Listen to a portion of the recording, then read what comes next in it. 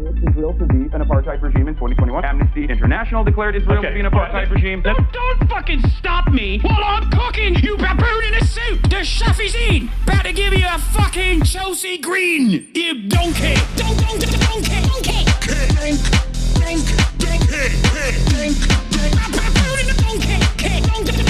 Listen to what I'm saying, and you will understand, perhaps, what I'm trying to imply. Patronizing.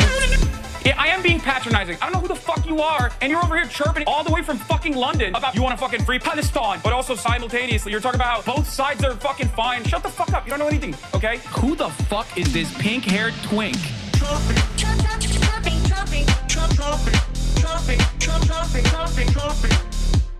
Dissolve the apartheid So what would you like to see happen, Hasan?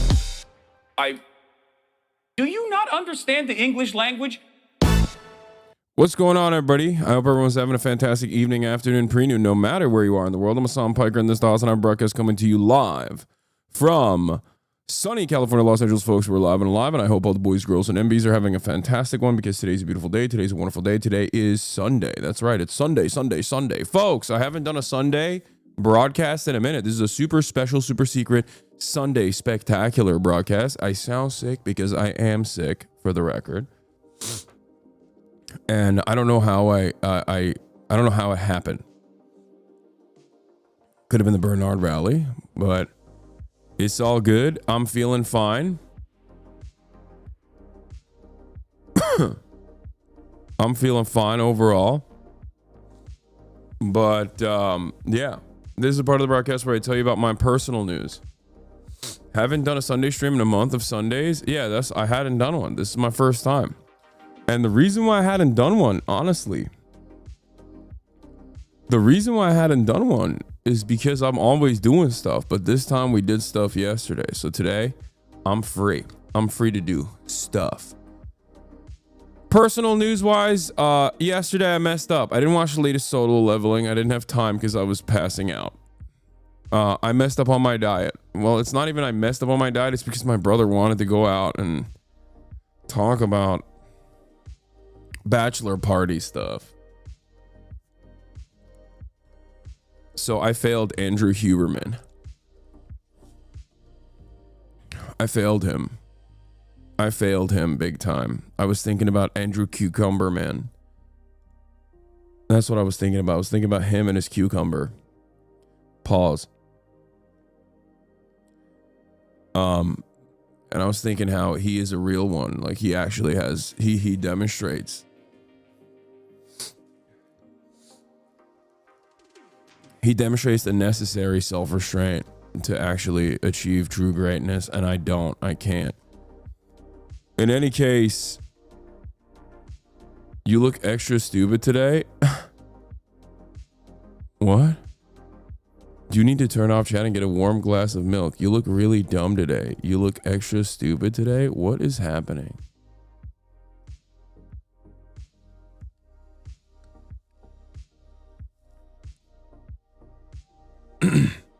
He got canceled on Twitter, also known as X. It's over. Who did?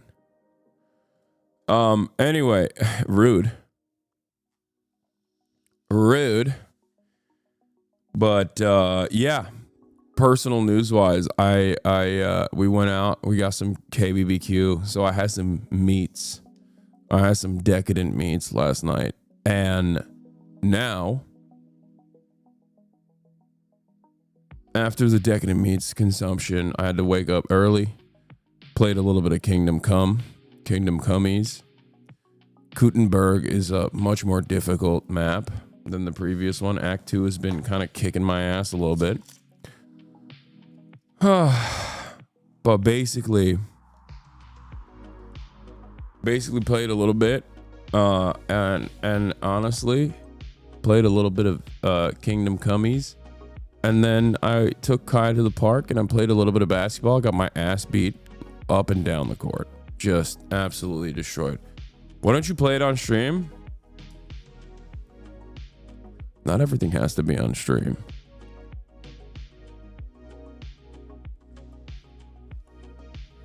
Sometimes I want to have things for myself.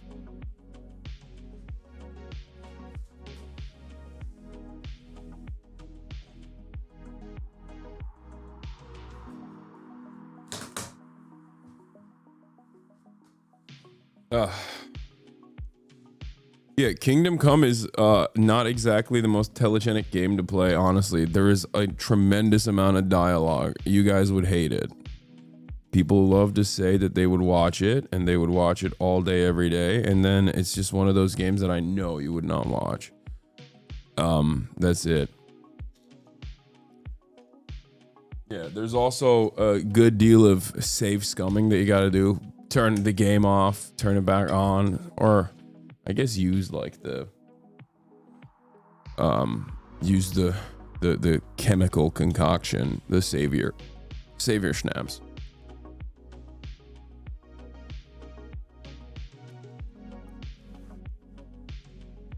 But in any case, yeah, I balled. I went to a fancy food store where they told me they don't even sell Royal Canine. Like, because Kaya's Royal Canine is out. It's supposed to be coming in today.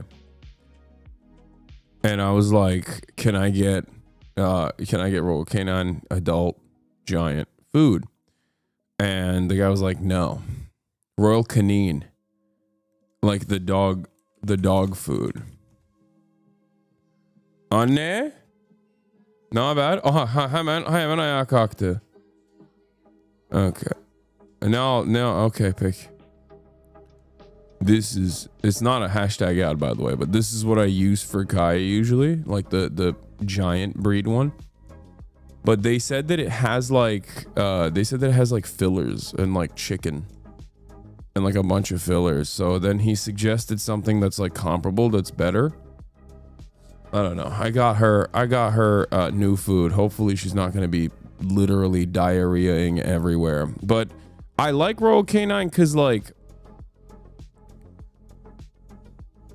oh, is that why vets suggest it? Royal Canine takes your vets out to lunch, so they suggest it to you. I mean, it's also been good. Like, it's been good for Kaya, for the record. Like, she likes it. She enjoys the food. And also, her poops are excellent. So that's what it is. And also, yeah, but it's weird because, like, I arrived at Royal Canin on my own, but my vet likes it, too. My vet was like, that's a great choice. Like, that's what we usually recommend to people. The one I have now is, like, Anne, şu torbayı alır mısın? Köpek yemeği torbası var orada. In front of the box. Can you tell me what the brand is?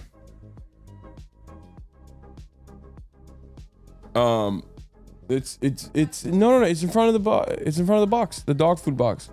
And then also there's a bag full of dog treats if you can give that to me too. Yeah, I got her what is it? Pure Vita? Pure Vita. That's what I got. I don't know. Also, can you give me the bag of treats? Thank you. Royal Canine is actually the best for pre-post probiotic and gut health. I give it to my cats because one of them has mega colon, so I have a subscription for the food, $75 every 8 months. What? No. There's a bag. There's a brown bag on the island, the kitchen island behind you, that has a bunch of chews. Yeah. What the fuck is Pure Vita? I don't know, man. That's what they gave me. And no, I'm not. No, just give me the bag. And I don't have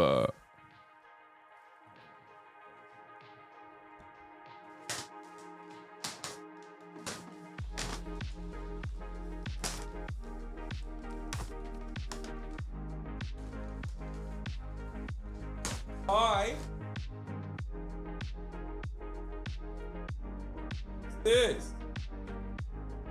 What's this? Wait.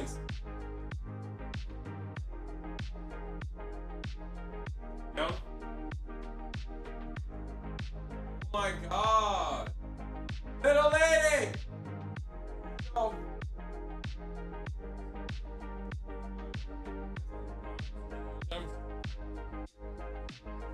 Okay. Bye. Hadi bye. Good girl.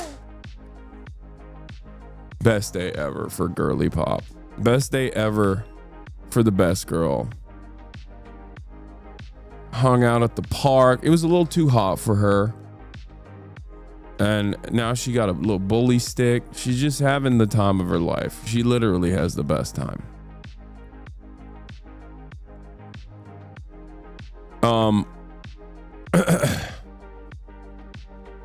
You should take her down to the comparative cognition lab in San Diego to have her participate in research or get some buttons to talk with.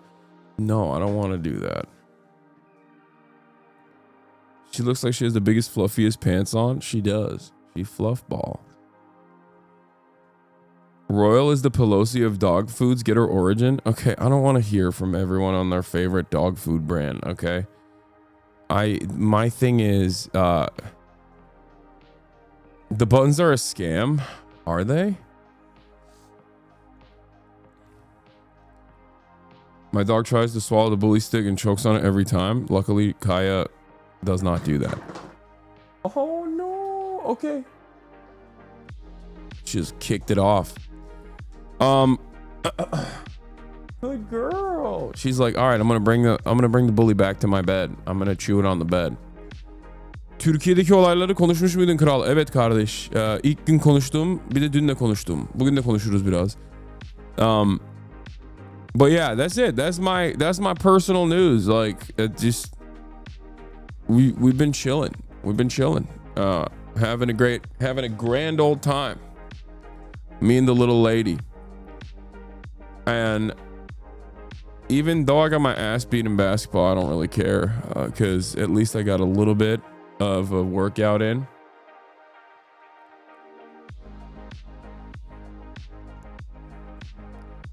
But that's it. Let's blast off. Sunday fun day. Light news. Drama. Fun reacts galore. Gaming, question mark. We got it all. Get in now.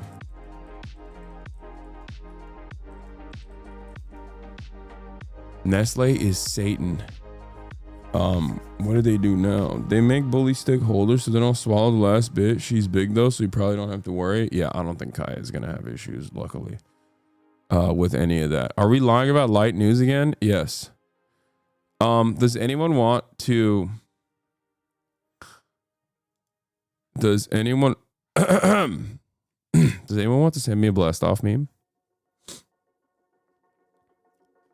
I'll do the NPR segment as well. Yeah, I'll do the NPR segment.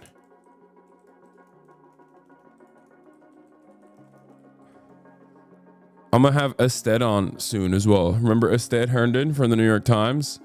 He's doing a follow-up on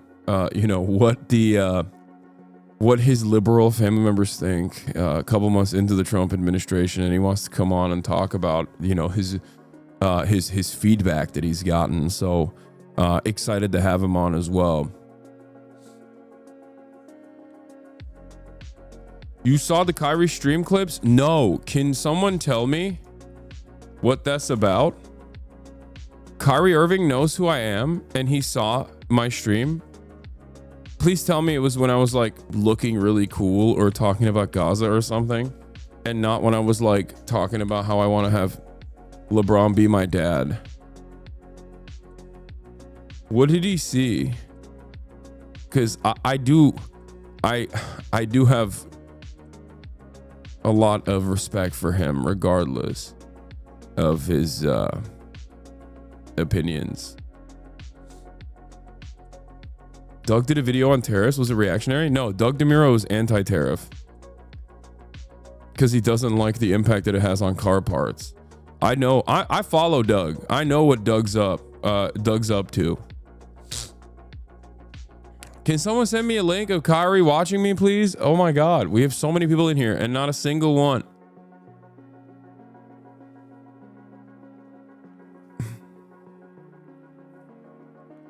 Did you cut the bottom of your shirt? It looks fire. Yes, I did.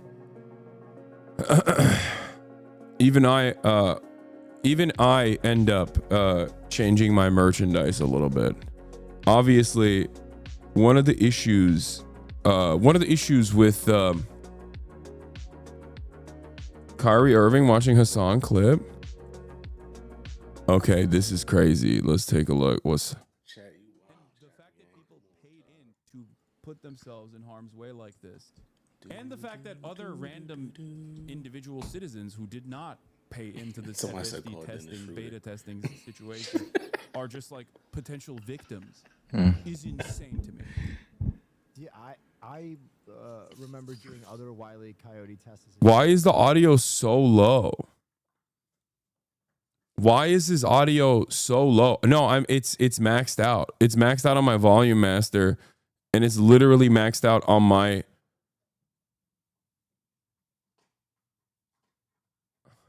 He was just clicking around. Hey, Chad, I appreciate y'all keeping our secret too. I appreciate y'all, Chad. Damn, dude. He has really good hearing. He has really good eyesight too. He's just really good. That's not being an audio pervert, chat. Give me a goddamn break. Like, that's not. Yeah, he's just training his ears. That's what it is. What is this? I see no difference. American step maxing. I heard a video of you coming is circulating around the internet. It was really hot, to be honest. There's definitely not a video of me coming circulating around the internet. Why am I looking at my replies? Twitter is so stupid. It's a fantastic way to get started and have like a horrible start to the day. You know what I mean? It's just like incredible horny post followed up by a guy being like, I see no difference between Vosh and you.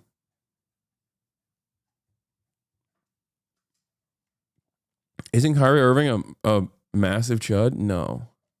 He does have some unique takes, though. I've talked about it before. He's had some spicy opinions in the past. He's the guy who wants to be like, I know, I'm tapped in.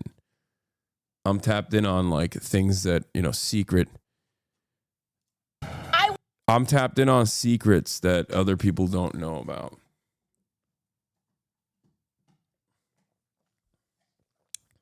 Yeah, he's a flat earther and stuff too, for that same exact reason.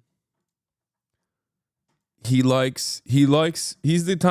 kind of guy who's, you know, very woke and Hi, YouTube. What is this? Lud is now low-key hotter than Hasan? What the hell? What the hell is this? What? First of all, what is this title?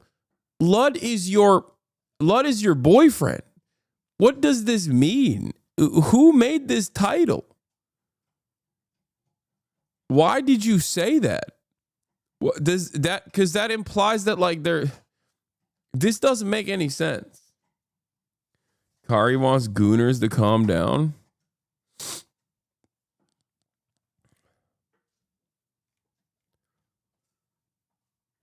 She actually used a meme fake title this time.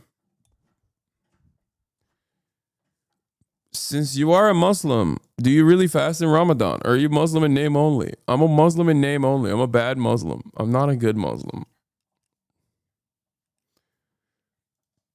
Yeah, we got the cop watch as well.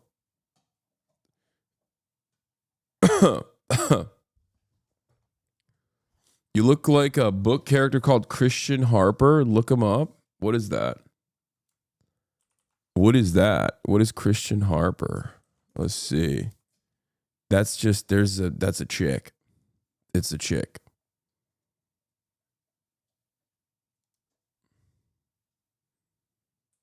I don't know what you mean by that. Is that a book talk thing? The name of the book is Twisted Lies.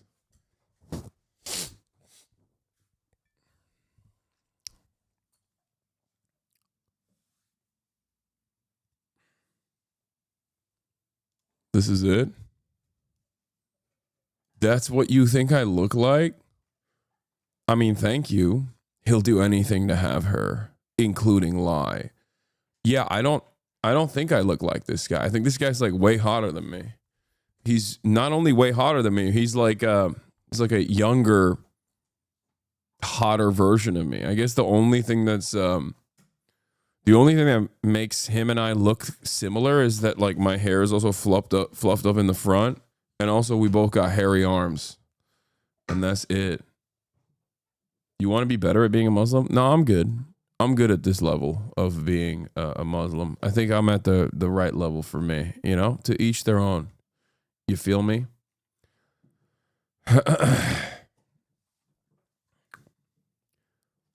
Why are we promoting books with a line like that? I don't know. Have you ever seen what horny women read? Like, this is probably the least like manipulative male character that book talk ladies love.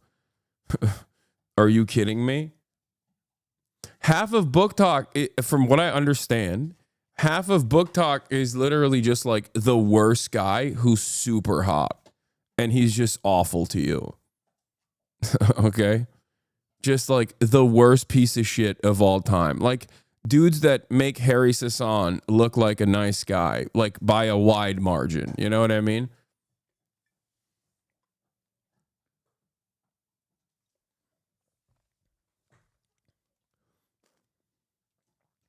One of your favorite vids got made into a hope core. Sacrifice my own life for Pakistan. That's the spread great! I'm So like two objects that are the same shape. Pilot. Yeah, he's a pilot, great! I'll make This doesn't work as hope core. I'm sorry. Not everything turns into a hope core. You have to make something that's like a silly rant into a hope core. You can't do, you know, my life for Pakistan doesn't work in hope core. Like not everything has to be hope core. Okay. You've cooked it. Congrats. You just trained the drone. Nice. Yeah, there's a I'm down on hope core. Cutie talking about missing fear and able to be there for the pod today. Oh. yeah, good. I hope she's suffering right now. Okay. I hope she hates it. Okay. I've told QT Cinderella she can come and stay with me. All right. I have told her she can come and stay at my house. She has space here. She can stay and live with me. I don't give a fuck about the mold in her house. Okay. We could do sleepovers. All right. Yeah. It's like you can't skip out.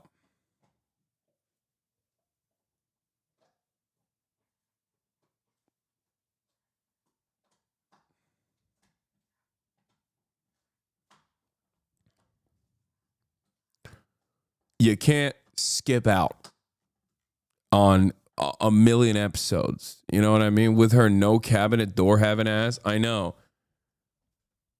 Did she move permanently? No, she didn't. Might as well be permanent at this point. She's like abusing this Airbnb. Like Airbnbs are supposed to be short term. Okay. They're not supposed to be permanent forever. Like it's fucking nuts. No, she's supposed to be coming back soon. She was supposed to come back before Lud decided to just like fly out to fucking Japan. They're ruining my life. They're ruining my life. We had a good thing. We had a great thing. And now the podcast it's falling apart. No, I'm kidding. If you guys don't know, Phineas was on Fear and today. She also looks hotter. Like she looks better. Not to say that she didn't look good before, but like she's kind of glowing. You know what I mean? She just fucking loves it. It's annoying. It annoys me. It annoys me. It is so annoying to me. I hate it. I hate how much she loves just Utah and all of these other places that she's visiting. Come on, enough. Enough. And it's devastating because I am the only one on that podcast who listens to his music. I swear.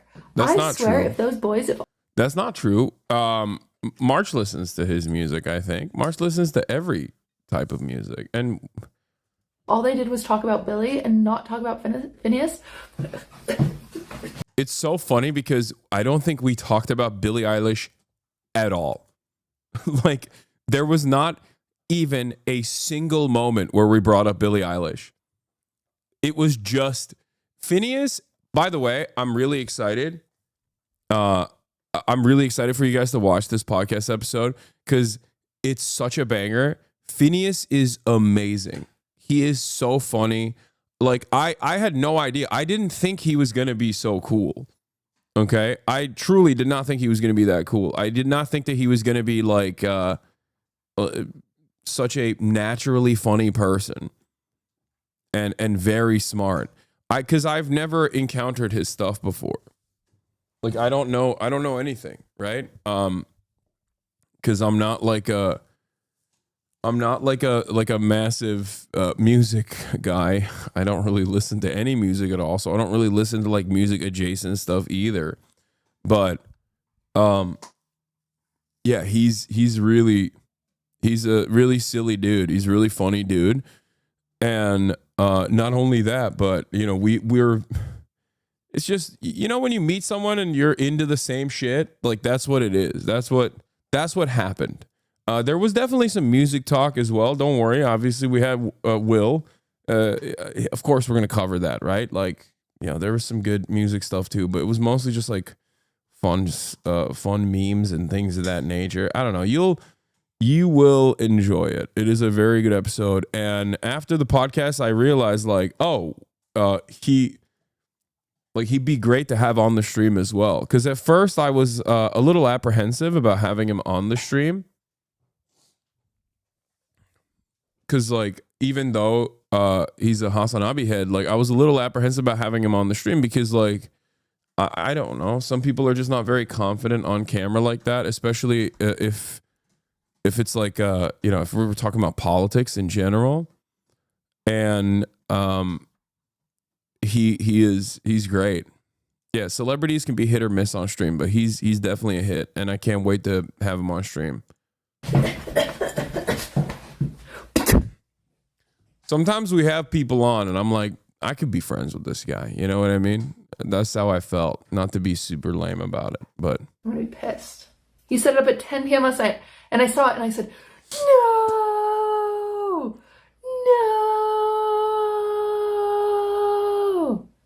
And then I lectured them. I said, Austin, no talking about planes. Hasan, no being autistic. Will? That's crazy. That's also ableist. She's just being ableist. She's ableist girly. What the fuck? She's just being ableist, dude. I learned a new word. I'm using that now. That's my thing. I'm Mr. Disability Advocate now. I'm just fucking with you guys. Yeah. You're fine. How do you produce such cohesive thoughts while reading chat? Mad chat messages your brain is so insane on some weird shit. But we got to get a HasanAbi MRI. Yeah. They're going to do a HasanAbi MRI. And what they're going to find out in the HasanAbi MRI is that my brain is the size of a walnut. And it's also super smooth because of... I've basically sanded my brain like I have extreme levels of CTE from just reading chat all day where I just cannot, I can't do it. I can't operate normally.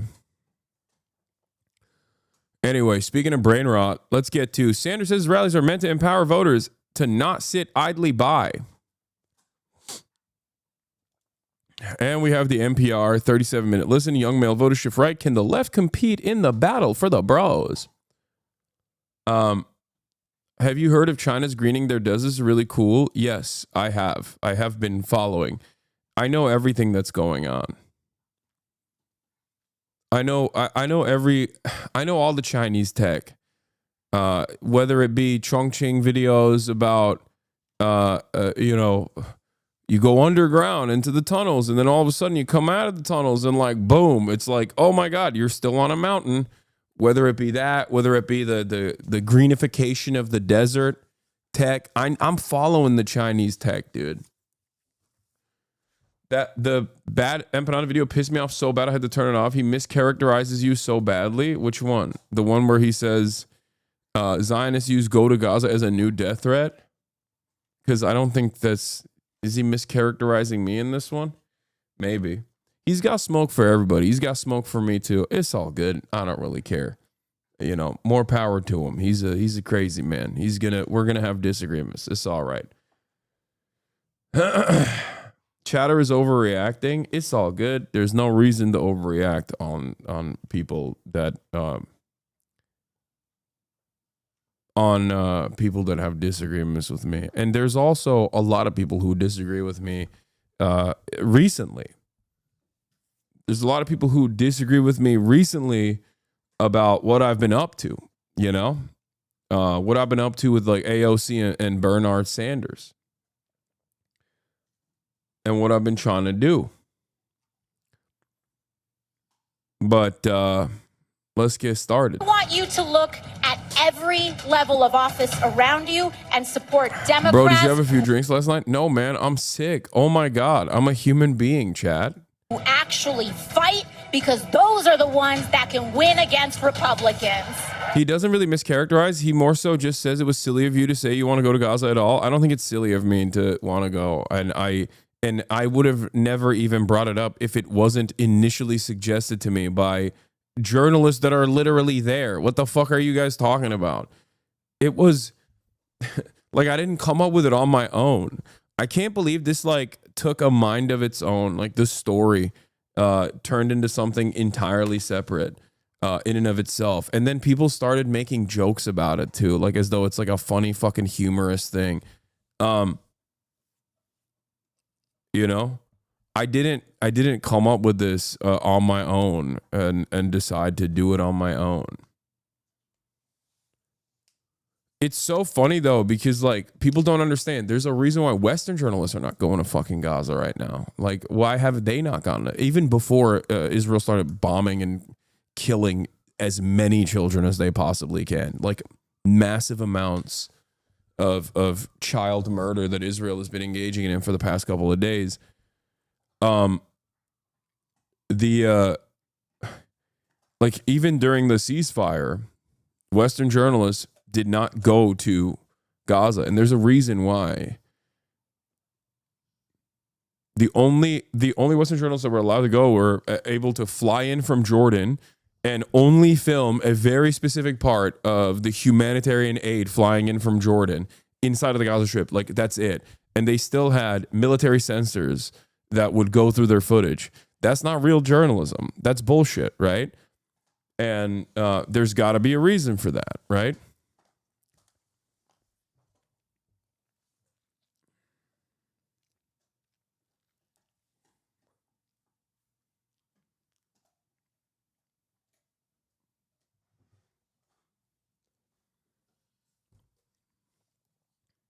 I know, and if you collab with Simon, we're probably not going to look at that right now. I would not be telling you the truth if I didn't tell you that within the Democratic Party, there are billionaires who have undue influence.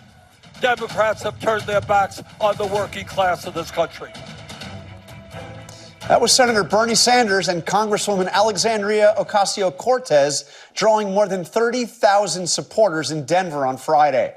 I was there and spoke with Senator Sanders after the rally about whether the Democratic Party can do anything to slow President Trump's agenda.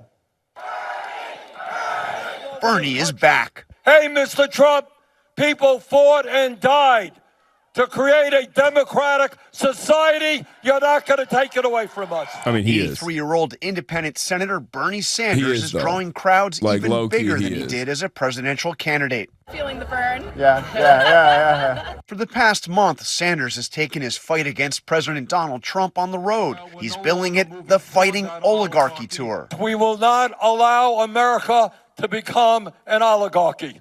In Denver, the anti-Trump sentiment was strong. Oh, I think it's a disaster.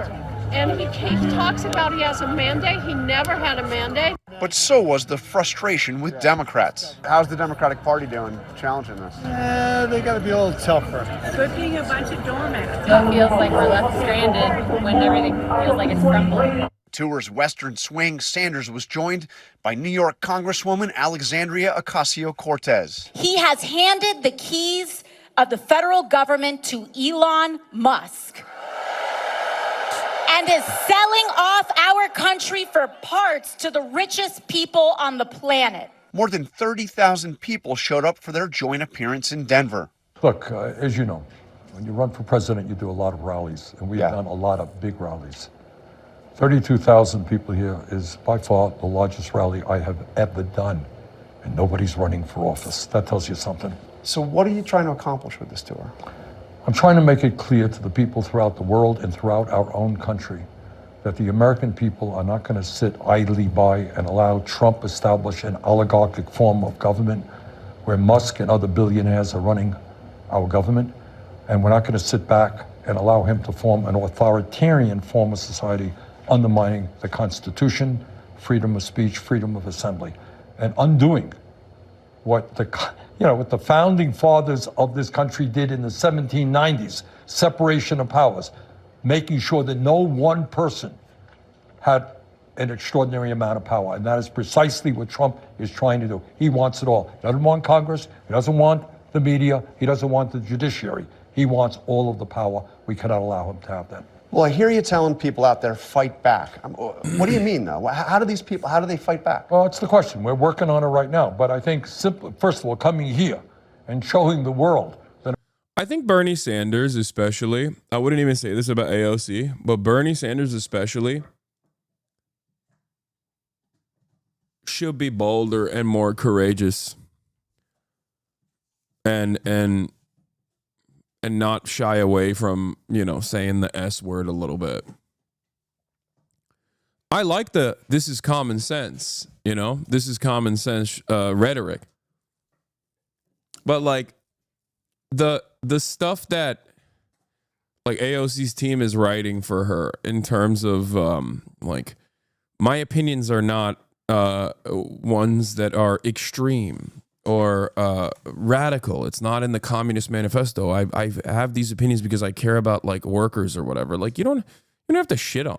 Like you don't have to run around and be like, I'm a card carrying communist. I'm a Maoist third worldist or whatever. That's not the expectation, right?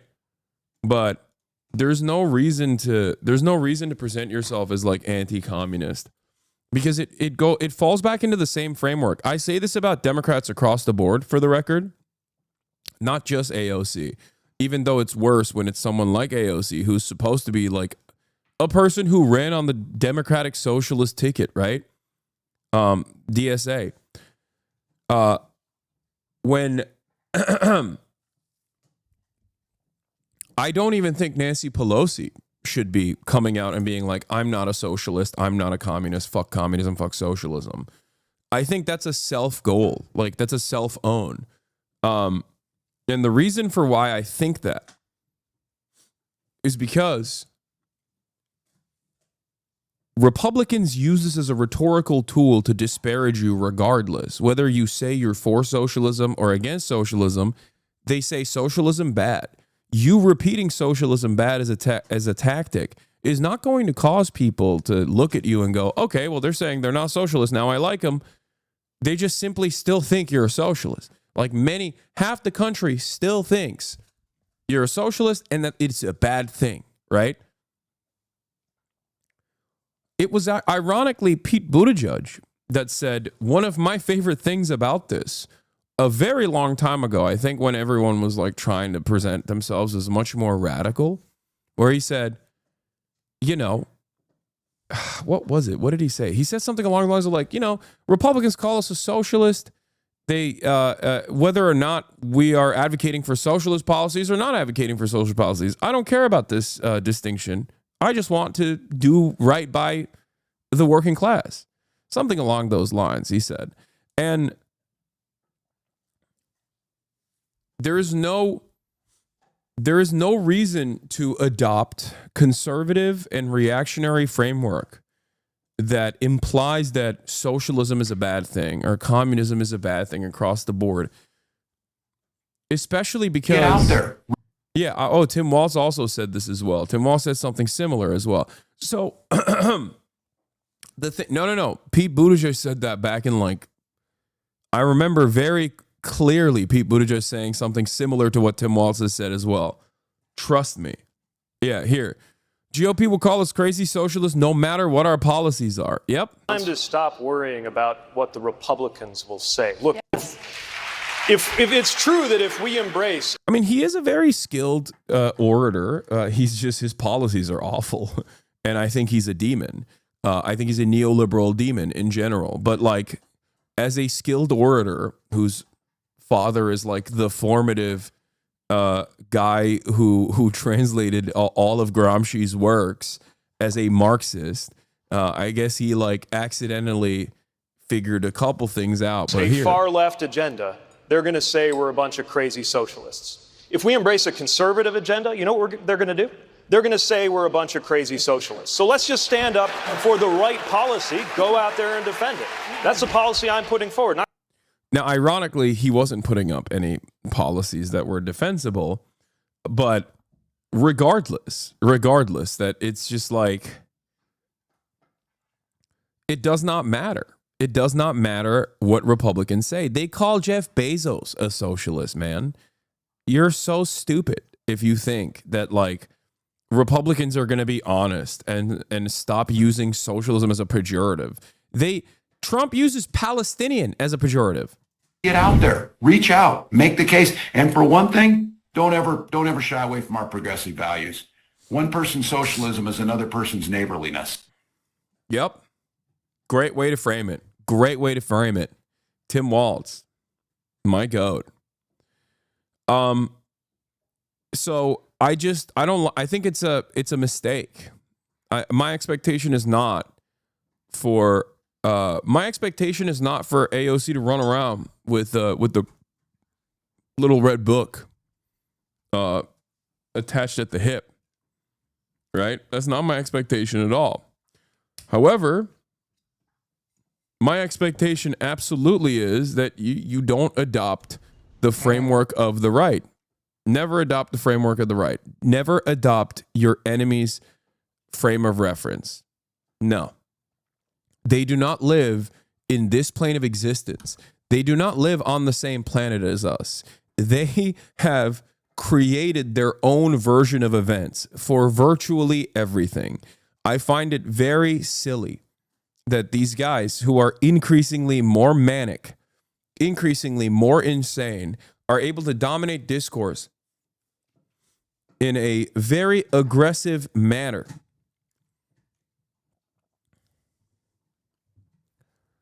Yeah, Summer Lee said that, and AOC agreed with Summer Lee back then, you know? They're going to call you socialist anyway.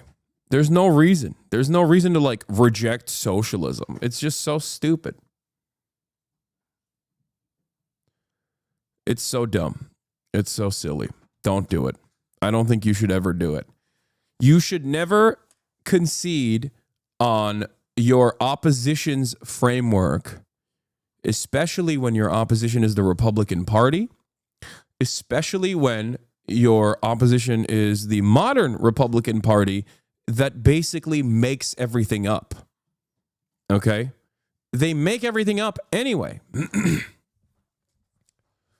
There is no reason to go, hey, gotta hand it to those guys. They made this shit up so good that a lot of people believe it now. You know? Yeah, if you stand for nothing, you'll fall for anything. And that is the genuine issue with the modern Democratic Party, which is that they are not identifiable. There are no singular policies. There's no tangible policy association with the party. There's nothing you can point to. Nothing at all. And that's a real issue. And that actually presents a unique weakness that the Republicans exploit all the time. That's why they can just be like, these guys, they only care about giving Guatemalan migrants bottom surgery in prisons or whatever, right? It's like shit that the Trump administration also did. Like, who cares? It's not like a big part of it's not really breaking the bank, right? They can hyper focus on like random things and belittle you and bully you and make you stand for whatever issues they claim you stand for if you don't have any positive issues that you are presenting to the broader public.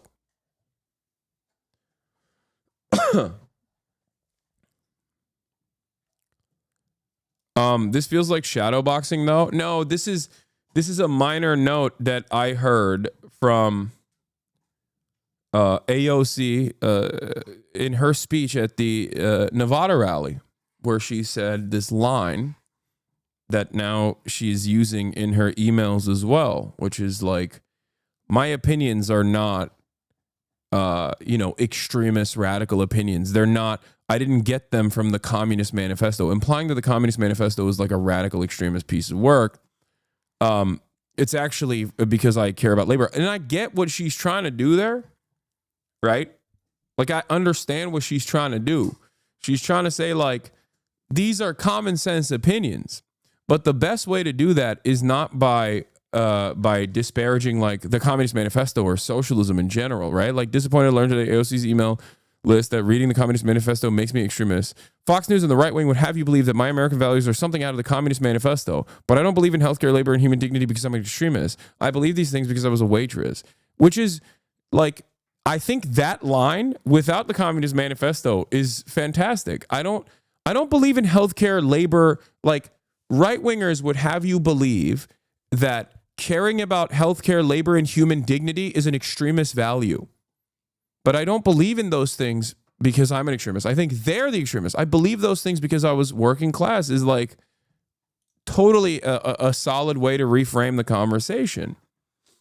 You don't have to like associate Marxism and socialism with extremist values, especially because they will consistently keep using that as a weapon against definitely AOC and everybody else. They use it against Nancy Pelosi. They even use it against the likes of Jeff Bezos.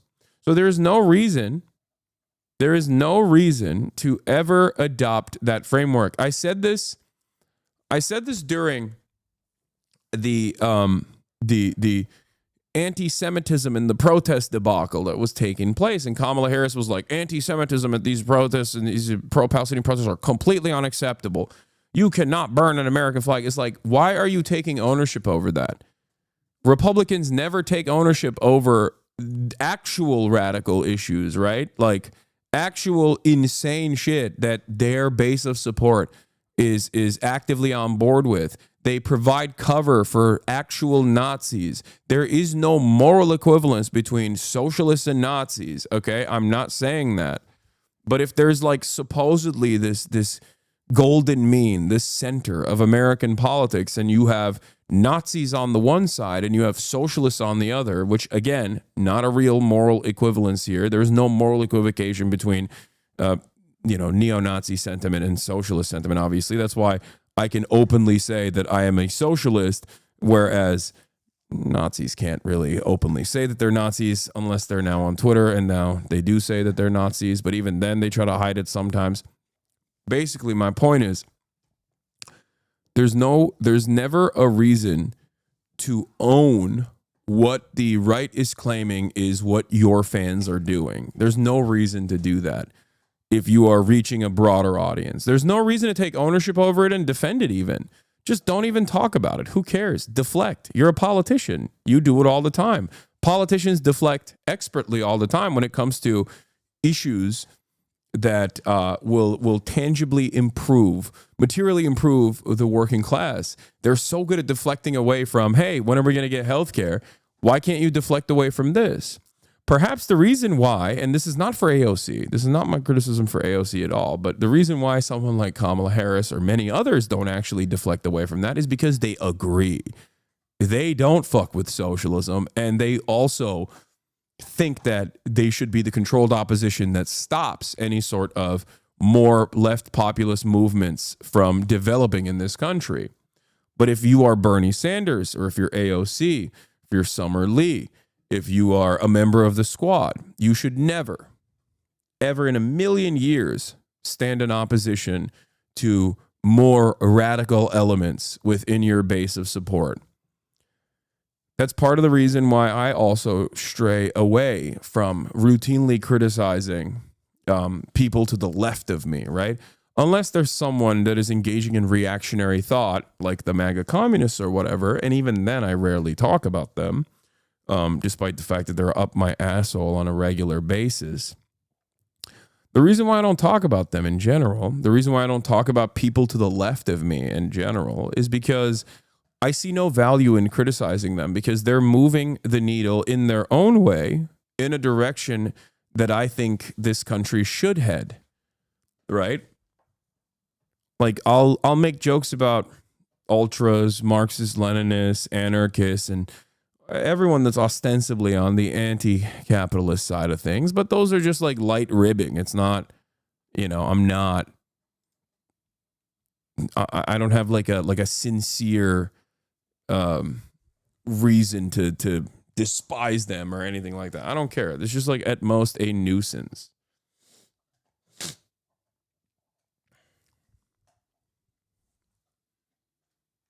You know what I mean?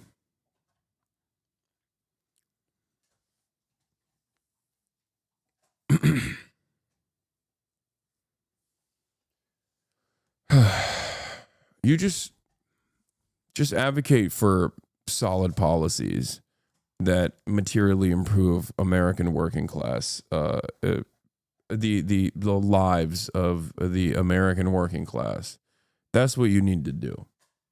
Is that your way of apologizing to anarchists, or should they still be mad at you? Oh, shut up. I don't care about anarchists getting mad at me. There's plenty of you in here right now. And you keep coming back because I keep spitting that hot garbage you like, okay? Give me a goddamn break. It would be so simple to just reframe their argument as if being pro-labor is a Marxist position, then every service worker, electrician, factory worker, and nurse is a Marxist. People calling this a Marxist policy is trying to scare you, trying to hurt you. Yeah. One must ask the question why this is so scary. This is such a scary opinion. One must ask the question why. There's so many scary thoughts. Like the Communist Manifesto, the Communist Manifesto is a pamphlet, dude. It is like the easiest read of all time. It's a couple pages. Everyone should read it. You don't have to agree with it if you don't want to, but you should still read it and you should learn about it. Why are you so afraid? Like what? Ooh, scary. You're going to agree with it? Oh no. And Americans are not going to sit back and take what Trump is doing is a good step forward. But obviously what we need to do is what neither political party is capable of doing right now. And that is develop a strong grassroots movement prepared to run candidates, prepared to stand up and question candidates, demand responsibility from their elected officials to stand with working families and not just the 1%. I've been covering you for a long, long time. I've heard you railing against millionaires and billionaires for a long time. Hey, guess what? Is it different? Turns out a few other... You don't need to read the manifesto. There's better, smaller size reads. What are you talking about? The Communist Manifesto is the small size read. I'm not saying read Das Kapital. I'm saying read the Communist Manifesto. The Communist Manifesto is the bite-sized version. What is shorter than that? Sharing is caring? It will take you maximum half an hour if you're a slow reader. Like... People are catching on to that, right? Yeah. I have been talking for many years about this country moving toward an oligarchy. And I think anybody who is not dumb, deaf, or blind is seeing precisely what is happening. Trump's inaugural, right behind him, 3 wealthiest guys in America. You know, Lincoln talked about a government of the people, by the people, for the people. Remember? Well, we got a government of the billionaire class, by the billionaire class, and for the billionaire class. That's what we have. So we're about 60 days into the Trump era, the second Trump era. How would you... So you're a reformist? Only policies will deliver change? No. I always maintain, and I've told everybody this over and over again, that if you want to instill class consciousness in a country that is incredibly reactionary, like the United States of America, you have to use the appropriate venues that you have. You have tools at your disposal. Okay? Obviously, social democracy, look to Europe, is not this infallible, perfect utopia because it will inevitably crumble under the pressures that exist here in the United States of America as well. But go ahead, run around talking about how much of a, how how there's a need to build a vanguard party so we can violently overthrow the dictatorship of the bourgeoisie right now and see how far you get with that. You know? My goal is I look at the current situation. I look at messaging. I look at the current material conditions, and I look at the attitudes that the American working class has. Many people here in this country have no understanding of their class position. They just don't get it at all. So I think, especially right now, the most significant thing to do is to get them to recognize their class position. That's what I focus my efforts on. And I think it's important for people to recognize that. And it's important for people to organize. So there is a network that isn't just the Democratic Party, a network that can apply pressure to at least one of the two parties in this duopoly, or maybe another party that you could create potentially down the line. But you need people power to back that.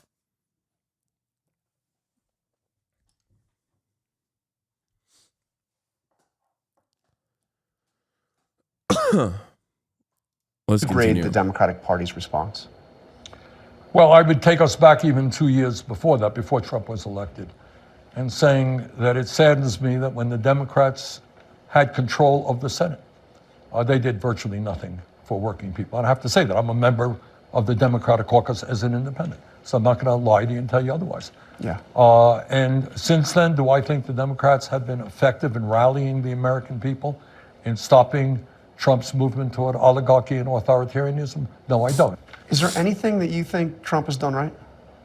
Yeah, I mean, I think cracking down on fentanyl, making sure our borders are stronger. Look, nobody thinks that illegal immigration is appropriate. And I happen to think we need This is the part that was not great. Comprehensive immigration reform. But I don't think that it's appropriate for people to be coming across the border illegally. So we've got to work now on comprehensive immigration reform. The idea that Trump has, I don't know what his... Like, Bernie is supposed to be the guy that is like significantly to the left of the establishment Democrats. And this line right here is quite literally establishment Democrat line. That is like, that's towing the party line. You know? This is unironically the most libbed up thing you can hear from someone like Bernie, who is pro-immigration. Like his statement right here, for the record, is not, his statement right here is to try and say, no, we want to open up pathways of immigration so, you know, people aren't actually coming in illegally, that people don't have the need to come in illegally. But I think that that is the appropriate way to communicate this, rather than to say, yeah, nobody wants illegal migrants coming in. I hate them. Like, you know what I mean? This kind of stuff does matter, by the way, especially when your goal is to inspire people to you know, take matters in their own hands, to mobilize, to organize. They shouldn't be mobilizing and organizing on those boundaries, in my opinion, especially at a time when the current administration is doing Nazi concentration camp shit, right? Latest emphasize, he wants to deport 20 million people who are in this country who are undocumented. Well, you do that, you destroy the entire country. Because I got news for you, Trump's billionaire friends are not going to pick the crops in California that feed us. They're not going to work in meat packing houses. That's what undocumented people are doing. So we need a variety of programs, guest worker programs, but mostly comprehensive immigration reform. But you know, illegal immigration, it exploded under Biden, and it had been high for times under Trump as well, but it exploded under Biden, and nothing was really done until his last... The moment that you adopt, even marginally, the Republican framework on this matter, a liberal centrist media outlet will immediately hit you on that and go, it's exploding. And you say, yeah, It's not a bad thing that people want to come here. Let's examine why they want to come here. Part of it is because we've ruined their countries. If you don't want people to come here, nobody wants to leave their home. Nobody wants to leave their culture behind. Nobody wants to leave their families behind. They have to do that because we've ruined these countries. So we must examine why. Trump says he's a peaceful dove. What kind of peaceful dove activities has Donald Trump actually used? What kind of peaceful dove activities has Trump done? He claims to be an isolationist, for example. He's bombing Yemen. Every single president has bombed Yemen. Barack Obama bombed Yemen. Donald Trump bombed Yemen. Biden bombed Yemen. Now Trump is bombing Yemen again. How is that peaceful dove activity? He said he was going to figure out a deal for Ukraine and Russia day one. He said he was going to end the violence in Gaza day one. None of that has happened. Examine why people actually leave these countries if you don't want them to come to the United States of America. But having said that, there is no issue with people coming to the United States of America. We got plenty of space. We got plenty of jobs. There is no finite pool of labor. The real problem is not that there is a finite amount of jobs that are readily available, because when more people come in, you need more houses, you need more roads, you need more teachers, you need more doctors, you need more of everything, which means you need more jobs, right? It opens up more opportunities for the country to grow. As a matter of fact, that is how America has been such a dominant force on this planet and not run into the same issues that other countries have run into in terms of their birth rates, right? Here's the problem. The real issue is not that people are coming into this country and taking our jobs. The real issue is that people are coming into this country and not getting the proper documentation because they're desperate, and they're being exploited. And that is depressing wages for the U.S.-born working class individuals. But the billionaire class loves that. And they know that the more they ham up the anti-immigration sentiment. Hold on. Doors open.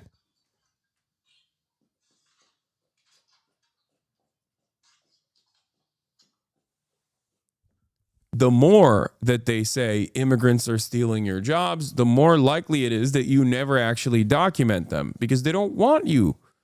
They don't want those immigrants to get the documentation, because if they don't have that documentation, they can keep making them work for pennies on the dollar. That's it. That's it. That's the real issue. These are not bad people. These are not villains. These are not violent criminals. These are everyday people just like you and me.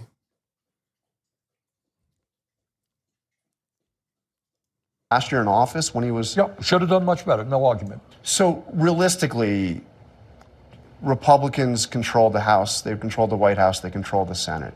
So what realistically can be done? Well, for major pieces of legislation, you still need 60 votes in the Senate. And let's be clear. I mean, we have picked many of the spots that I've gone to in Wisconsin, in Iowa, in Michigan. What do you expect from a country founded on slavery and genocide? Chatter, that's defeatist. I recognize that as well. But that's a defeatist attitude to have. It's not a productive one to have, right? When you're like, oh, America's just racist. It's like unfixable, unsolvable. Okay, so what do we do? Nothing? We just step aside? There's no reason to have that conversation other than to say, I told you so, I guess. It might feel good to be like, I was right, and I told you so, and I knew that this was the case. Okay. You know? But that's defeatist. You have to, like, America is an incredibly reactionary country. America is an incredibly violently anti-communist, anti-socialist country, right? And yet I still try to explain these positions through common sense and try to get people on board with a different way of seeing the world, regardless of the antagonism that people feel due to social conditioning. If I were to have your attitude and say, what are you going to do? People are never going to shake away their white supremacist attitudes. They're never going to shake away their reactionary, counter-revolutionary, anti-communist, anti-socialist, anti-Marxist opinions. Then I would not have been able to grow a community such as this one that is comprised almost entirely of individuals that for one reason or another actually had their minds changed. You just can't stop advocating for what you know is the truth. We chose them carefully. Yeah. And those are because they have Republican congressmen who won by small margins. Right now, I don't know what the number is. I think if 2 or 3 Republicans out of 200 and whatever it is, 18 or whatever they got, choose not to support giving tax breaks to billionaires and cutting Medicaid and education, we can defeat this big supplemental bill, the beautiful bill that Trump wants to see passed. So right now, what we're trying to do is put pressure on those congressional districts, demand that Republican Congress people sit down and talk to their constituents and explain why they think it's a good idea to give $1 trillion in tax breaks to the 1% and cut veterans programs, cut Medicaid, cut Social Security, cut education. You said that the passage of this bill to the continuing resolution was a absolute failure of Democratic leadership. Who are you talking about? Well, Schumer is the leader of the party, and it should not have happened, period. No question about it. But, when we talk about Democratic leadership, we're talking about the Democratic Party in general. So look, there's been nobody more critical of Chuck Schumer than I have been. And not just on this thing. But the bottom line is not just Chuck Schumer. It's not just Chuck Schumer. It is you got a Democratic Party in general that is dominated by billionaires, just as the Republican Party is, that is operates under the leadership of a bunch of inside the Beltway consultants, very well paid, who are way out of touch with the 32,000 people who are here today. Ocasio-Cortez's criticism of Schumer has been harsher, fueling speculation she'll challenge him in the Democratic primary when he is up for re-election in 3 years. For his part, Sanders doesn't want to talk about whether or not Schumer should remain the I'm speaking at an Indivisible rally today. Can I get a good luck? Good luck, chatter. Democratic leader in the Senate. And he got irritated when I asked him about the possibility of AOC running, abruptly getting up to end the interview. Okay, you're out there with AOC today.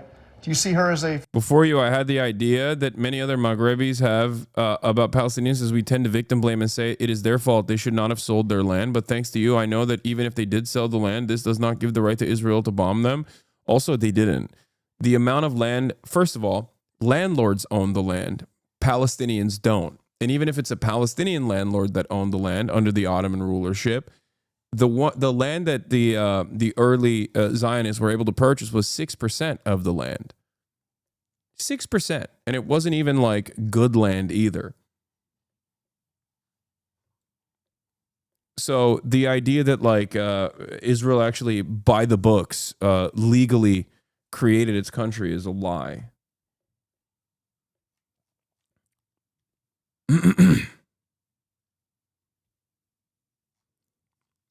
Future of the progressive... We have one of the untold stories of what's going on in current American politics is that in the House of Representatives, you have dozens and dozens of strong, smart, disciplined, hardworking young people in the Progressive Caucus.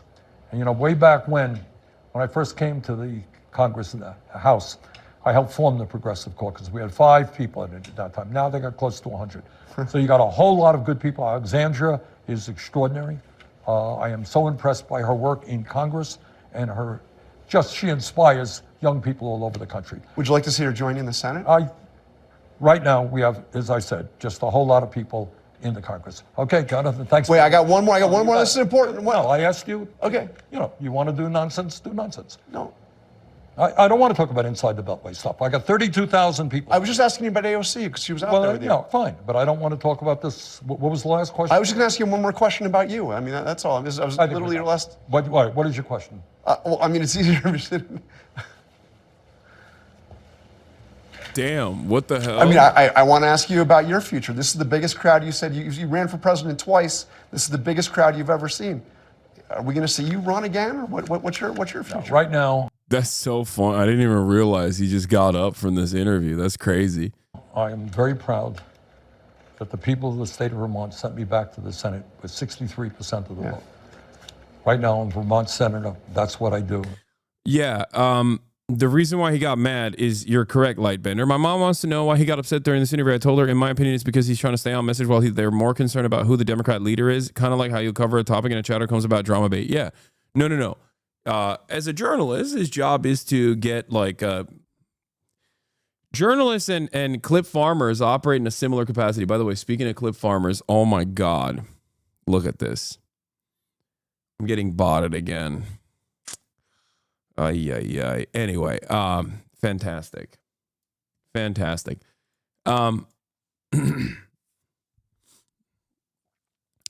Speaking of journalists and botting, so here's the way that journals work is not dissimilar to like LSF clippers, right? His job there is to also get like a quotable moment. And right now there's a lot of inside Beltway drama with respect to Chuck Schumer. And obviously there's a lot of momentum behind the progressive populist wing of the Democrats with Bernie and AOC and the like. Right? And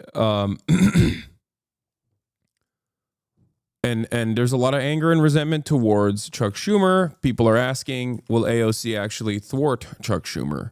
Will run against Chuck Schumer and primary Chuck Schumer? That's the question that he's going for.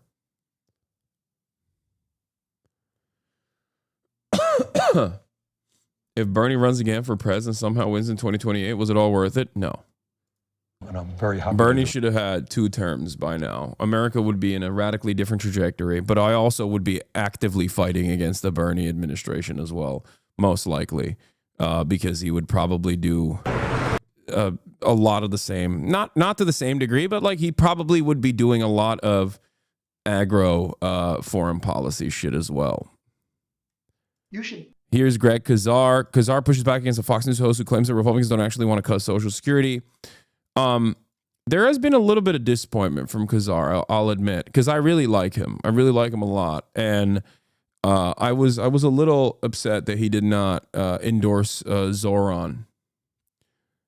But we'll see. And I do think that dude, with the Palestine stuff, it's just like it is. He didn't endorse Zoran. He endorsed the other. There's a New York mayoral race happening. He endorsed the other progressive person. And also, like, progressive Dems have to cut the shit with Palestine. They can't. They cannot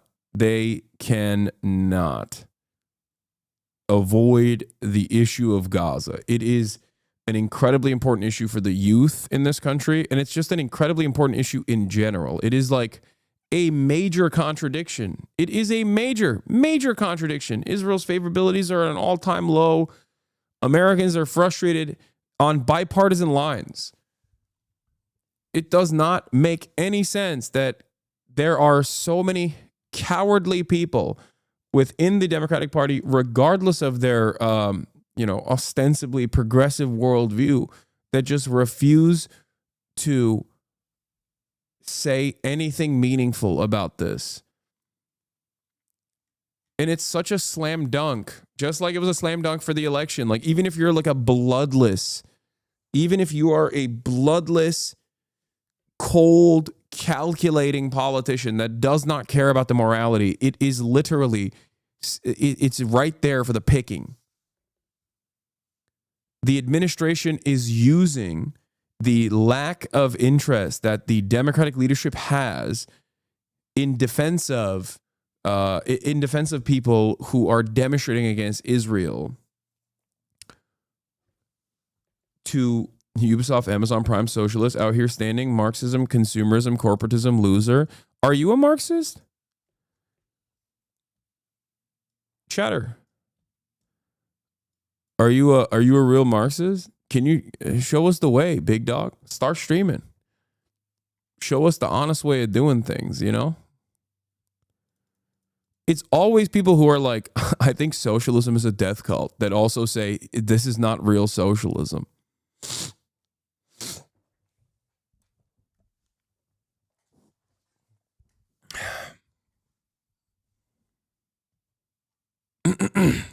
Suddy Steele. I'm an Amazon Marxist. Oh, nice, dude. Cool. Yeah. Marxism implies you cannot have job retention, because ultimately every company you work for is going to be, especially in the sector of entertainment and news media, virtually every company that you associate with or that you're a wage laborer for is going to be a fucking hyper exploitative company, you know? My alternative is Google, if it's not Amazon. Those really annoying lip socks also say that? No, those are silly people. Most people that say stuff like that are just also diametrically opposed to my fucking worldview. They don't understand it. They're just repeating something that they heard from another person that doesn't understand this at all. There's no reason to ban that person, though. Maybe they'll stick around and develop a different worldview. Let's continue. Paying taxes to improve your life, not to make. Yeah, if you work, you are cooperating with a capitalist. I know. Yeah. Instead of being a fake Marxist that works for Amazon, what I should do instead is take all of my capital and work for myself by purchasing a bunch of apartment complexes. You know, that's what a real Marxist would do. Instead of being a 1099er, I should just, you know, do my Sigma Gryce shit. Yeah, capitalism is voluntary. You can totally exist outside of capitalism. Some billionaire buy their 10th jet. To be fair, I don't think many of your Republican colleagues have any interest in touching Social Security, but I want to keep moving on here. Your colleague wrote... But to be fair, President Trump and Elon Musk just announced that they are closing Social Security offices and going to ask seniors and people with disabilities to go check in person at Social Security offices that they've closed. And in rural areas or really suburban areas, that may be really hard to do. And then they'll call those Social Security recipients, quote, fraudsters, and cut off their benefits. That's what they've announced. And Commerce Secretary, who's a billionaire himself, just said on television, oh, if my grandma misses a Social Security check, I think he said my mother-in-law misses a Social Security check, she won't complain. Well, but you're on the DOGE subcommittee, though, right? So you should.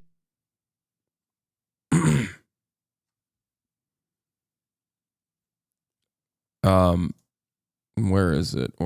All right, we're gonna get to Turkey in a second. Hold on. Which politician do you think is aligned with almost all your views? No one. Someone that was close to being aligned with most of my worldview would be Jeremy Corbyn. In the United States of America, there are a lot of issues that I still have with someone like Bernie Sanders. Even though he is, I guess, the closest.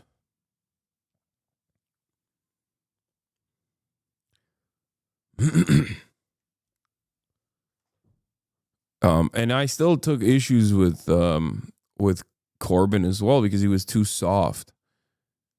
He was not. Please don't watch this guy. He endorsed Trump. Who did? Bad Empanada? Bad Empanada endorsed Trump? Rashida Tlaib and Ilhan Omar, dumbass? Yeah, I mean, Rashida Tlaib and Ilhan Omar are fairly close to my worldview as well.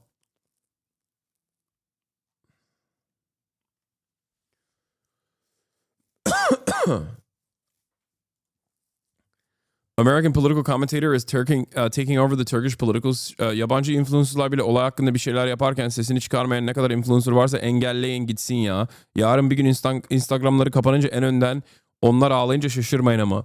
So this guy says there are even American influencers or foreign influencers that are covering this issue, and there are Turkish influencers who are saying nothing out of fear. So just block them, the Turkish influencers, because they're being cowards. And don't be surprised if tomorrow or some other day their Instagrams are shut off, and they'll be the first to cry when that happens to them. But this is because Asmongold did a "What the fuck is happening in Turkey?" One of my favorite comments that I saw on my community from that video was Asmongold's community being like, "It's crazy how Hasan is not talking about this," you know? And it's so funny because, like, I have talked about this. Of course.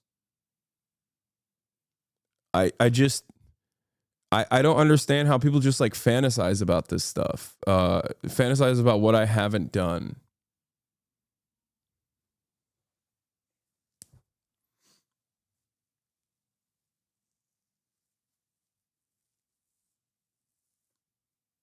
You know?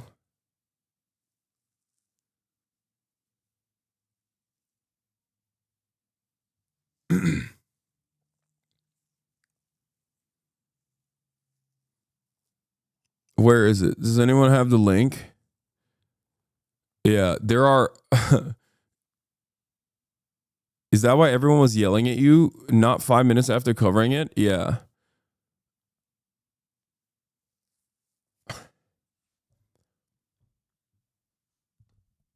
You have to talk about it while the Roach King is reacting to it, or else it didn't happen. Yeah, I don't know. I don't know how to get it across to people. Like, so many people unironically assume that, like, if they so many people just simply don't have object permanence any longer. Is a truly frustrating reality that we have to exist in, where people will just be like, if I didn't see it, it doesn't exist. You know? If I wasn't there when it happened, it didn't happen at all. And I don't know how to deal with that.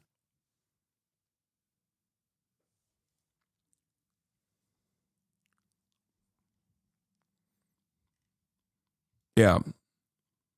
This is the thing I was talking about. You know, you'd think the most popular left-wing political streamer in the world, who is also Turkish, would be covering this, but from what I understand, he isn't.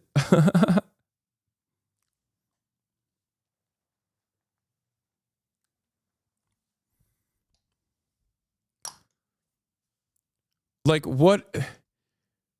Like, normally, I think back in the day, people would just be like, hey, you're wrong.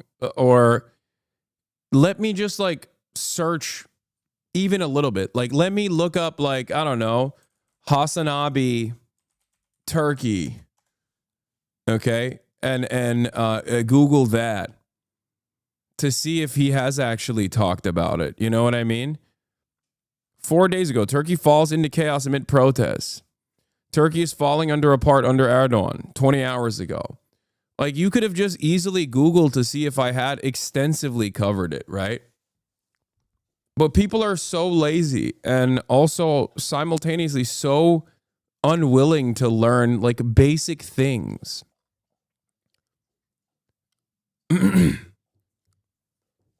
I don't know what to say about it. Like, I genuinely don't know what to say about it. I like...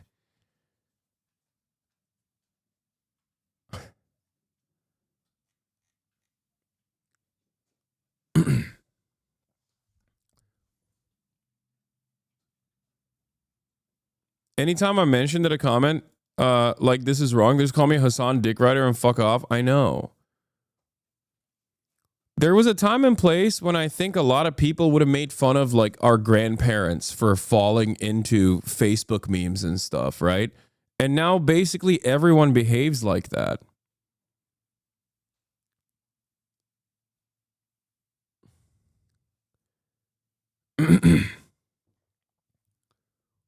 It's very strange. Like, I don't expect people to watch everything that I'm doing. But if you're gonna make a statement like this, like, you could have just Googled it. It would have taken you 3 seconds.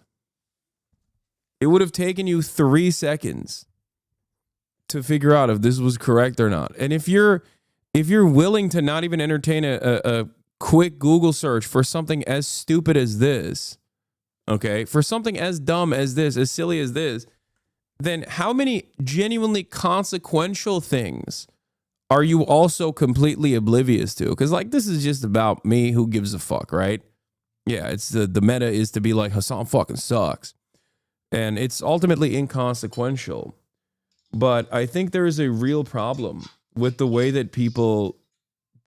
I think there's a real issue with the way people approach the truth.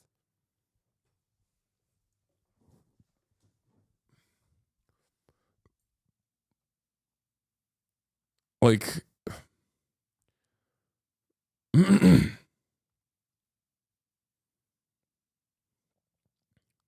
Anyway.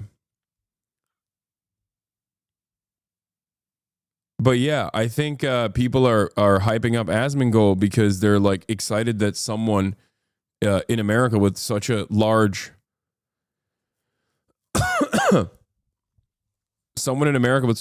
platform is covering it, which, by the way, I think it is good. It is good that even if it's like coming from Asmongold, I don't know what his take is, but I assume because it's happening in Turkey, he doesn't like it. Because, like, the very same shit happening in America would lead Asmongold to say the American government should kill everyone, most likely. And that's not that far-fetched of me to assume, because similar starting positions, as someone who is very familiar with Erdogan, who lived under Erdogan's rule and who lived in the United States of America under Trump 1 and Trump 2, I see a lot of similarities, and he is defending a lot of the things that Trump is doing on here in the United States of America. And I'm constantly warning people that this is exactly how you get to what is happening in Turkey right now.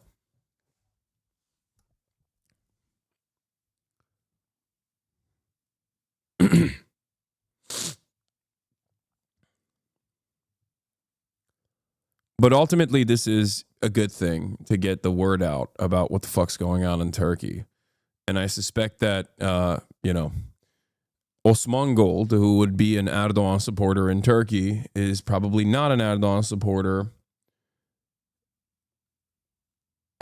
Is probably not an Erdogan supporter in America, because it's he can be more honest about the brutal ways in which the Erdogan regime is suppressing political dissent. The escalation. Shit in Turkey's getting. This is a second video on it. Don't worry, guys. Hasan is going to go back to his home country and fix it because he loves it so much. Wait, what? Why is that the top comment in this?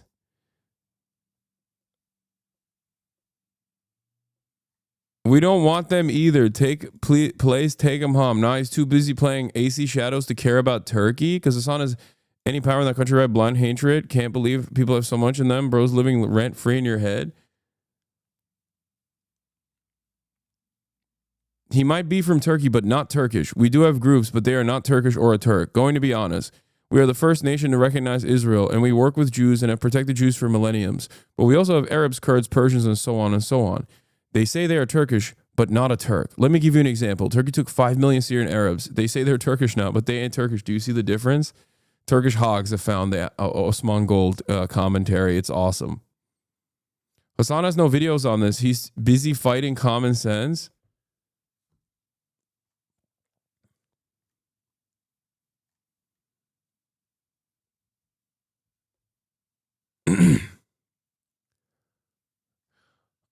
I don't know why I do what I do. There is, like, when I see stuff like this, it is kind of discouraging, where it's just like, it is kind of discouraging to see, how stupid everyone is.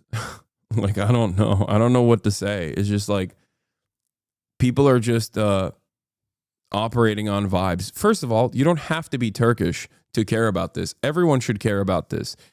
Injustice anywhere is a threat to justice everywhere. Okay? The Turkish government getting away with this kind of political repression is terrifying for a country with like 90 million plus people, a country that has a lot of geopolitical significance in that region. And there's a lot of lessons that you can derive here in the United States of America, even if you are not aware of Turkey or Turkish politics. There is a lot of stuff that Erdogan has done over the course of the past 22 plus years and continues to do now that is also happening in the United States of America. Maybe not to the same severity, maybe not to the same degree, but there's a valuable lesson there that Americans can learn from.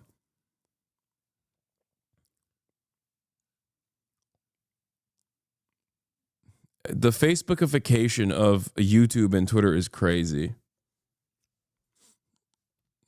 Everywhere it is. If you want to be disappointed, look at Facebook misinfo. My dad thinks raw milk cures alcoholism, withdrawals, and autism. By now, he probably thinks it cures even more things because of Facebook. That's what I mean. It's just like, we are cooked. Anyway, here is İmamoğlu, the Istanbul mayor / governor, imprisoned and is pending a trial in Turkey.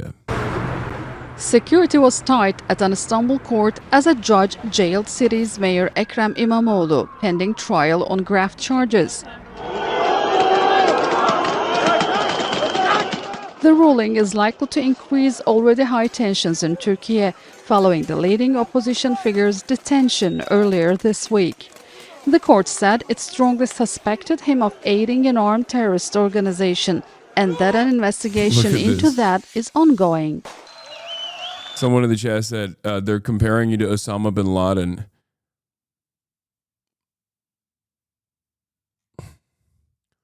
Yeah, sounds familiar. Ay, fucking morons, dude. The decision will mean a mayor for Istanbul will now be elected from within its municipal council, where the opposition Republican People's Party, or CHP, has a majority. The decision raises the possibility of the Istanbul municipality appointing a trustee, but the necessary objections will be made for the mayor to gain his freedom. After the court ruling, İmamoğlu posted on X that he would never bow. His lawyers are expected to appeal. The mayor's detention provoked the country's biggest protest against the government of President Recep Tayyip Erdogan in more than a decade, despite protests being banned. Many people believe the charges against the mayor are politically motivated. They have clearly set a trap for İmamoğlu. Could a man like him be a terrorist, or even be associated with terrorism? İmamoğlu is being treated unfairly. He is being held in custody unjustly. We are advocating for justice to be served in response to this. Since taking the Istanbul mayoral seat in 2019, İmamoğlu has been widely regarded as President Erdogan's main political rival. The opposition CHP party held a nationwide preliminary vote on Sunday to nominate him as their main presidential candidate for the presidential elections in 2028. Changes made to the law in 2016 allow courts to appoint trustees to replace mayors facing terrorism charges. But with the judge ordering İmamoğlu jailed pending trial on corruption charges, the Istanbul Municipal Council, not the court. Does Turkey have an independent judiciary? Fuck no. Or does Erdogan have control over the courts? Erdogan has control over everything. Has the authority to elect a new mayor from within its own members. Sinem Köseoğlu, Al Jazeera, Istanbul.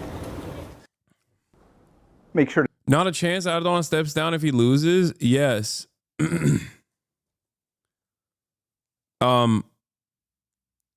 He's not. This is why he's doing this. Because he doesn't want to lose. He doesn't want to lose control over the power that he has.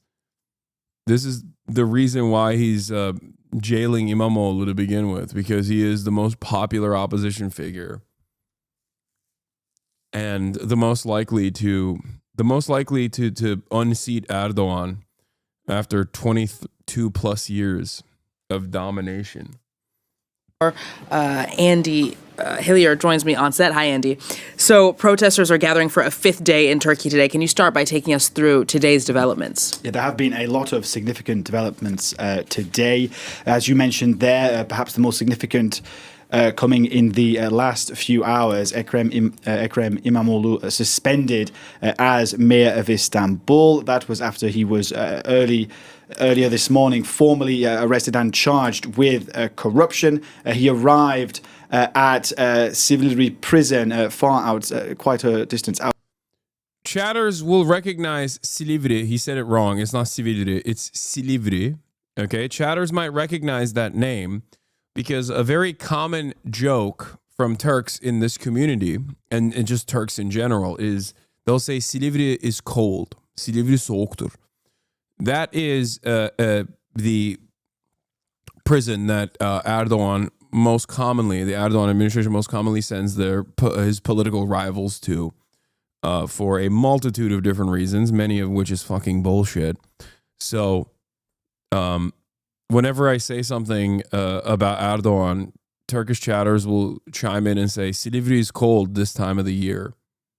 Outside Istanbul just a few hours ago as well, as you can see in these pictures here. Now, he has posted his reaction to social media, and I can read for you now just one of the things he said. He said that he invited the nation to a responsible struggle for rights, adding that the struggle for rights was a matter for the future of the nation and for the nation's children. He also added, encouraging citizens to go out and vote today. I'll just tell you in a short while what he's referring to there. Either way, the situation as it stands is likely, if anything, to stoke and inflame tensions even further in Turkey. Now, would I be able to travel back to Turkey if I wanted to? Chatter, come on. What do you fucking think? What are you talking about? My statements on Turkish politics are way more radical than what İmamoğlu is saying. What are you talking about, dude? Ask the Turks in the chat what you think. No. I've also written in the past and have directly been threatened by the Turkish government before. İmamoğlu's party, the Republican and that People's was when I was a much, much smaller political commentator. Party, that is the main opposition party in Turkey, has gone ahead with this primary vote. It is, if anything, more an informal vote, set to confirm İmamoğlu as the party's contender in the 2020. Also, who's going to save me? Is the Trump administration going to apply political pressure to Turkey? Me, an American citizen? Let's say I go back to Turkey. Let's say I get arrested. There's a million different charges that can be brought up, including my friendship with one Brace Belden, for example, who is for some weird reason on the terrorist watch list in Turkey. Okay? That's one of the many different reasons that I could get in trouble. He's just considered a terrorist. He's not. Anyway, could be any reason. It doesn't even have to be that. Do you truly think that the Trump administration would apply political pressure to the Turkish government to get me out of prison?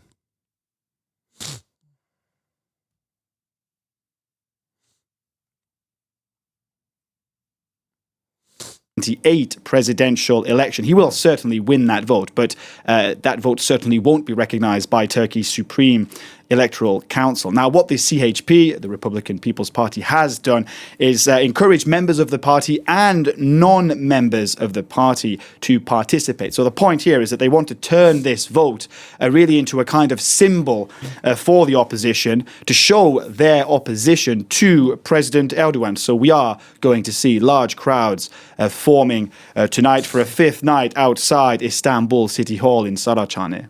So how do these protests, Andy, compare to the last big wave of anti-government demonstrations that we saw over 10 years ago in 2013? Yeah, in 2013, of course, we saw the Gezi Park protest. These These were protests against plans to build a mosque and a shopping mall on one of central Istanbul's only green spaces. I was actually there. I covered these protests. I remember when there was, at the moment, protesters formed a human chain across Taksim Square to symbolically protect the park moments before the occupation in that park was cleared by riot police. Now, that sparked days of rioting in Istanbul and other cities across Turkey. Of course, that protest, Gezi Park becoming a symbol of something bigger. The protests morphed into a demonstration against mass corruption and against authoritarianism. Now, since then, the slide towards authoritarianism in Turkey has become more pronounced. And what many demonstrators have been saying this time round, including even demonstrators here in Paris, who I spoke to yesterday, there was a small demonstration held by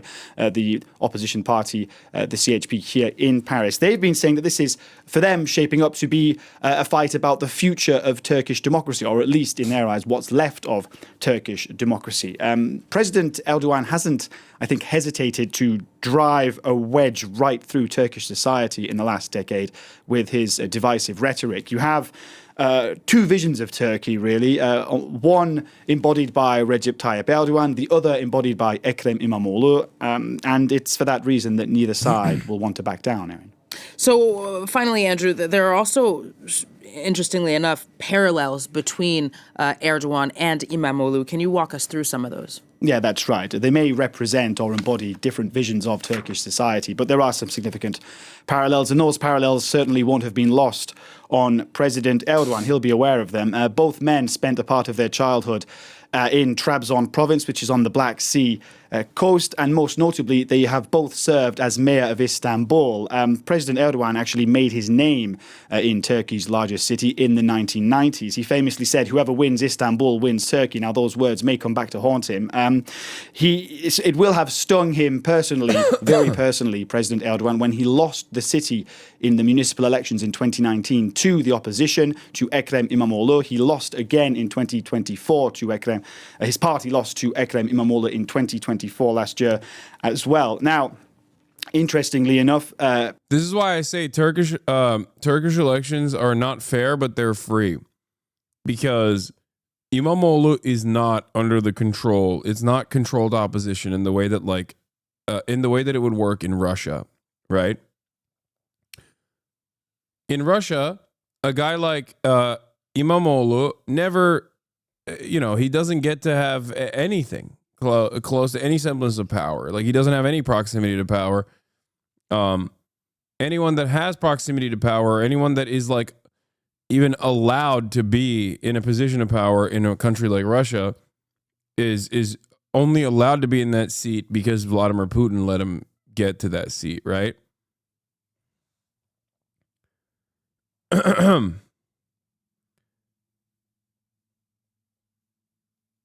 Hold on. 1 second.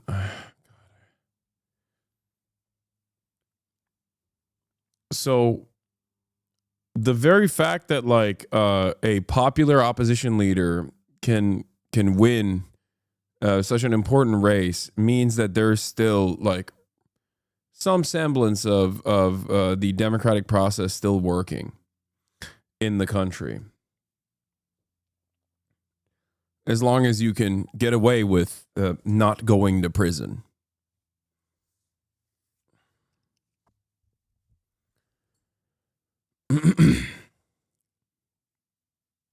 President Erdogan was also arrested in 1999 when he was mayor of Istanbul.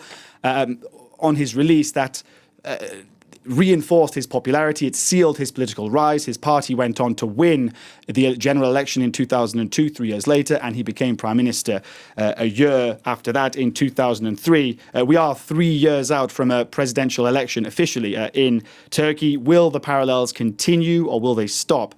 That's the big unknown for now. Now to the Middle East, and Israel strikes on what it says. 5 parties in the Russian Duma, plus some independents, more than in Sweden. Yeah, but all of the parties in the Russian Duma are also controlled opposition, is what I'm saying. Like, they are there because Vladimir Putin allows them to be there. That's the difference. It's not like a valid, viable coalition that is against the government. That's not a real thing. That was my point. Whereas in Turkey, the anti-government coalition is a valid one, is a real one. Like, there is real opposition. There's real popular opposition against the government. And it's always existed, as a matter of fact. It's existed for the past 20 years. It's always like a, not exactly like a 51-49 split, but pretty much. This last election was also close to that split in general. And Erdogan has obviously also had to take on MHP, the ultranationalist far-right party, into its governing coalition in an effort to maintain that majority support.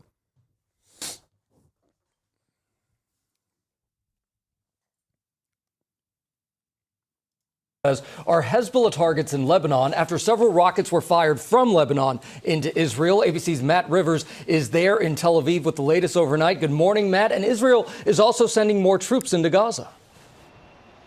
That's right, Gio. Good morning to you. An intense 24 hours here across the region. Israelis starting their work week with sirens as a missile launched from Yemen set off alert systems. Oh, man. They have valid security concerns again in southern Lebanon. That's crazy.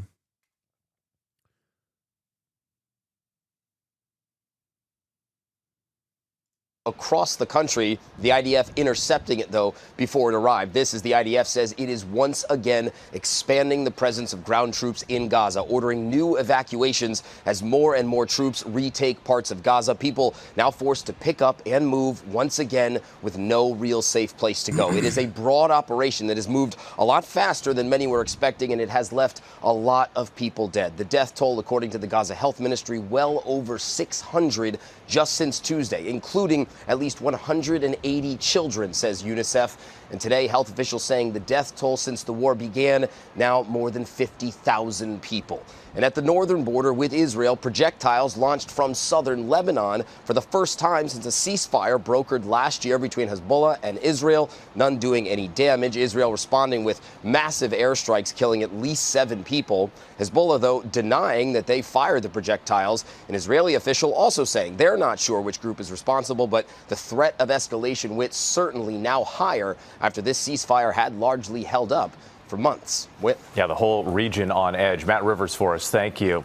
Israel's basically ripped up the ceasefire agreement that was signed, that was put forward by the Americans. That envisaged going forward to the second phase of the ceasefire, negotiating a permanent end to the war. For the last 3 weeks? Well, not negotiating. Hold on. We were meant to start a long time ago, and the Israeli team never went out. Absolutely no. The fact is that this government has never wanted to reach an end to the war, isn't it? It's awesome. Just like, lying is OP everywhere, baby. Not just in Turkey, not just in America, certainly in Israel as well. Lying is always and forever overpowered. Lying is OP, please nerf. Just, the argument is always just, nah. Like, everybody knows this is the case, except for Americans, because Americans don't actually,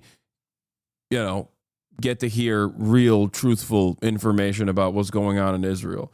People in Israel know this is the case. They know this is the case, and either they like it because they like what Netanyahu's doing, or they're further to the right than Netanyahu and they like that he's like ripping it up.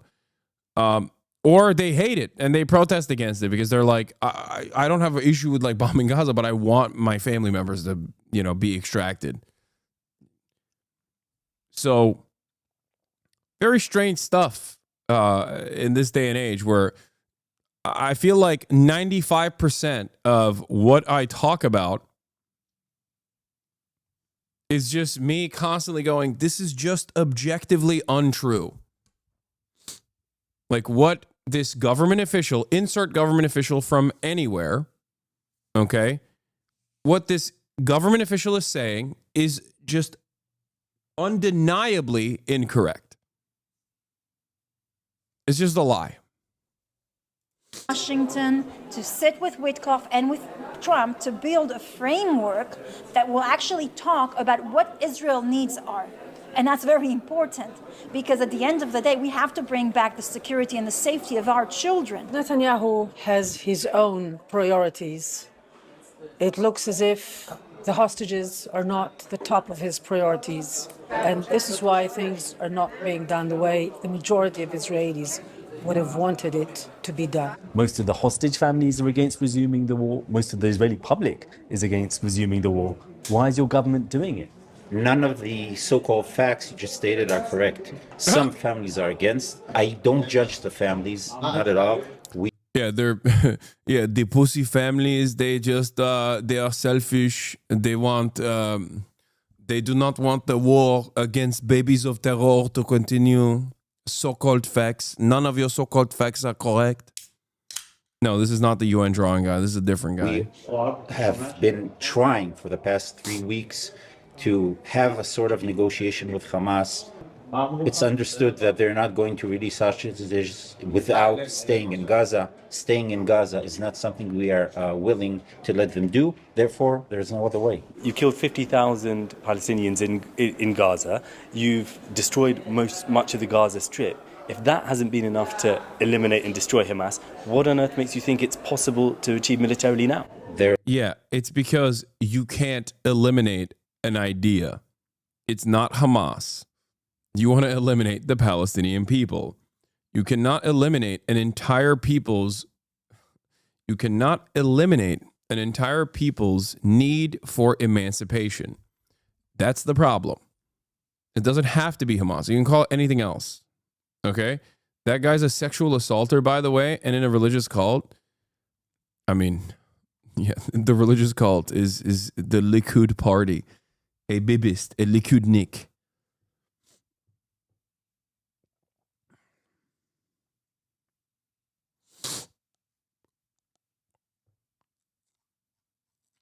Yeah, just common Likud member of the Knesset. Just Likud things.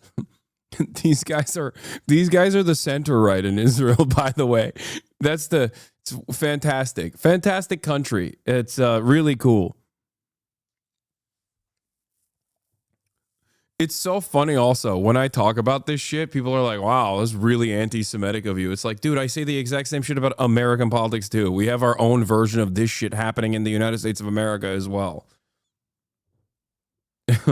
It's just like, it's identical because Israel is attached to the hip to the United States of America. It's basically, you know, it's America's vestige.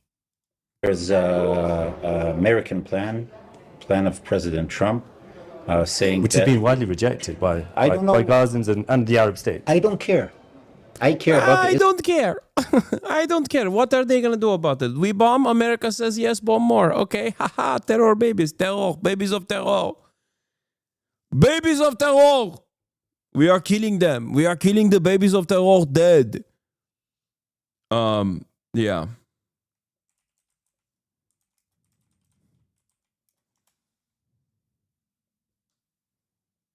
Israeli interests. I don't care about the interests of people in Gaza. I don't care the interests about people in London. I care about my family.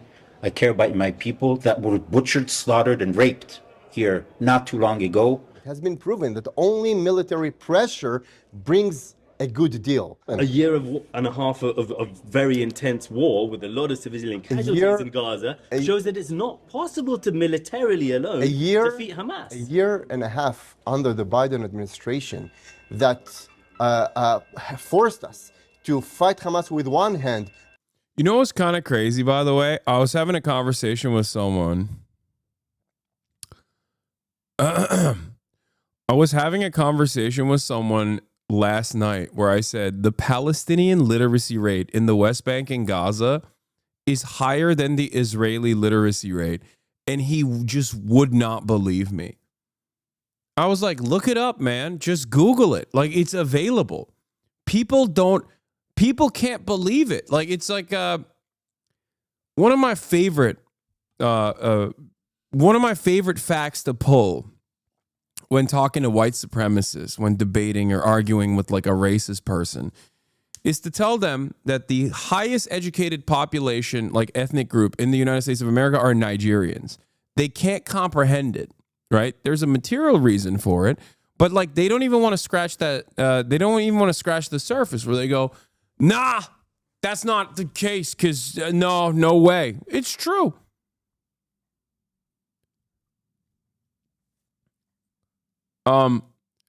People get so mad. People get so mad about that. And it's the same thing here. People don't want to believe it. They're like, I don't agree with you on the statement. The Palestinian literacy rate for adults across the board is 97.8, is 98%. The Israeli literacy rate is 92%. Okay? But when I have this conversation with someone where I tell them that, they're like, there's just no way. There's just no fucking way. I don't believe it.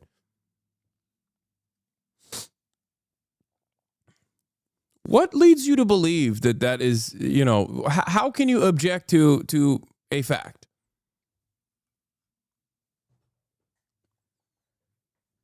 This is so totally getting clipped out of context. I mean, it's the truth. What do you mean? Getting clipped out of context?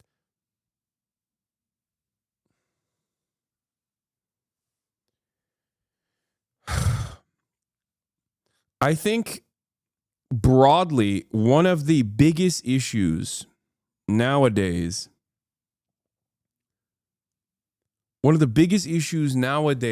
is the fact that people just want to operate on vibes. They don't care. Okay? Yeah, it's because of the Haredim and isolated communities. Yes, that is part of the reason. Nice trivia, but what does that have to do with anything? The broader point that I'm making, listen to the point I'm making, which is that people, by and large, and educated people as well, like well-educated people, would rather confirm their biases than actually seek out the truth. And it is one of the most frustrating things that I encounter on a daily basis as a political commentator. It is incredibly frustrating. It is incredibly annoying. And I think it's alarming. Like, we have gotten worse at this. We've gotten worse at like critically examining things and having an overall healthy hunger for the truth. We don't have it anymore.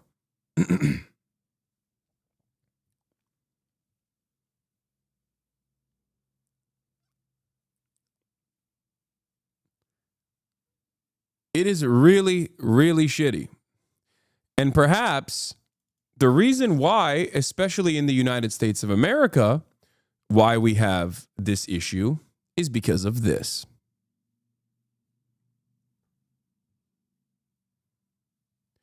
The Israeli literacy rate for adults is 92%. The Palestinian literacy rate for adults is 98%. The American literacy rate for adults is 79%.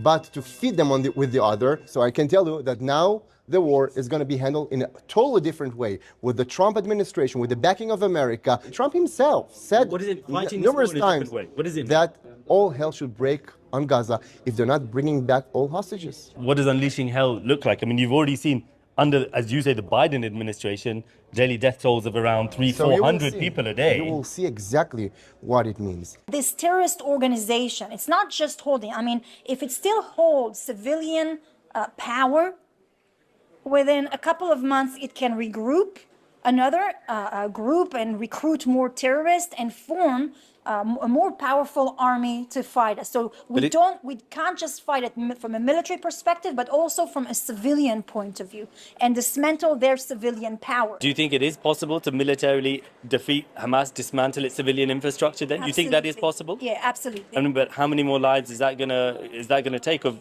ordinary Palestinians as well? It can be with 0 lives if Hamas tomorrow take down their arm and surrender and bring back our hostages. 0. We're dealing with a terrorist organization, and as much as they're sacrificing and hate the Jews and want to completely obliterate us and our communities, they don't care for the lives of Palestinians either.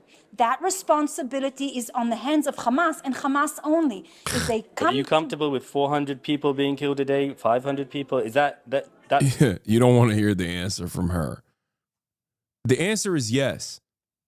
Actually, the answer is no. She's like, I want it to be 1,000 people killed a day. I think that we're not killing enough children. We are simply not killing enough children, enough terror babies. Something that you're willing to countenance going forward to try and destroy Hamas? This equivalence is absolutely absurd. You think I like that? You think? Oh, you hate it. Oh, damn. She hates it, but she just knows it's just something that they gotta do, you know? Oh, how dare you? How dare you suggest that I enjoy the sights of baby murder? How dare you? I mean, it's really horrible that we have to do these things. We have to kill as many babies as possible. How dare you? I mean, you guys know the reason why I say this, by the way,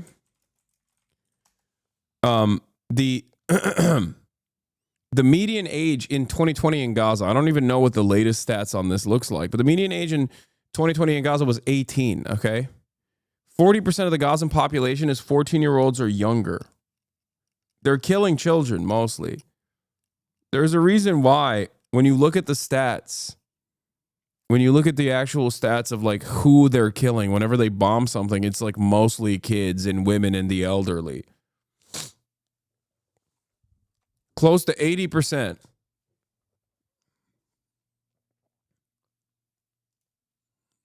It's it. Yeah, our greatest ally. Here it is. Israel recently committed the largest child massacre in its history. 200 children and 100 women were killed in one day. Altogether, about 400 civilians were killed, and the number of the dead is not yet final. These numbers are not reported in the Israeli media, and if they are, it's always minimized in an outrageous manner. The only time you hear these numbers get reported in Israeli media, as a matter of fact, that's also not true. What do you call it? Haaretz did report on it, like literally use that term. I think this might actually be a Haaretz article, as a matter of fact. But the only other channel that I saw in Israel report on the numbers was, I think it was like Channel 14 or something, like one of those fucking pro Benjamin Netanyahu channels that reported on it by saying 400 terrorists dead. That's the crazy double standard. That's the crazy hypocrisy of Israeli media, which is that Israeli media will literally use the Hamas-backed Palestinian Health Ministry numbers whenever they want to talk about how many people that they killed, but they'll just say all of the people that we killed were terrorists. Do they even have free press? No, they don't. Of course they don't. They have a military censor. Think I wanted that? Israel wish it was the 6th of October now. We didn't want this war. We were forced into this war, not just by Hamas, by 7 entities from Iran, from Hezbollah, from Syria, from Iraq, from Yemen. You're in favor of resuming the war or against it? It's not. My goat. There. Yay, look at that. Look who it is. Friend of the show. Friend of the freaking show. Dr. Ofer Kasif. Oh, it's a genocide, and obviously I'm against it because I'm against any kind of war crime. Your view is very much a tiny minority view amongst Jewish Israelis right now. Why are you losing the argument? I don't think we're losing the argument. You know, in order to lose an argument, there must be a counter-argument. There's none. And you are right. It seems to be the majority, at least in the Knesset. I'm not so sure anymore about the streets. If you listen carefully to what I've been saying, you can see that there's no argument there. Only incitement, revenge, sentiments. Remember when people were saying that your reporting was inaccurate, that Israel would never bomb Khan Yunis? Wait, what? Who said that my reporting was inaccurate? Of course. Israel blew up every hospital since the Al Ahli hospital bombing, the courtyard bombing that took place. Israel never actually gave one single piece of correct information on why it wasn't actually Israeli rockets that blew up the courtyard. every single person that talked about the Al Ahli hospital bombing campaign and said that I was wrong to assume that Israel did it were objectively wrong. Israel blew up every fucking hospital. Israel took over the Turkish Gaza Friendship Hospital, which was the only cancer ward in Gaza. They overtook it. They used it as a military station, and yesterday they blew it up after they were done with it. And they said, well, no one can use the hospital anyway because we had overtaken it militarily.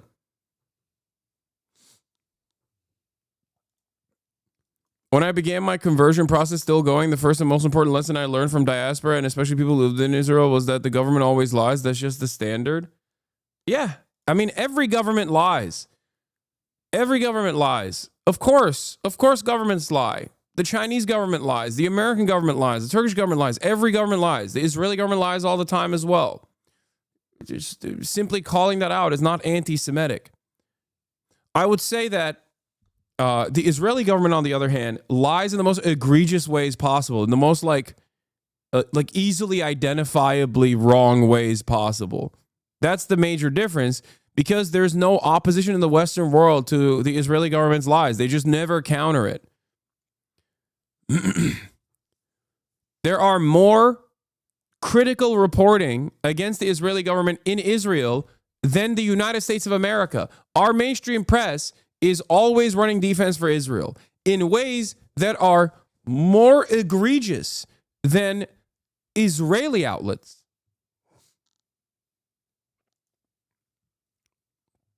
Israeli Zionist leftist media person Guy Meroz last night on Channel 14's talk show Hapatru Team.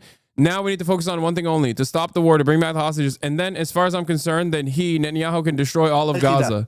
Oh wow, I love that. Wonderful Israeli leftist here. No, the only Israeli leftists are the guys like Dr. Ofer Kasif, the Mezarvot people that are conscientious objectors. Dipshits like this, like liberal Zionists like this, also want death and destruction upon the entirety of the Palestinian people. They're not fucking real. That's why I say liberal Zionists are like saying you're a liberal fucking Nazi. Zionism is a Nazi ideology. Okay, it is identical to Nazi ideology. It's an exterminationist ideology. It's one that is born out of an ethno-religious supremacist settler colonial state. It is there to justify the existence of an ethno-religious supremacist settler colonial state that is currently an apartheid and also currently doing a genocide. Okay? This is why saying someone is like a liberal in Israel and still a Zionist is like saying someone is a fucking liberal Nazi.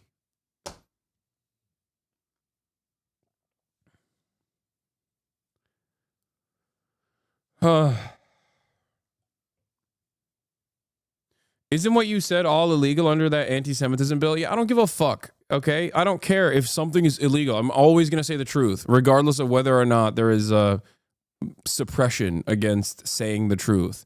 The fuck are we doing here? You can try to hide the truth. You can try to shelter people from the truth. You can turn around and lie to the best of your ability. You can make it impossible. You can try to prosecute people for saying the truth. But you know what the reality is? The truth still remains. This is the truth. It does not matter. It doesn't matter what you do. You just simply cannot change the truth. ועכשיו אנחנו צריכים להתרכז רק בדבר אחד, לא לבזבז זמן על בנט, את צודקת, ולא לבזבז זמן על קטר גייט, שזה מעניין סליחה, לא נעים להגיד פה מה זה מעניין, להתרכז רק באיך, כנראה, הברירה היחידה, להפסיק את המלחמה, להביא את החטופים, ואחר כך שמצדי יהרוס את כל עזה. Yeah, as far as I'm concerned, Netanyahu can destroy all of Gaza once we get the hostages out. Nice, man. Thank you. That's the wokest guy in Israel. Hatred, fear, that's not an argument. How do you think you deal with the issue of Hamas? Because a lot of Israelis are concerned about the prospect of them remaining in power in Gaza. It is a big problem, and we should find a way to make sure that Hamas is not in power in Gaza. Right now, we should bring back the hostages. Great idea. is called ending the occupation. That's it. You end the occupation, and there is no more need for Hamas to exist or any sort of military formation that will be antagonistic and, dare I say, violent towards Israel. You end the occupation, you end the resistance to the occupation, because Hamas or any other militant formation only exists against the apartheid state that is doing an occupation on Palestinians, destroying Palestinian homes, destroying Palestinian lives. That's it. That's it.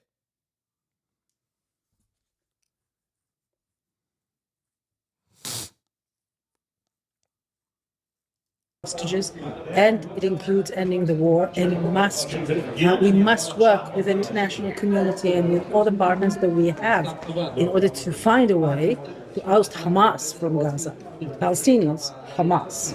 This must be done, but the priority now. Like, this is it. You either kill every single Palestinian or forcibly ethnically displace them from the Gaza Strip and then also the West Bank, which is what these guys want at the end of the fucking day, by the way. Make no mistake. They all want this. Okay? Some people will say, oh, I don't want this. But like post-October 7, a lot of the liberal Zionists that kept talking about like how dangerous the West Bank settlers were and whatever are totally on board with permanent exterminationist policies. Because there's no other way. There is no other way to stop this. There's no other way to... You can't convince people to like a military occupation that kills them. This is just not going to happen. That's not true. What's not true? Most Israelis aren't like that, though. I don't know, man. That's not nuanced. Oh, my God. Consistently since October 7... I have gone back on this broadcast and looked at Israeli polling on the matter. Consistently, since October 7, for the past 16 months, where the Israeli occupying force has completely destroyed the Gaza Strip, the Israeli population that is segmented by their own demographic terms, not mine, as Jewish or Arab, okay, Jew and non-Jew, Jewish Israelis, which comprise 75% of the Israeli population, want more death and destruction in Gaza, almost to like 90%. Okay? I agree with like 99% of your commentary on this, except, okay, I keep saying the average Israelis want Gaza burned. You keep saying the average Israelis want Gaza burned, and that's not true. Show me a poll that is inconsistent with that reality, and I will say I'm wrong. Israel in and of itself, regardless of the approval rating of the continued war, because here, this is the honest position, okay? Or not this is the honest position, sorry. The guy that we just saw, the liberal Zionist position, the most woke position, okay? The most woke, like, permissible position is we need to stop the war. We need to stop the war for now, which is not a genocide, it's just a war, to get every single hostage out. And then after that, you can burn it all to the ground if for all I care. That is the opposition to Benjamin Netanyahu within the confines of permissibility. There are real anti-Zionists in Israel. There are anti-Zionist Jews in Israel. I've basically interviewed all of them. Okay?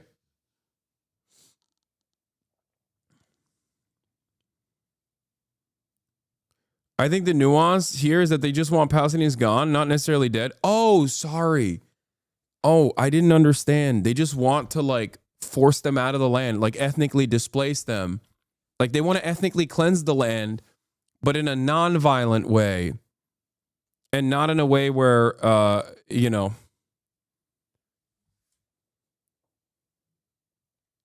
not in a way that that kills them all.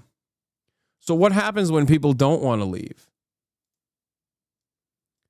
You keep saying average Israeli wants Gaza. Russian immigrants and Arabs and Africans are very much pro-Palestine here. Dog, what are you talking about?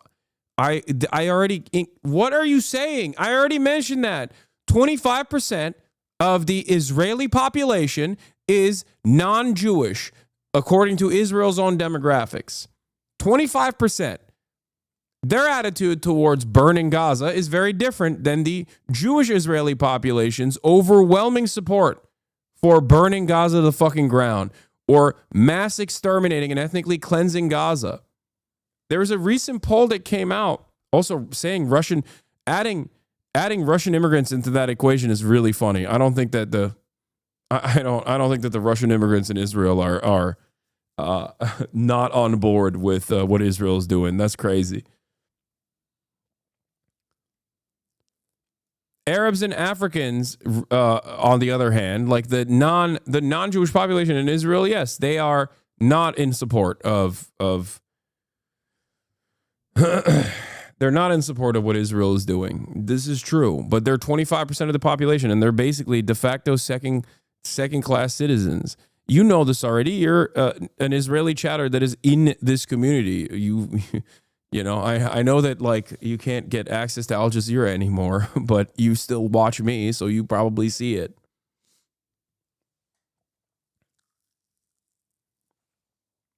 Yeah, oh, this is the thing that I was talking about, yeah. 70% of Israelis support the second phase of the hostage ceasefire deal, right? 70% of the Israelis support the second phase of the hostage ceasefire deal. Having said that, which would require Israel to pull out, okay? Which would require the Israeli troops to pull out of Gaza.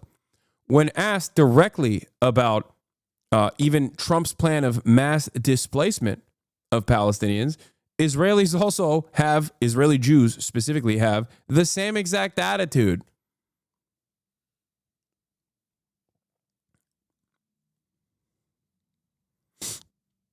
The reason why they want to continue with the pullout is because they want all the hostages out.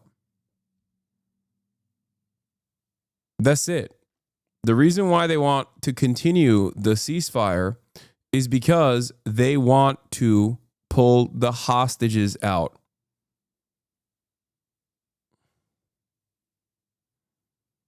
Can you please give a definition of anti-Zionism in the context of not asking for the removal of people in Israel?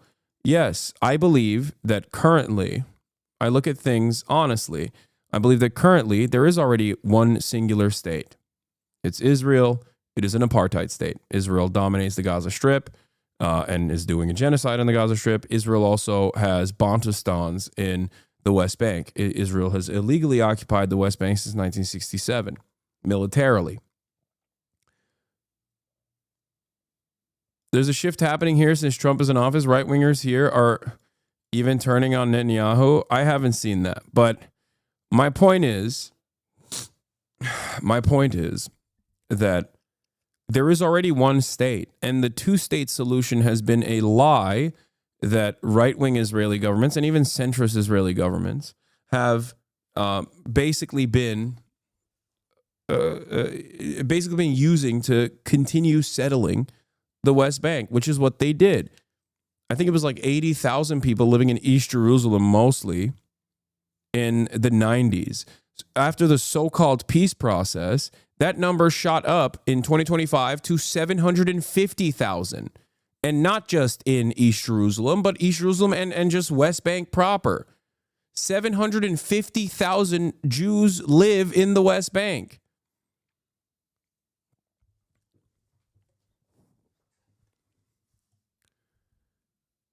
$750,000 settlers live on occupied Palestinian territory. And that happened over the peace process, the so-called peace process, as every single government kept kicking the can down the line over and over again. So the notion of a two-state solution would require 750,000 settlers to be removed. That is never going to happen. It's just not going to happen. You have to be realistic. So the anti-Zionist position that I have as a one-stater is to implement by force, if necessary, a singular, solitary, secular state.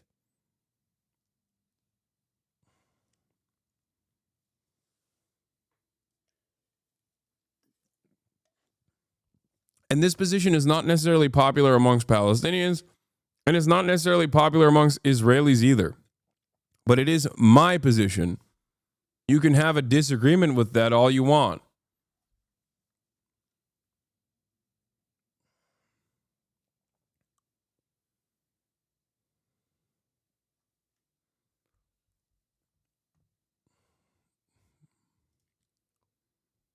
With or without the right to return? Yes, of course, with the right to return.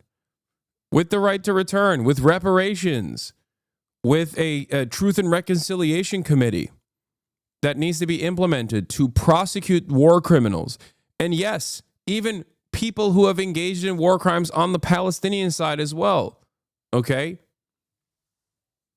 Now, of course, when resisting against an apartheid regime, the crimes that you commit at the behest of resisting against an apartheid regime are going to be viewed differently than being one of the fucking war crimes, the war criminals on the side of the apartheid regime. But having said that, yes, that is what needs to happen.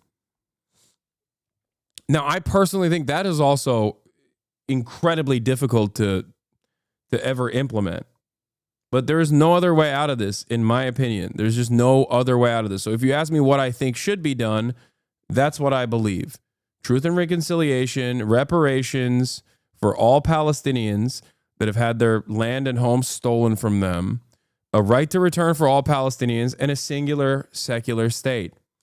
The thing that obviously stops this from happening is the fear that Israelis have, Israeli society has, specifically Israeli Jews by and large, that this would mean that there are more Palestinians there and more non-Jews there than Jewish citizens. And therefore, they will democratically do the same thing that Israel's been doing to the Palestinians for the past 76 years. They will forcibly repress and oppress and destroy and kill and ethnically cleanse all Jews in the region. That has not ever happened throughout history, with one exception, which was the Haitian Revolution.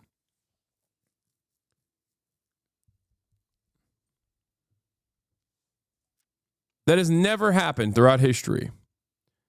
That did not happen in the abolition of slavery, which is like probably the closest comparison that you can present in terms of the 76 years of occupation. I'm going to come off as a flat earther, but I don't think the polls are accurate on how Israelis feel. They're just libs who are slow as going, more and more broke. Shit's expensive, man. I can't even afford the top of the hours.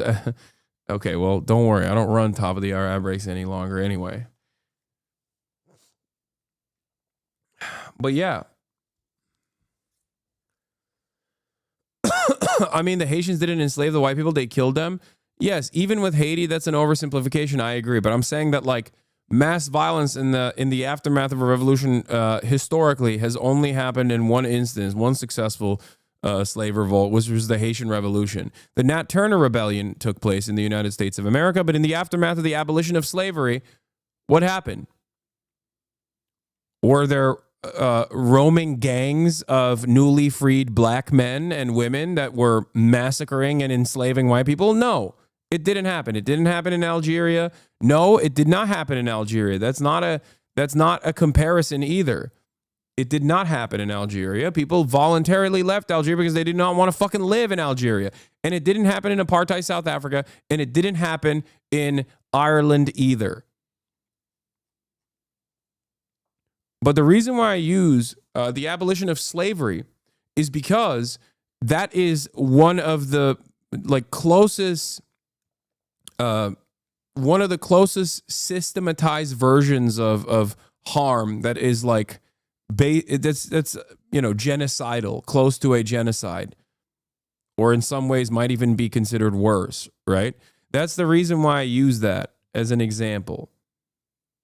What usually ends up happening in this process is that like the same violent, rabid settler groups will basically continue doing clan-style violence upon the Palestinians.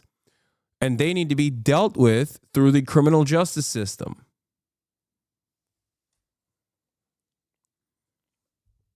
That's it. That is the most likely outcome here. This is not empowering Gaza. Right now, we should bring back the hostages, and it includes ending the war, and we must work within. Hasan, couldn't these settlers just fall under the leadership of a new Palestinian state? No, dude, they would never that would never happen. That is what is supposed to happen right now. Like the Palestinian position right now, the Hamas position on this, and the Palestinian resistance position on this is 1967 boundaries, okay? Which is not objectionable. That is appropriate. That's the basis of the two-state solution.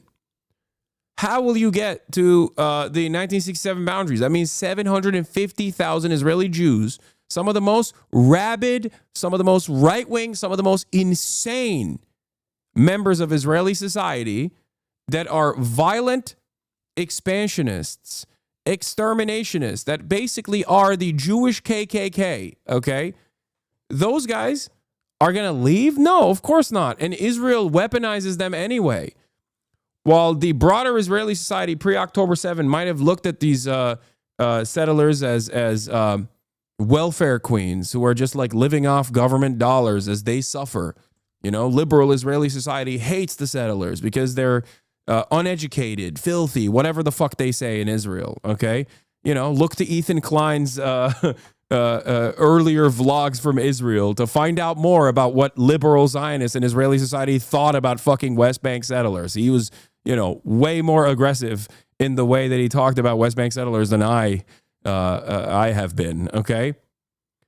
Those guys are not fucking leaving, and the Israeli government knows that they're not going to leave. The Israeli government has sent them there. The Israeli government uses them to create valid security concerns for our citizens. That's the whole point. International community and with all the partners that we have in order to find a way to oust Hamas from Gaza. Palestinians, Hamas. This must be done, but the priority now must be hostages first. We're not going to leave our sons and grandchildren to deal with their sons and grandchildren. We're going to end this now. How? How are you going to end it? You're going to conquer Gaza. You're not good. We're going to conquer Gaza, and we're going to work together with our American allies in starting the Trump plan for ethnic cleansing. But a lot of people would say. A lot of people would say, I don't care about what a lot of people would say. I care about what we say. I care about our interests. I know that today, in Western culture, people don't want to win. They think that if they'll pay the bully, he will leave us alone. Well, I have news for you. This bully is not going to leave us alone. He's here, and he's here to stay, and he will do everything he can to destroy Israel. We will not allow that to happen. A lot of people would say Israel's the bully. They're the greater force, and they're the ones. Only people with a broken moral compass can say that Israel is the bully after the massacre of October 7th.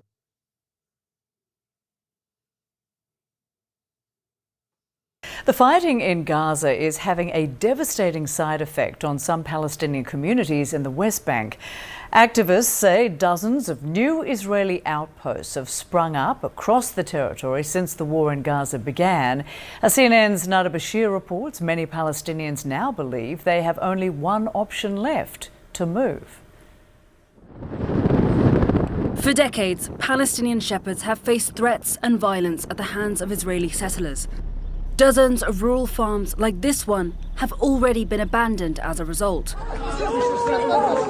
But such violence is only increasing. This is just one of several incidents documented by Israeli NGO B'Tselem over recent months. The organization says dozens of settlers descended on the occupied West Bank. Yeah, this is now we're moving on to the other side. The Israeli apartheid and what it looks like to live under the Israeli apartheid in the West Bank. When you look at Gaza, that's what a genocide looks like. When you look at the West Bank, that's what pogroms under an apartheid looks like. This is a systematized version of violence that is outsourced to the most rabid fucking psychopaths that you have ever seen. It's as though the American government is working side by side with the Klan in the Reconstruction to dominate the newly freed black men and women. Village of El Mania in mid-February, attacking homes, farming equipment, and even residents. Yeah, Palestinians leave as Israeli outposts spring up is such a disgusting way to approach the subject matter. No, Palestinians are being forcibly removed from their land illegally by rabid terrorists who are backed by the government. That's what's going on. is they're not leaving. They're not voluntarily leaving. They are experiencing pogroms, okay? They're experiencing ethnic cleansing. I don't have any sympathy for anyone that doesn't recognize this.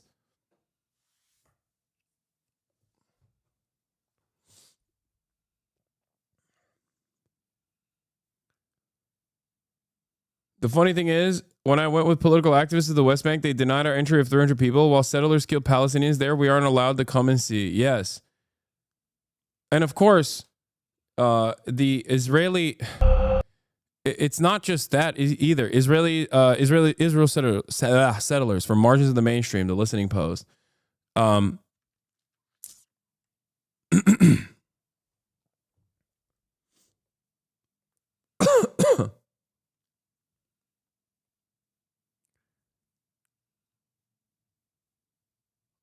This is, for the record, why I appreciate the activists that still, regardless of whatever their fucking opinion is on Israel, the Israeli Jewish activists that put their bodies in front of this process, I still think are important, okay? Like, if they're saving one Palestinian family, that's still good. You just got to work with who you have. You got to work with the tools at your disposal. While Israeli police forces demolished the outpost established in the village by settlers, B'Tselem says the outpost was later rebuilt that same day.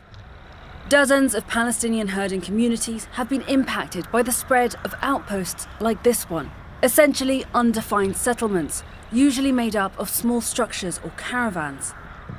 Israeli anti-settlement watchdogs Peace Now and Kerem Navot say at least 49 outposts were established in the months following the October 7th attacks, an increase of nearly 50% since the beginning of the war in Gaza.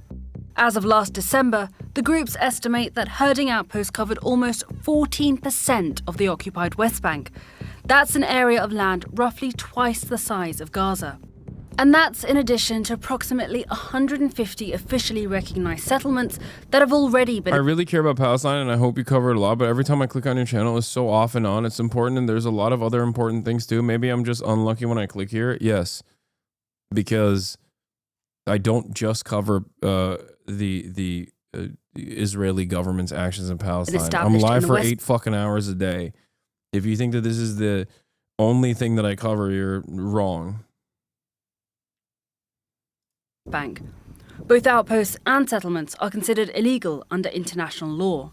Satellite imagery analysed by CNN shows how rapidly herding outposts have spread, as well as the gradual development of new roads connecting the outposts to established settlements. And in what are outposts? Tents? No, outposts are outposts are the ways in which settlers expand into Palestinian territory. Here's how it works.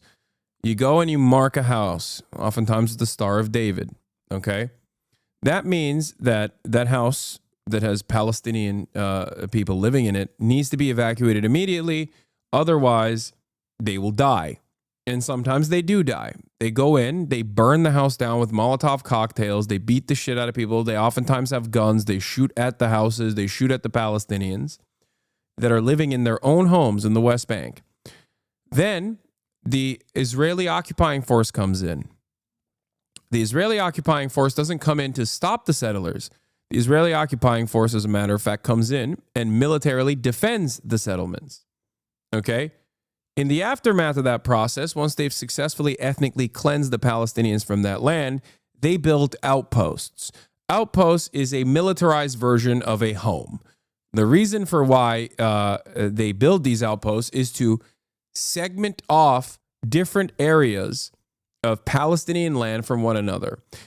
Because once you build those outposts, then the Israeli government comes in and builds roads that Palestinians can't drive on. Remember, this is their own land, internationally recognized as occupied Palestinian territory, illegally occupied by the Israeli government. So they build compounds that cut across Palestinian land deliberately, and then they build roads across Palestinian land deliberately, and then they don't fucking let the Palestinians drive on those roads. All of this is done in an effort to trap Palestinians into Bantustans, a similar concept that existed in South Africa as well during the South African apartheid.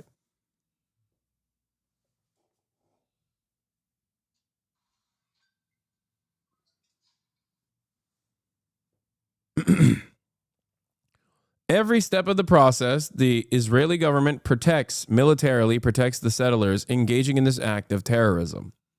Because the Israeli government itself is a terrorist government. The Israeli government itself is a fascist government.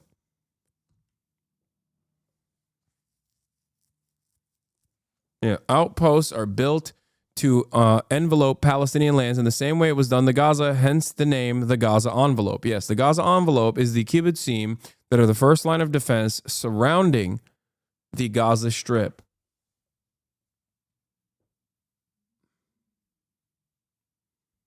In some cases, cutting Palestinians off from the land that they depend on. In the northern village of El Farisiya, the local farming community has now been almost entirely depopulated. Back in February, we met the Darahma family, at the time still desperately clinging on to their land. These hills are full of areas for our animals to feed, but now there are settlers over here, over there, and another one over there. We can't access these areas, Ahmed says. The settlers I truly don't know what to say to my coworker who says B'Tselem and the other Human Rights Watch organizations are anti-Semitic. Is your coworker Jewish even? Like, Jewish or not, doesn't really matter. They're fucking delusional and they're a fascist. But it is pretty funny because I hear this a lot from people who aren't even Jewish, where they just like think that they know more about Judaism than fucking actual Jews. They know more about Israel than Israelis. They know more about Jews than Jews themselves. They feel so confident in saying, well, you're not a real Jew. There's nothing funnier than entertaining the hubris of ultra-Zionist Gentiles who think that they literally are more Jewish than Jewish people, you know, because they're more pro-Israel than Jewish people.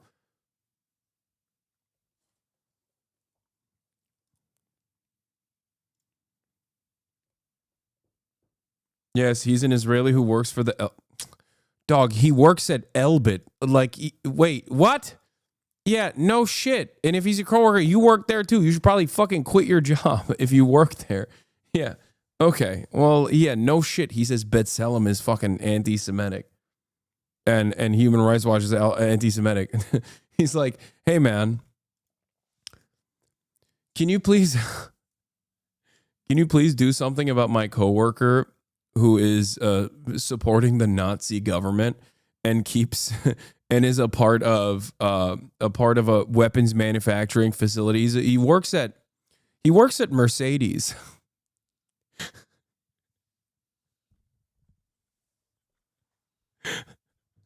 My coworker that works at Mercedes in the Nazi government is saying that the German communist movement comprised of Gentile Germans that are resisting against the Nazi government are actually anti-Volk. They're anti-Nazi, and it's fucked up. Yeah, no shit, dude. You're at the baby killing factory directly for the baby killing government. You know, Elbit Systems is a Israeli weapons manufacturer. settlers come to scare our sheep and frighten our children. We've had to stop going up on the hills with our sheep, fearing they will come after us. Ahmed's family says they have lived here for generations. The land, not only their home, but also their livelihood. We've always lived here, Hasan says. Our whole lives are here. Where else can we go? Since filming, members of the Darahma family told CNN they were left with no choice but to abandon their homes. Acts of violence by settlers from nearby outposts simply too much to bear. Activists say outposts like those around the village of Al Farisiya are established with the purpose of laying claim to Palestinian land and pressuring Palestinian communities to flee. through threats, physical violence, and direct attacks on resources, including livestock and farming equipment, often with the protection from both the military and the state. CNN has reached out to the Israeli government about allegations of its support for illegal outposts, but has not received a response. The Israeli military told CNN that it condemns violence in any form and that police are tasked with handling any Israeli violations of the law. When asked about new roads we saw being developed around another nearby village, the IDF said the land had been seized for, quote, operational needs, adding that the route is intended for use by security forces and that it has been developed in accordance with military orders. It's important to understand that this project, this herding outpost campaign, or this project is a national project, it's a state project. This is not a project which is initiated by individuals. It's a project which the state of Israel is standing behind it, it's budgeting, is facilitating, is protecting it. The Ministry of Settlements, for example, has budgeted for outposts which it calls young settlements, previously saying funds were carried out in accordance with all laws. But the displacement of Palestinian herding communities is just one part of a deepening crisis in the West Bank. The UN says more than 40,000 Palestinians have been forced from their homes since February by an expanding Israeli military operation, with Israel's defense minister calling on the military to prevent the return of those displaced, stoking fears around the potential for a full annexation of the territory and crushing hopes for a pathway to a viable Palestinian state. Neda Bashir, CNN, in the occupied West Bank. To begin this morning, the legal battle between the Trump administration and Mahmoud Khalil, the Columbia University graduate student and pro-Palestinian activist it intends to deport. A few days ago, Aaron Moriarty talked with his wife, who's expecting the couple's first child next month. You know, my husband was taken away from me in the middle of the night. It was one of the most terrifying times of my life. I don't think I've ever experienced anything scarier than that. Noor Abdullah, a 28-year-old dentist born and raised in Michigan, has suddenly found herself in the center of a storm she never saw coming. She and her husband, 30-year-old Mahmoud Khalil, had been living in Columbia University housing while he completed his master's degree, and they awaited the birth of their first child. I was so excited, like we were setting everything up for like the nursery and his clothes, and Mahmoud was so excited too. Like, turn around, turn around, turn around, turn around. Okay, let's not. That all changed on the evening of March 8th when federal agents arrived at their door. And he was like, "Are you Mahmoud Khalil?" Mahmoud said yes, and the man said, "We're with the police, you have to come with us." What's going through your mind at that point? I was scared. I was terrified. Yeah, they just like handcuffed him and took him. I don't know what to do. Abdullah used her phone to document what happened next. At this point, Mahmoud was like, "Go take the keys, grab my green card." He thought maybe like if he shows the green card, you know, we'll be fine. Did you think that if you showed the fact that your husband was a legal resident with a green card, that he'd be okay? Mm-hmm. Because I was like, this is just a misunderstanding. They're going to take him away. They're going to take him to 26 Federal Plaza, see that he has a green card. He'll be home in a few hours. Excuse me. They're not talking to me. I don't know. Excuse me, the lawyer would like to speak to somebody. Oh my God, they're literally running away from me. She has not seen her husband since. Khalil, who has been in an immigration detention center in Louisiana for 2 weeks, is one of many international students that the Trump administration says it plans to deport for their alleged actions in student protests on college campuses. The unrest began in the fall of 2023 following the October 7th Hamas terror attack on Israel. When Israel retaliated with deadly bombings in Gaza, students across the country erupted in protest. Jesus Christ. At Columbia University in New York, demonstrations against the war, while mostly peaceful, also led to the occupation and vandalizing of buildings and what many Jewish students described as a threatening anti-Semitic atmosphere on campus. We know now that there are students in our class that simply hate us because we're Jewish. Noor Abdullah says her husband... I fucking hate this narrative so much, dude. The American government is so unimaginably dumb, and the media is so fucking stupid that, like, the hysterics of students on campus, like the hysterical perspective of a pro-Israel Jewish student on Columbia campus is more important than the First Amendment. It's more important than being able to say, hey, don't do a fucking genocide, please. Don't associate with a country that is doing a genocide.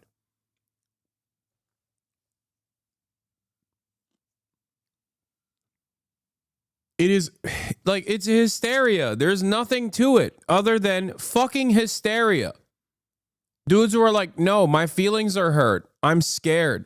Like, what the fuck are you saying? You're scared.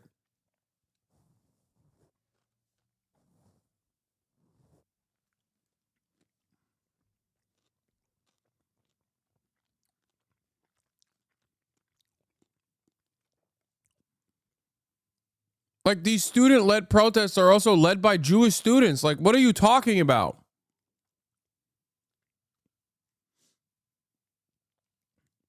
Yeah, real terrorism is when you actually have to listen to the fucking hysterical opinion of conservative students on campus. That's what real terrorism is.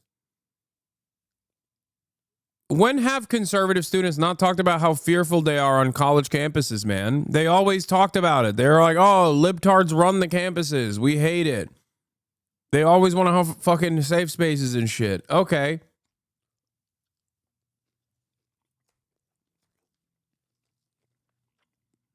Khalil, a Palestinian born in Syria, became the lead negotiator between protesters and the university. This encampment is a minor inconvenience compared to the generational shaping events taking place now in Gaza. People really trusted him to be good in that role because he's so calm and good under pressure. The president wants the... But in the days following Khalil's arrest, White House Press Secretary Caroline Leavitt painted a quite different picture. This is an individual who organized group protests that not only disrupted college campus classes and harassed Jewish American students and made them feel unsafe on their own college campus, but also distributed pro-Hamas propaganda.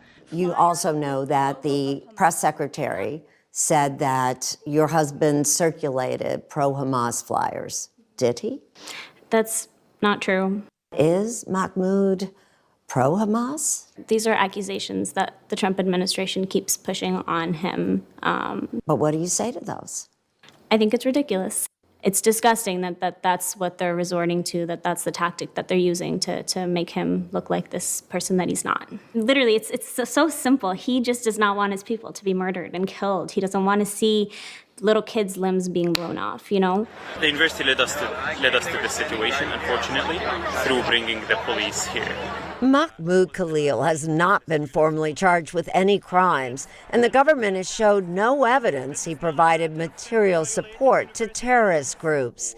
Instead, Khalil's been arrested and detained under the Immigration Act that allows the Secretary of State to deport any person whose presence or activities would, quote, have potentially serious adverse foreign policy consequences for the U.S. If you are in this country to promote Hamas, to promote terrorist organizations, to participate in vandalism, to participate in acts of rebellion and riots on campus, we never would have let you in if we had known that. If you violate the terms of your visitation, you are going to leave.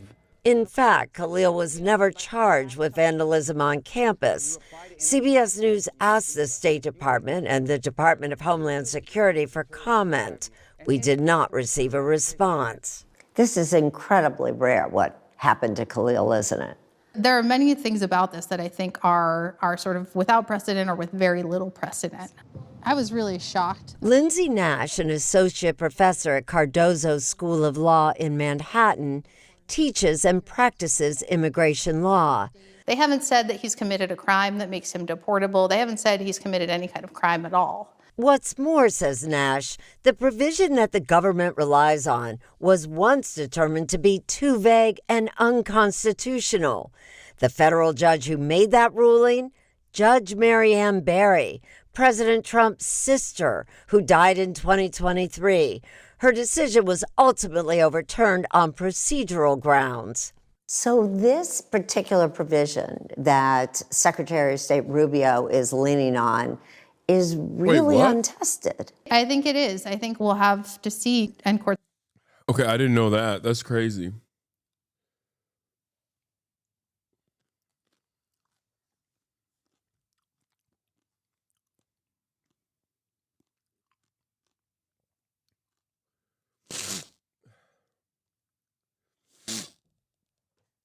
As a Jew, personally, I'm worried that they're stifling free speech in the name of anti-Semitism. People will see that and start resenting Jewish people, and then actual anti-Semitism will start happening. Yeah, it's already happening.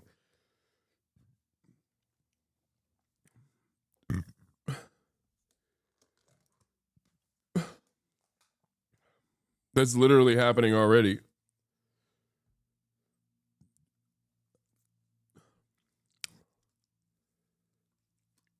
Dude.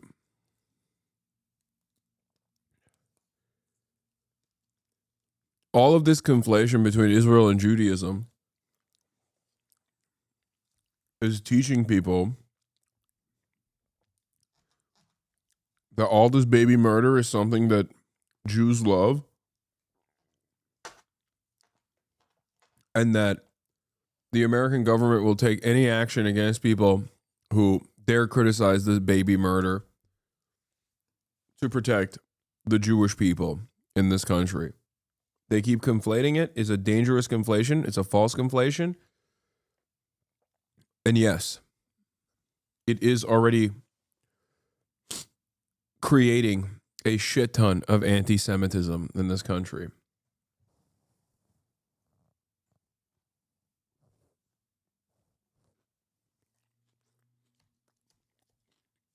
And just like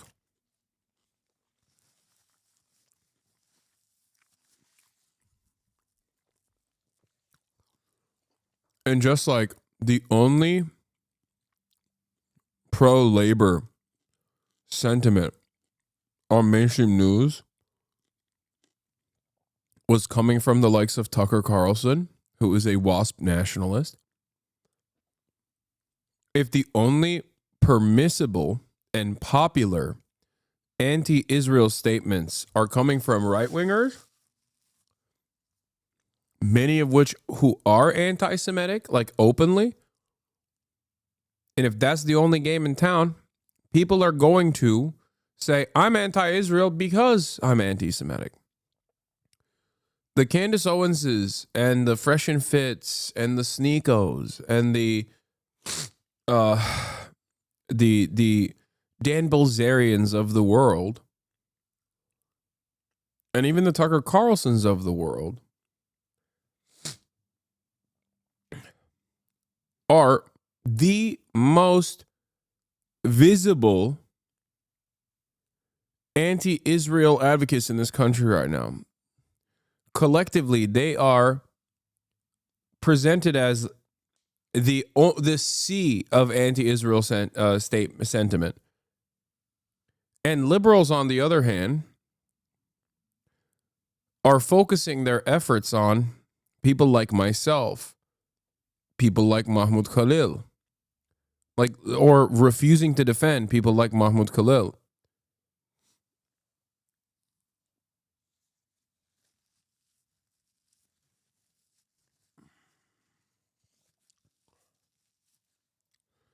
I'd argue you're up there with what? You'd argue that I'm up there with like anti-Semitic statements?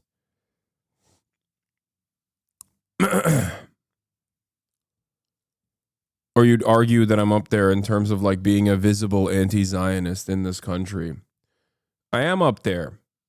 but my reach, my popularity. No, I understand what you meant. You meant like in terms of popularity.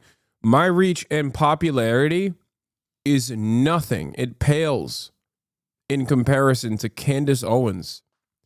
Candace Owens every single day covers another anti-Semitic conspiracy on her broadcast. Like, I see it. I see the clips on my Twitter timeline because Twitter is just dominated by Nazis. Every other day, there's a new thing where she's like, yep, it's the Jews again, doing Jewish shit. That is the extent of her commentary. It is reactionary, and it is an incredibly easy to understand message. And it's a message that goes along with what Jake Tapper is saying too. Because remember, dual loyalty being an anti-Semitic trope is true. And yet, pro-Israel people constantly invoke the dual loyalty trope, but in a woke manner. So if the right-wingers are saying dual loyalty in a wokely manner as well, by the way, right-wingers who are pro-Israel are saying all Jews love Israel. This is like, shut the fuck up. You can't say anything about it. And liberals are saying dual loyalty in the exact same way. And then the anti-Semitic people are saying dual loyalty. Then the overwhelming media narrative on this issue is dual loyalty. Jews love Israel. Jews love the baby murder. It's their favorite fucking thing. That is literally what we are teaching this next generation. A generation that for the first time ever, perhaps, has actually recognized that what Israel's doing is wrong. Now, you either address that by going, yeah, what Israel's doing is wrong, but it has nothing to do with Judaism, or you think that you can defend Israel's actions with the old school method of trying to suppress any sort of criticism against Israel. And if you've done this for 70 fucking years, if you've been able to successfully defend Israel for 70 plus years by saying, oh, dude, you're anti-Semitic, shut the fuck up. Why are you being anti-Semitic? What are you, a Nazi? Shut the fuck up. If you have been able to successfully do that for the past 70 years, but you can't do that anymore, but you're still trying to use that, all you're going to do is educate people on the false notion that Israel is for the Jews, by the Jews, and every Jew loves Israel, and they care about Israel more than anything else. Very dangerous prospect here.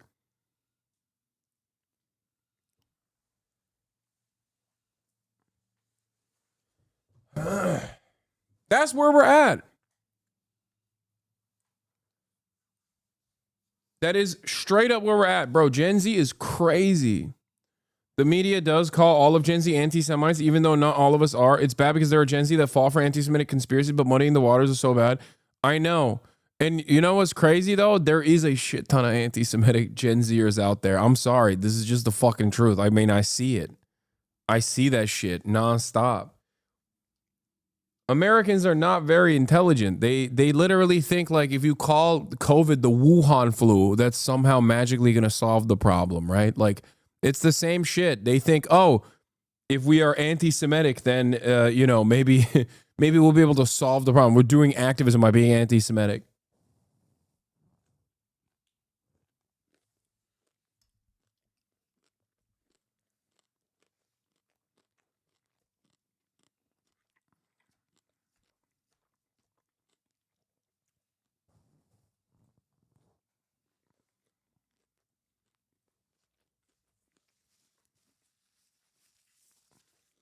Like, I'll give you some common metas that even I didn't know. I think one number is 271. The new dog whistles. 271 is the claim that only 271,000 Jews were killed in the Holocaust. It's a Holocaust revisionist conspiracy.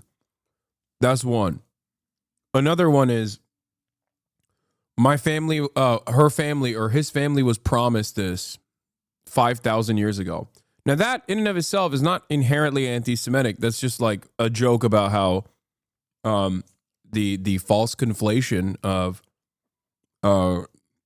of Israel with Judaism has been brought about. Why the fuck are there more dog whistles? Dude, Gen Z has different dog whistles than the generations prior. That's what I'm saying.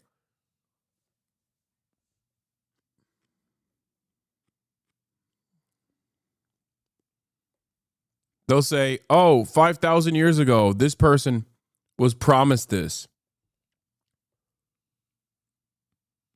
It's not inherently an anti-Semitic statement, but it is applied towards all Jews in an anti-Semitic way sometimes.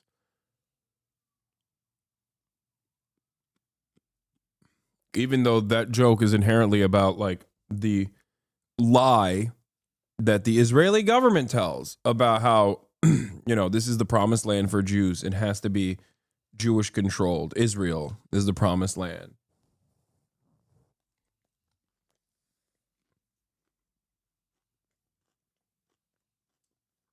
So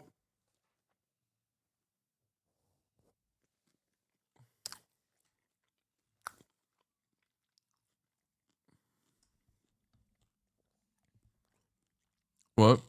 Just trying to understand. I promise I'm not trying to sound ignorant. So for this growing movement against Jews, because they're being labeled as baby killers, wouldn't that require the previously pro-Israel people to become anti-Israel, anti-Jew? No, not anti-Jew.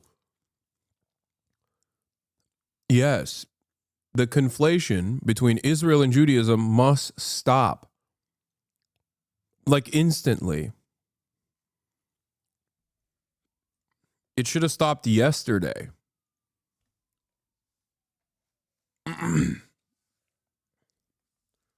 One, because it's false, and two, because it is creating a fuck ton of anti-Semitic tendencies.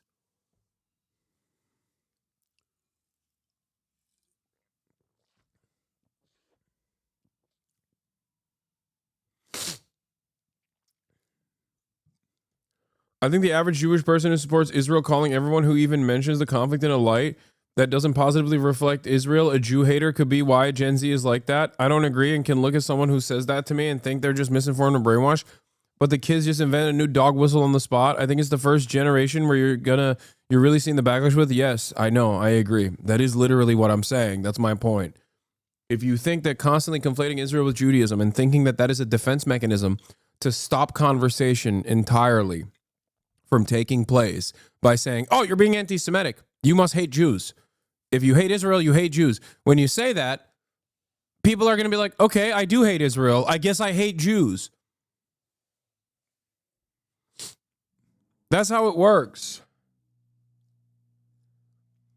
And in the short term, this kind of anti-Semitism actually benefits Israel's project anyway. Not dissimilar to the bombing campaigns that the Mossad did in Iraq. Blowing up synagogues in Iraq with the hopes of forcing the Jews in Iraq to escape to Israel. They did that shit because they wanted Jews to feel less safe in other countries so that they would have to go to Israel because Israel has to constantly grow. Israel must be a Jewish ethno-state.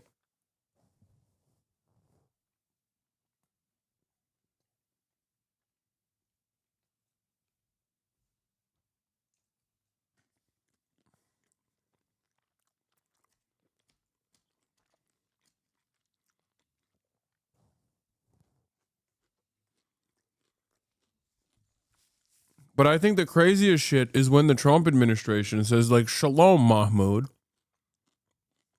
Like,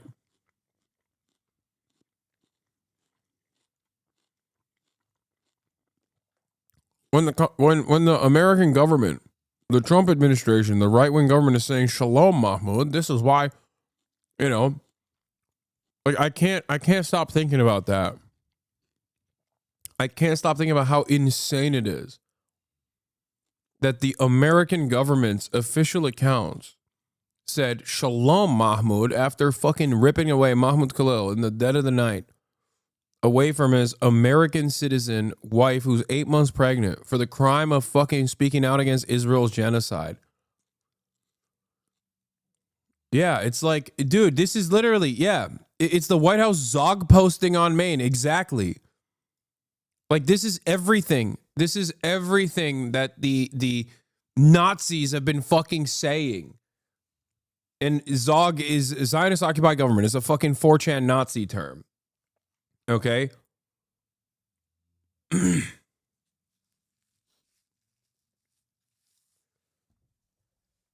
Like, this is the type of shit that David Duke would never have dreamed would be happening in broad daylight. You know what I mean? This is the type of shit that, like, Nicholas Fuentes and David Dukes of the world have been saying is going on. And the American government is, like, posting about it. I mean, yeah, it's way older than 4chan. Fair.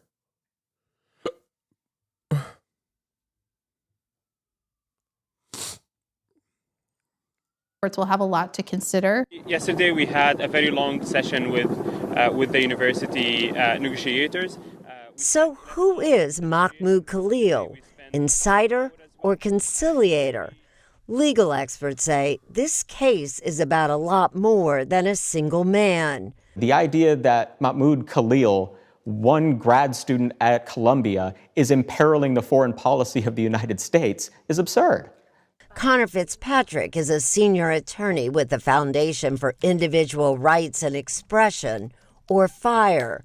He believes the true reason that Khalil and other students are being targeted is because of their polarizing viewpoints. Freedom of expression is hard. It requires listening to, tolerating, and even defending views that you or I might find completely repugnant, that make our blood boil. But the alternative is so much more dangerous. The students were violently attacked by public safety without any warnings. But Khalil is the face of campus protests. He's been accused of helping to create an environment of anti-Semitism. I think to a lot of Americans, why shouldn't he be deported? So the First Amendment and principles of free speech are designed to protect. I don't think this attitude is as popular as this fucking dumbass is presenting it as. Protect the unpopular speakers. There is no such thing as an un-American viewpoint in the eyes of the First Amendment.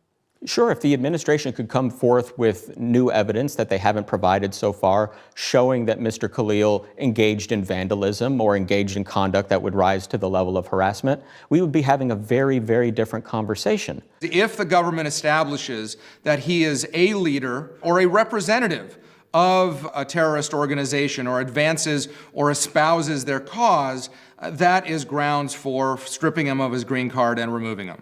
Ilya Shapiro is director of constitutional studies at the Manhattan Institute. Oh my God.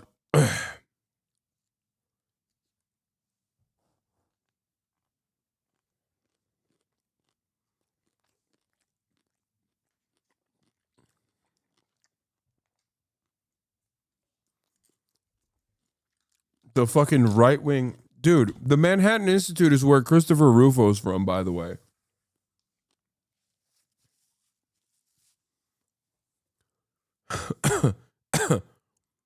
Jewish consultant wearing a fucking release the hostages pin at the neo-Nazi Manhattan Institute think tank saying, yeah, you should be deported if you fucking hurt the feelings of Israel is psychotic.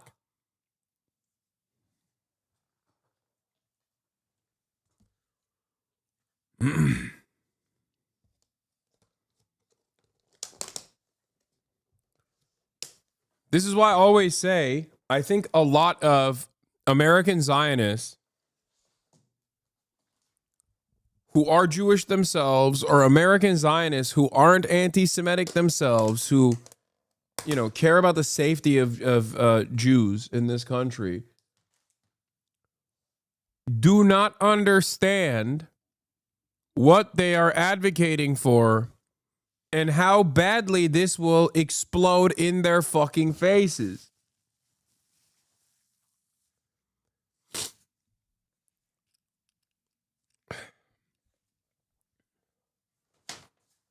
You are making some scary fucking allegiances, dude.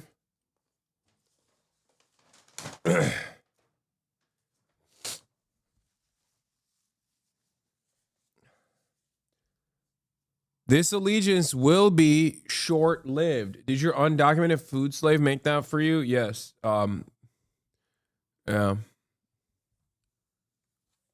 Exactly. That's what happened. He even put it in a container.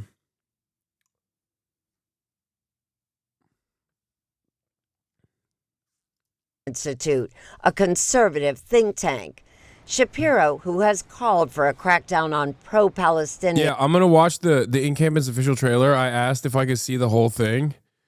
I can't watch the whole thing yet, but it's gonna be released, and I will be watching it. Also, I want to say my bad to Macklemore. I know I've made a lot of jokes about Macklemore, but honestly, he's fucking awesome. He's been funding a whole bunch of these documentaries and things like that. I mean, he's great. Macklemore is awesome. I'm sorry I said he was corny in the past. I'm here to right those wrongs, okay?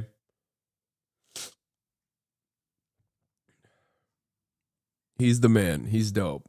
And protesters says this case is not about speech, but what he says are illegal actions. Nobody is being prosecuted for their speech. It's not that American citizens can speak freely, but non-citizens can't. That's not the issue. But with these immigration regulations, if you are a supporter of, if you're organizing together with others to conspiring to do certain things, those are actions. And it's those actions that put you askance of the immigration law. If he wasn't charged with those crimes at that time, and he hasn't been accused of them now, should he be deported simply because people think he did it? You don't have to be charged, let alone convicted of a crime, to be deported. Federal court and immigration judges will have the final word. While the case plays out in court, Khalil's attorneys have asked for bail. Noor Abdullah fears he'll miss the birth of their first child. Meanwhile, Erasmus. Like, that dude literally is also getting sent to a concentration camp. Like, I don't know why he thinks he's gonna be fine. Sure, maybe I'll be there before him, but he's going there too. I don't know why the fuck he's so comfy being like, nah, it's not gonna happen this time. This time it's different. The fascist government won't actually ever turn against the Jews eventually, who are a minuscule percentage of the fucking population. There would be never any material reason as to why the fascist government would do that, both historically and certainly now.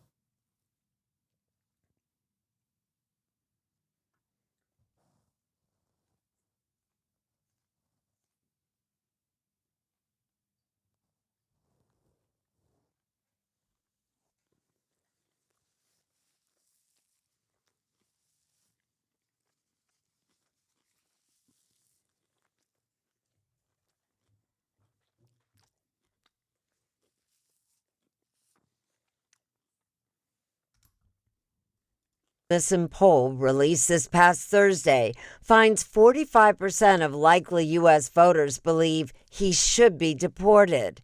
I know, I'm sorry. There. Okay. His wife, a U.S. citizen, has now taken on a role she never wanted, answering questions she feels are often unfair. Yes, they will put black and brown people first. They will put anti-Zionist Jews in there. But eventually they'll put all Jews in there. They'll be like, hey, they got a lot of money. We want it. We need to seize their assets. To the camps with you.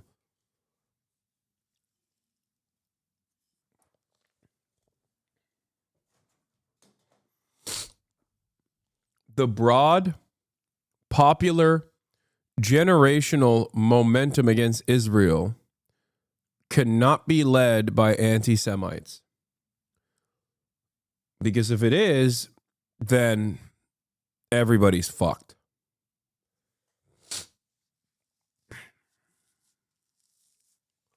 Is repression of Jews common in fascist nations, or was that a Hitler Nazi thing? Dog, repression of Jews is has more historical basis than nation states. Repression of Jews existed before fucking nations did. Angloids love repressing Jews and doing pogroms to Jews and blaming everything on the Jews. Is their favorite activity. It's the most European thing you can do. It's the most white supremacist thing you can do. It was a favorite pastime. It's kind of funny because in Kingdom Come, there's also a little bit of that as well, because there's the Jewish quarters in Kuttenberg. And the Jews that escaped, they are also in favor of King Wenceslas, because there was a pogrom that happened in Prague when the usurper king took over, and that they had to escape to Kuttenberg.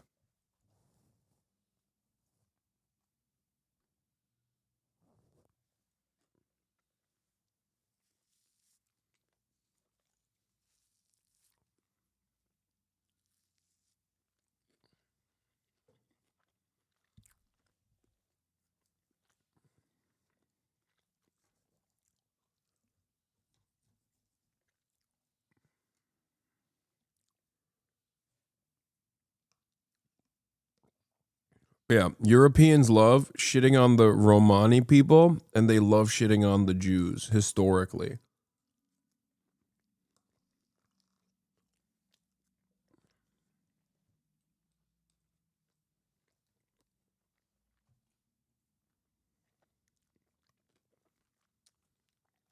Trying to change public perception.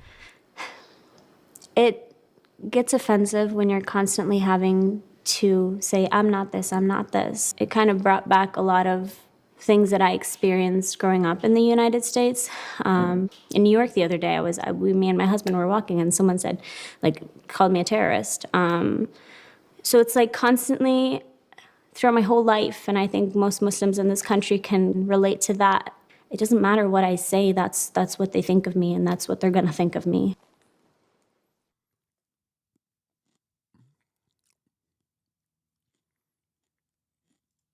All right.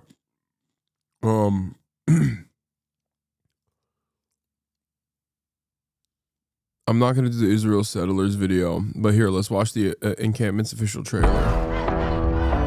And then we'll move to some more fun shit. We're here to discuss the little Gazas that have risen up on campuses across America. There is a movement to radicalize young people. Can you believe they are chanting about the intifada in New York City? I really believe they are brainwashed. Intifada. There was a very concerted effort by the media to portray things a certain way and refuse to discuss Gaza. Colombia is materially invested in the genocide in Gaza. We don't want our money to go towards Palestinian death. I was born and raised in a Palestinian refugee camp. The university was cracking down on Palestinian activism on campus. It's completely farcical to imply that in any way, Jewish people were being persecuted. I have never felt more proud to be Jewish than when I was pushing our university to divest from genocide. They would just criminalize anyone who would participate in a protest. That was the moment where students were like, we need to do something more. The people they won't leave is what is threatening about divesting and wanting peace. The university would say oh, you're overestimating your power. I remember telling them there are 60 universities setting up encampments across the United States. By the way, they use Marxism's footage from the encampments. They didn't ask me, but I guess we didn't have good enough footage. We got Yale holding it down right now on live. What you willing to risk? What you willing to give? What if you were in Gaza? What if those were your kids? In '68, the students at Columbia took over the campus, mainly in protest of the war in Vietnam. Columbia talks about how it was okay then, but not okay now.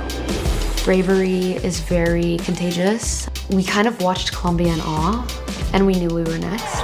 The only weapon they have is fear, and we call their bluff.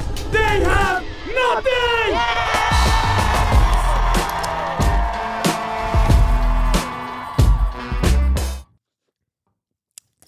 sick.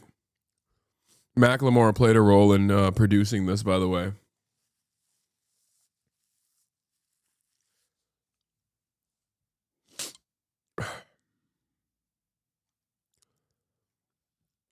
No, the song is no longer corny. It's actually sick. It's actually dope. Would you? We're going to Donald Harris in a second to talk about Taiwan and war with China. And then I'll do this too.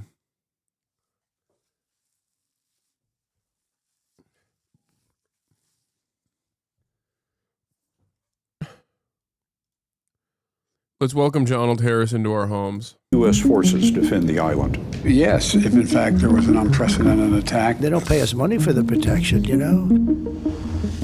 I'm standing on a giant map at CNA, getting ready to play a game about war. In Taiwan, a delicate peace looks a little more fragile.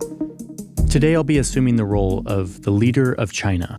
I am presumably the leader of the PRC right now. Yeah. Okay, amazing. And Sam, the creator of our channel Search Party, is playing the leader of the United States. I, China, have just invaded Taiwan, and I have troops there. It's been 90 days, and now Sam has to decide whether to respond and how. But wait, what's going on here? We're surrounded by experts in all kinds of fields having to do with war. And we're at an organization that does research and analysis for the US military.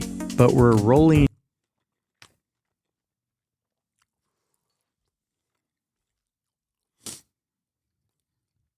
It's shocking how Donald was able to film this while nutting so hard. Like nutting harder than he's ever nutted.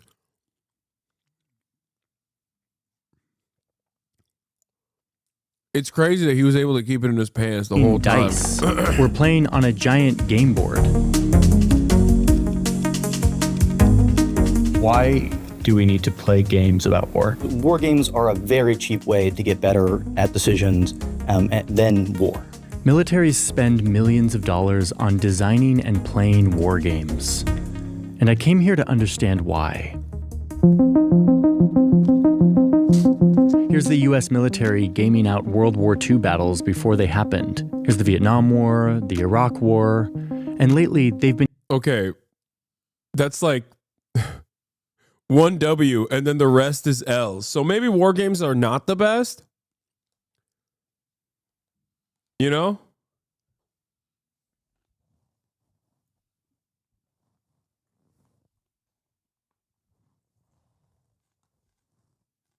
Been gaming out what might happen if China invades Taiwan.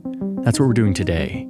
Now, this has always struck me as odd, that we play games for war. So I asked CNA if I could come do one for myself to see what I could learn. So let's see how this face-off goes, using this giant map. And in the process, we'll learn why militaries play games.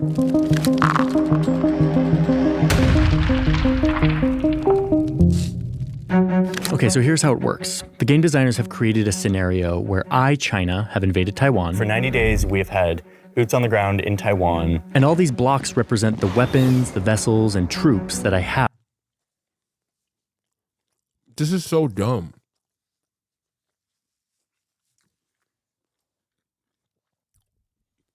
If China has already militarily occupied Taiwan for 90 days, what the fuck is the American government supposed to do? Nothing. Let them have it at that point then. It's so stupid.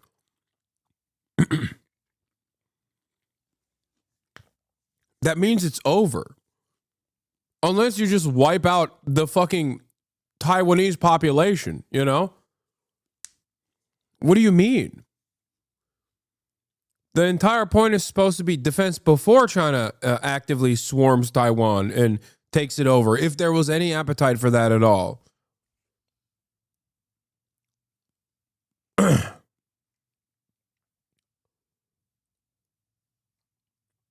Like, this doesn't make any sense.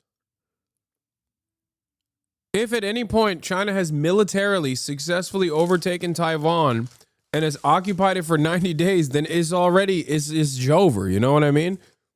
Like, shouldn't the real war games be before that happens?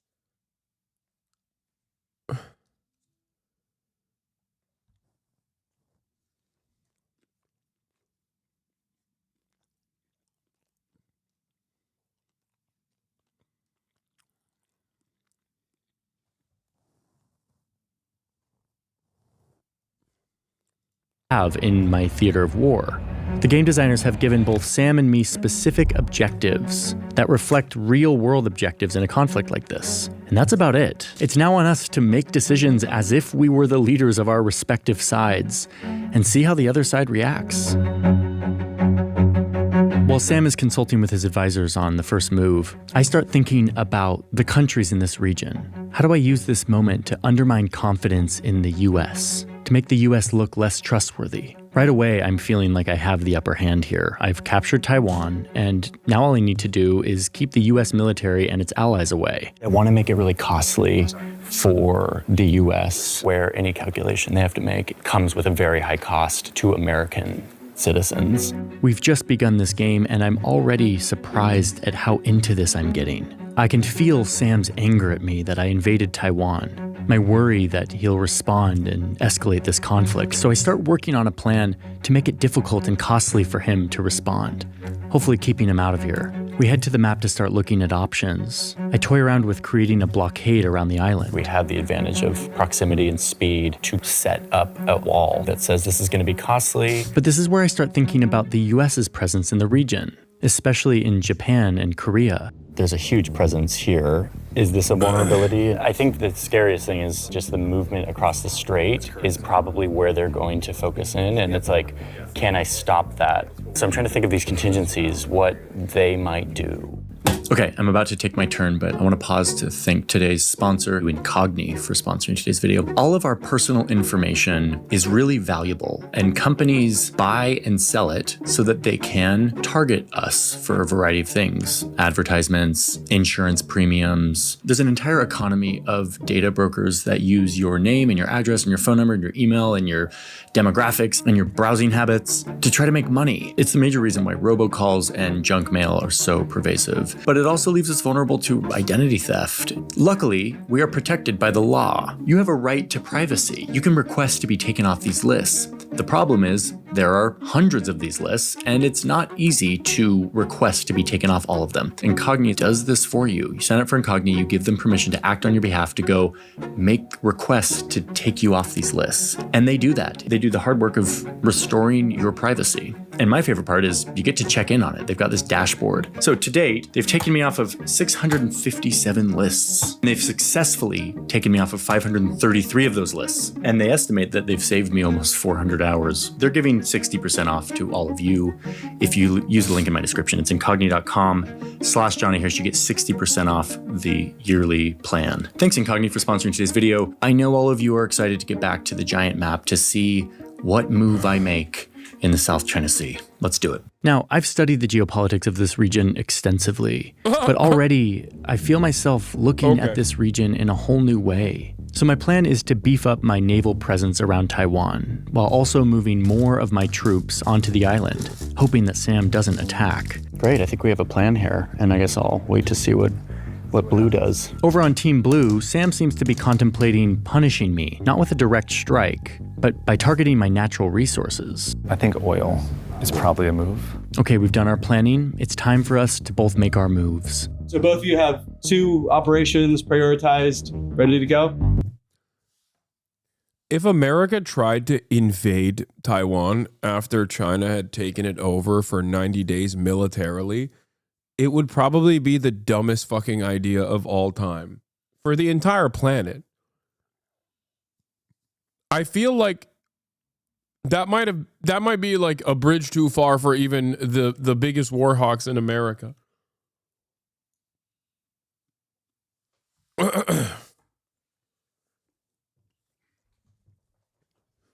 This isn't to say that like, oh, the Taiwanese people would welcome the Chinese as liberators or anything like that. That's not what I'm saying at all.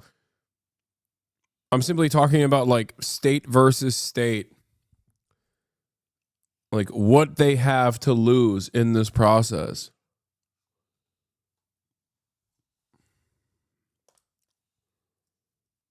I mean, look at Ukraine.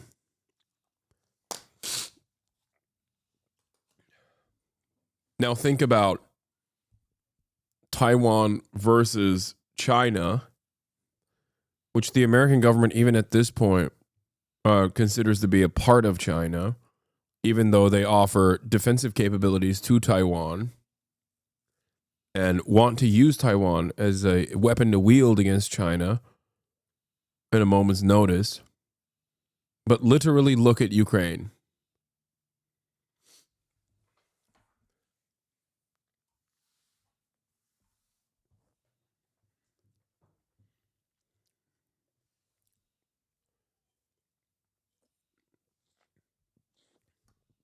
First of all,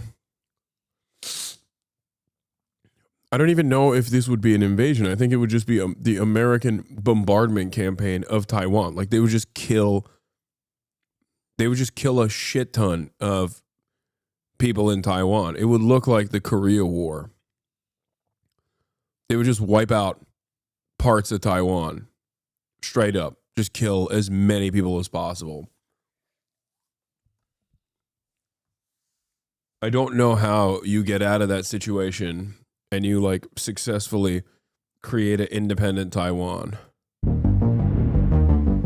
What we are interested in is consolidating our control over this island and signaling to the rest of the region and to anyone else who might want to get involved that we're really serious about defending.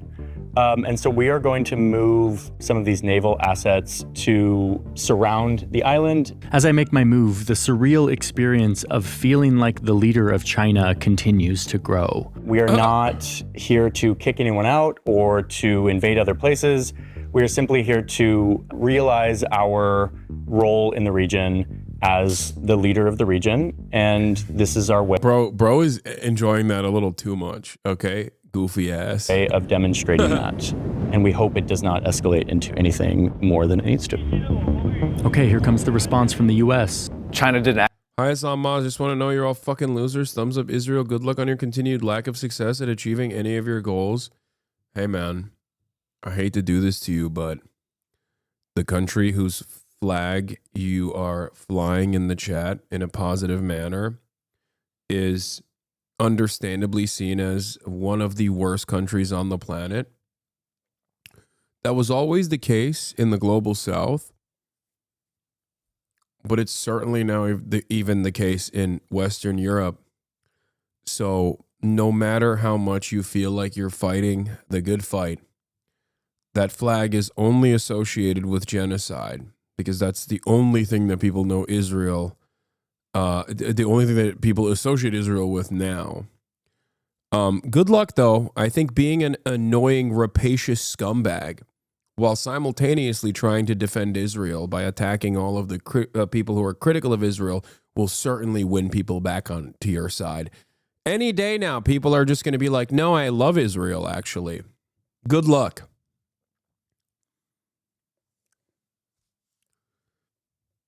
You little Nazi. Have fun with your little Nazi state that is a fucking pariah of the world now. You are accomplishing nothing. We are killing terror babies. Act of aggression. Bro, that's true. US aid is cut, and now Johnny's invading Taiwan. Oh my God. It took literally a week. He's showing US aid the way. Okay, he's like, listen, bitch, you don't keep that steady flow of US aid dollars coming my way, Voice of America style. I will fucking invade Taiwan. We are basically going to show them the ramifications of that. We would like to choke their natural resources from the Indian Ocean. The U.S. military begins stopping ships that are bringing oil to China. This is their punishment for my invasion of Taiwan. And this is when I realize that what matters here isn't just how I respond to this, but what narrative I tell the rest of the world that gets them on my side. Storytelling is so important in a war like this. There's no international legal basis for this behavior. The U.S. is a lawless, hypocritical state that bullies its... Facts. Oh my God, this is my favorite Donald Harris video so far. He's speaking facts. He is. U.S. is a lawless, terrorist nation. What the fuck is it doing in our territorial waters? Is a great way for Donald Harris to defend on the propaganda front. adversaries. What we're trying to do here is to show them that they've made an error and that... Yeah, this motherfucker is pissed that the USAID funding got cut, dude. we have multiple ways to punish them. I'm kind of riffing here, but soon I find my narrative and I start to hit it hard. We are messaging to the world that this kind of behavior of bullying our commercial ships and our energy resources is threatening the whole global economy. I decide to move some Navy ships over to this important choke point in the global economy near the Suez Canal, Djibouti, where China has a base, from which I can monitor the flow of goods and resources to my region. Yeah, there's some other critical allies in that region as well that could be helpful to Chinese interests, I think. Something to consider. Djibouti. We will move a ship over to Djibouti here. It's not intervening in any way. It's just here in case things get a little more real. I'm particularly interested in what do the countries... Yeah, bro became Yemeni in the second turn. Exactly. He's like, you know, we got our wonderful allies here in the Ansar Allah movement. We've given them hydrogen fuel capabilities. They now have drones that can go thousands of miles. Okay. We will be using those drones. We will be using the Ansar Allah drones. They will be stepping on the American and Israeli flags over and over again as they send drones.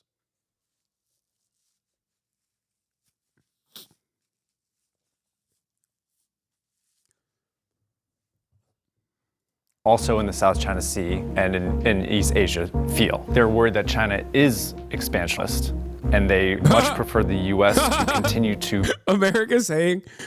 we worry that China is expansionist is so funny. Like, dude, why are you there? Like, why are you anywhere that's so far away from America on the other side of the planet in the ass cheek of China? And you're like, man, China is so expansionist. We have to counter them. Be the one policing free trade in this area, then have China suddenly play that role. We roll the dice to determine how other countries in the region are reacting to all of this. The tie means that we adopt the assumption that the neighboring countries are split. The game adjudicator, who's kind of the referee, helps move things along in a realistic way. There's an active debate in the Southeast Asia region over who is the right guarantor of their safety. No, there isn't. Most people in the region are perfectly willing to do cooperative security agreements with China in the South China Sea, with one notable exception, and that is Pinoy Gang. That's it. That's the one holdout. Pinoy Gang is the only holdout in the region.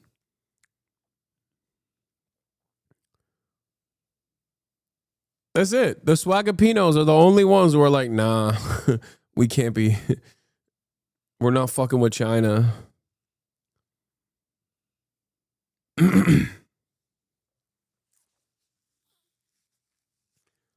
Same way the EU is willing to cooperate with Russia instead of the US. I mean, no, not in the same way at all.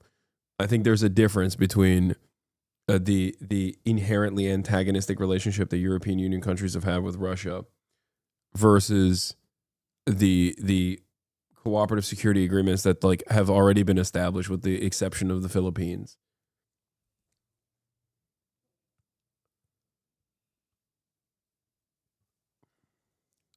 Tensions are rising here as we go back to our advisors to plot the next move.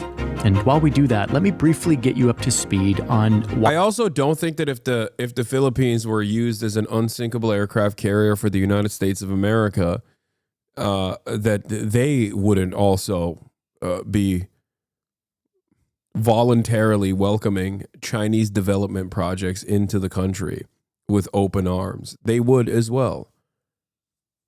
Why we're doing this in the first place. Turns out that playing games about war has been around for a while. As long as there has been war and solid maps, Bro, I don't care about the war games, man. History of war games is boring. Get back to how you're going to dominate the region, Military John. leaders have wanted to try to simulate how a war could play out before it happens. People have been playing games about war for thousands of years. Ferdinand Marcos was deposed in a revolution, and he fled to the United States. His assets were kept in U.S. banks, and he holds the Guinness World Record for biggest theft against the government. His son is singing America's tune to get the riches back. Bong bong. It's not about a game. It's about having an opportunity to think about things outside of actually having to do it. But it wasn't until the early 1800s that wargaming became more formalized, a serious tool for war training and planning. Real assumptions, real constraints, real game mechanics that mimicked at least some aspects of real war. These Prussian dudes are not playing Risk.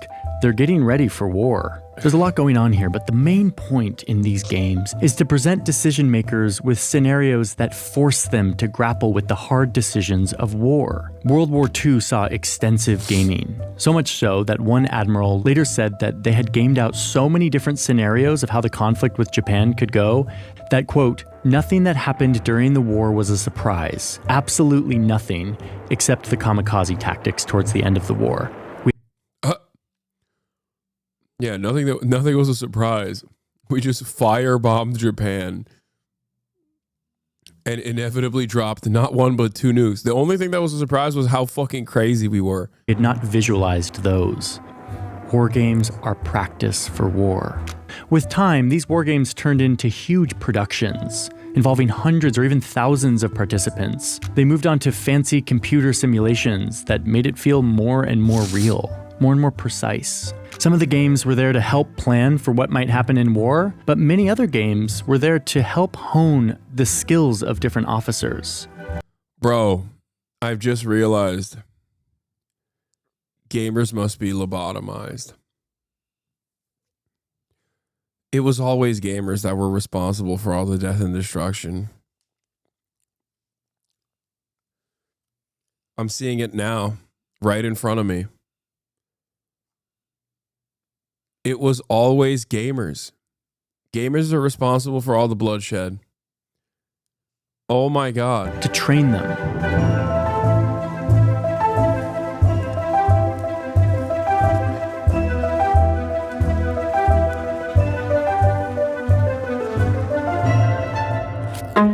Back on the giant map, the conflict is taking a new turn. Sam has sent a secret operation of American soldiers to covertly sabotage the bomber planes that I had sent to Djibouti. This will require a lot more maintenance and reduce their usefulness in the region. He's also moving a bunch of military assets into this region. I don't like it. We are stepping up our Navy military assets, but out of range of China's defenses. Rocket forces? Yes. So, we have total control of Taiwan. We've built this big naval blockade around the island. They are sabotaging our natural resources coming from the Middle East. And we, China, are using this as a way to amplify to the world that the US is a lawless bully who is sabotaging us when we're just doing what we're entitled to do. So it's looking pretty good for the PRC today and not looking great for the US. I'm still feeling really good about all of this. That is, until Sam makes his next move. Looks like the US is going to escalate here by taking some of their ships through the Taiwan Strait. Floating through the Taiwan Strait to assert that this is international water, they have the right to do this. Gonna come through the strait and show us that they're really serious about defending Taiwan. This is a very risky escalatory move. Sam's naval ships will be accompanied by Japanese and Filipino ships, a show of solidarity with regional allies. Take him out. Take him out, Jonald. Show him what's what. This is not good. I go from feeling great to worried on how I'm going to respond. We can't let them do this because it completely shatters our whole narrative and our messaging. Dongfeng missiles out the wazoo. Dongfeng missiles into oblivion. This FUN operation is coming from Japan. It is escorting humanitarian aid to Taiwan. It's been 120 days. They're starving. It's humanitarian. Wait, what? Why would that? Wait. Why would they? No, that's funny. I mean, I like it. He's saying like, China is starving out Taiwan. Why would they do that?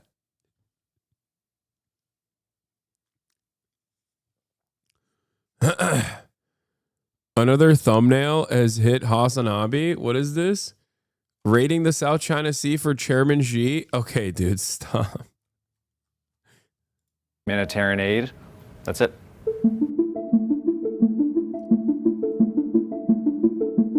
I think we have to draw the red line and say, if you don't turn back, we are going to sink something. We're not bluffing, and I want to show that. If your humanitarian ship is coming escorted by military vessels, that will be an aggressive move that we will respond to. We don't recognize your zone around Taiwan, so we are doing that anyway. We continue our same message that anyone coming into this water for any reason with military vessels is considered with hostile intent and will be treated as such. Yeah, stop being a pussy. Start bombing.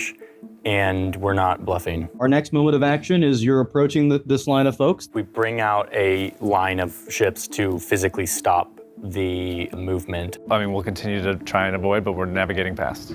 Okay. I'm sure there's somebody on a Chinese vessel that's got a very good video of a maritime militia ship getting rammed to stern. This is a hostile act and very aggressive, and we are making plans to respond. And we ask you to turn around immediately, or you will face the consequences of this invasive act that we have very clearly signaled to you is not okay. Sam is trying to call my bluff, and I really don't want it to work. I can't let this happen. I have to respond, or else all my threats will lose their credibility. And if you can't tell, I'm now fully immersed in being the leader of China. This is so stupid. We have tried to avoid this very moment, but you have given us no choice. So, I decide to use a series of missiles to target one of the Filipino ships. Oh no. Fucking Pinoy gang. Of course, they're the ones that get cooked. We are firing at a junior coalition partner, always the first to go. One vessel attempting to sink it as a way to demonstrate our earnestness. So one way or another, we overwhelm your defenses and we get some missiles through. We sink the Filipino ship. Because of the chaotic nature of kinetic war, we roll some dice to establish whether or not, in this scuffle, one of these ships fires back and shoots down one of my aircraft. And it turns out they do. So U.S. takes down one of our jets. A Filipino ship has been sunk or is sinking. The U.S. SAG has fired back. There's a big flaming ship that is clearly in the process of sinking in the middle of the strait. Lots of cameras going onto the national newscasts showing these sinking ships. A shooting war has begun. What happens next? By the way, these are both nuclear armed nations, which I feel like we're just not talking about. These are both nuclear armed nations that also have, not only do they have nukes, but also are directly tied to one another with trade. Trade that, if stopped, would certainly cripple America.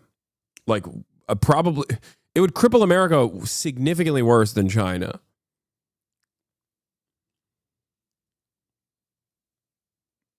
So I don't know how, like, this is entirely established on a faulty premise.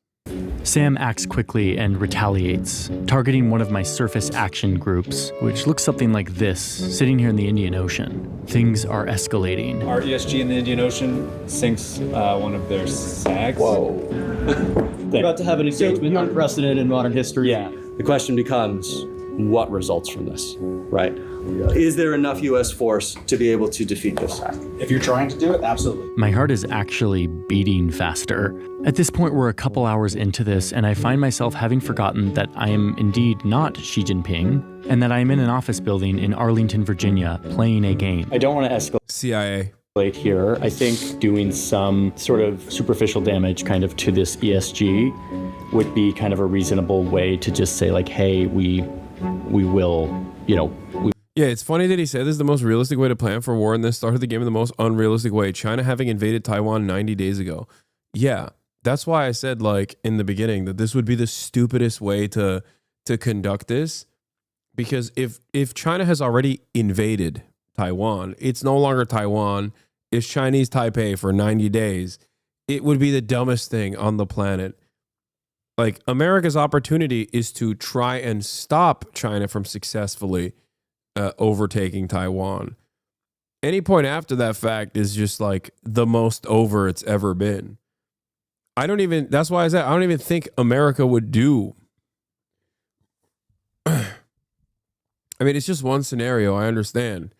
But it's like the worst one for America. And I'm sure that because it's a John Old Harris video, America's going to end up winning most likely. But we will be here if you attack us. And this is where I really start to understand the value of all of this. This kind of role-playing against a real human opponent in a real-world scenario forces you into a totally different mental experience than reading about it, learning about it, watching movies about it. Totally different, which is the whole point. And what I've shown you here is actually just the highlights of what was nearly a full... After 90 days, there's nothing left of the Taiwanese government. They're all re-educated now. No, it's not even that. There are enough people in Taiwanese leadership that would, one, instantly fucking wave the flag, wave the PRC flag. And then those would be the leaders that China says are now the leaders in fucking, those are the regional leaders of Chinese Taipei. Yeah, they would probably like KMT. I don't think that they would be. I don't think there would be any need for re-education. Day of playing out this. The KMT wouldn't surrender. I don't think they wouldn't. I don't think they would surrender. I think they would be. I think they would be the unification party and they'd be like, yeah, we're unifying with the mainland. Scenario. We went into way more detail on every one of these moves, forcing us to think about details and calculations which really couldn't have come in any other way. There's so much learning that takes place on both sides. The red team player. The current KMT party, the modern day KMT party right now is the pro-unification party in Taiwan. There are a lot of studies conducted on the Taiwanese attitude towards reunification. And the number one overwhelming majority obviously wants independence. But if independence is like, the overwhelming majority across the board want the current system to exist in the way that it does without rocking the boat. Okay? That's the overwhelming attitude. There's also obviously full independence as I would say, the most popular position. Virtually everyone in Taiwan wants to maintain the status quo. But if that's not the option, if the status quo is broken, okay, then yes, they want independence. The majority want independence. The KMT party's position is the status quo party position, or status quo position.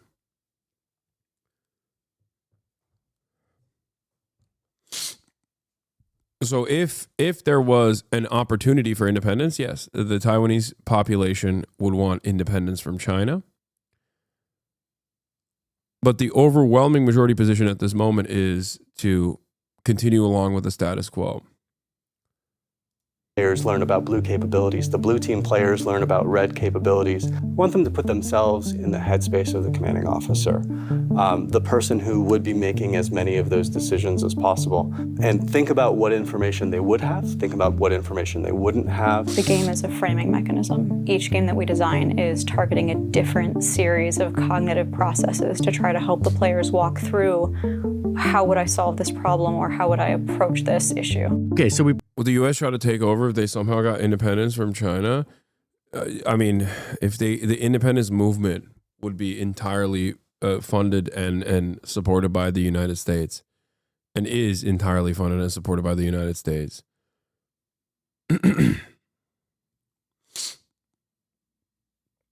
Can you go into more detail of why U.S. intervention after 90 days would be stupid? Yeah, because the most opportune moment for intervention would be before a full-blown invasion. If a full-blown invasion started and it was successful and it was for 90 full days, then the only way to liberate Taiwan would be to kill Taiwanese people. Given Taiwan's proximity to mainland China, and also given the way that Taiwan sits as an island, it would be insane to do boots on the ground. I don't think they would do that. I think they would just fucking straight up try to fund insurgency groups to the best of their ability, because they already have pre-existing relations, obviously.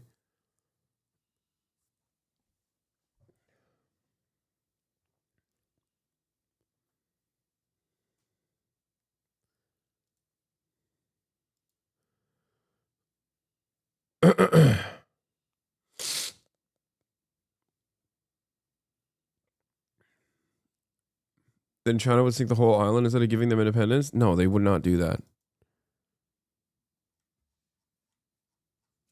I don't think they would do that.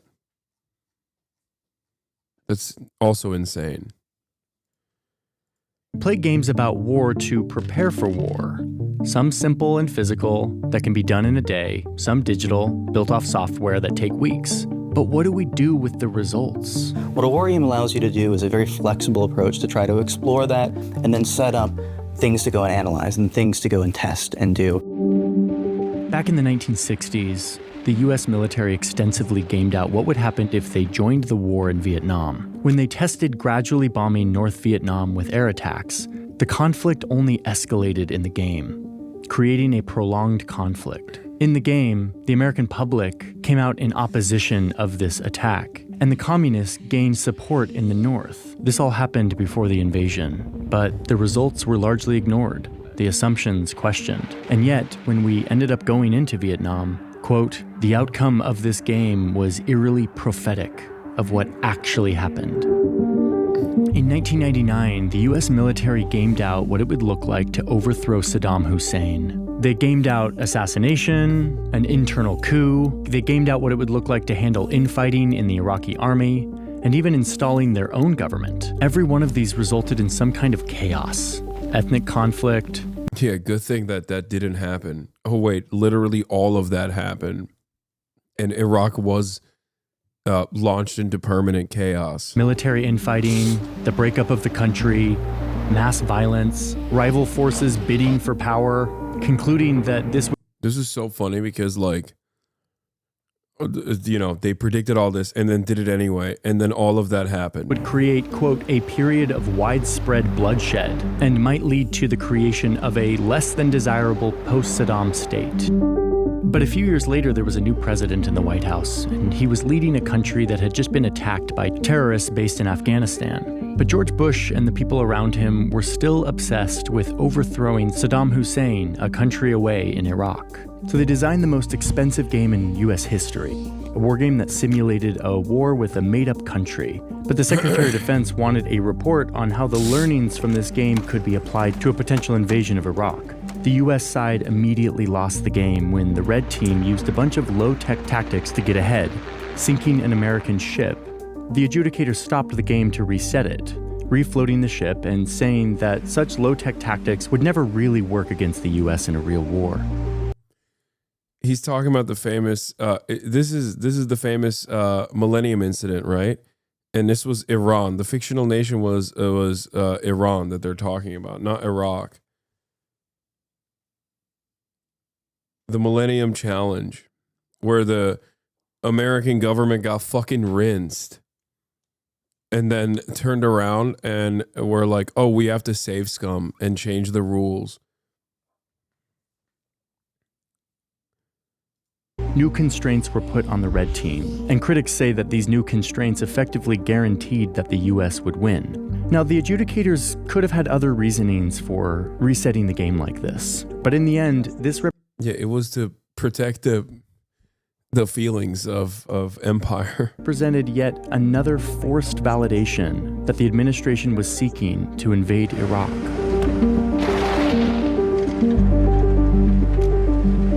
So war games can be very informative if those designing and playing those games are committed to learning from the game and not trying to get the outcome that they want. Something John Kirby emphasized to me a while back when we were... I don't know why he said this was about Iraq. This was... What the fuck? He interviewed John Kirby? Bro!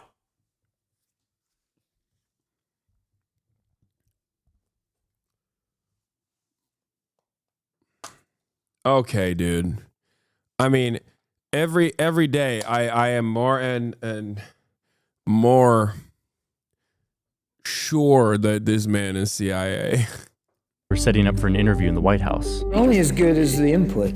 Yeah. And the honest way in which you execute them. Back here on the game board, things continue to escalate, but we're out of time for today. Spending the day playing Xi Jinping taught me a lot. A unique form of learning that helped me understand the geopolitics of the Pacific in a new way. So I'm walking away from this with a much deeper understanding of why militaries put so much effort into making these games. I just got a little taste of it. Me and Sam are by no means good at this, but I can see how this serves as practice, as a way of testing assumptions, thinking in new ways, something that is so important for something that is so high stakes.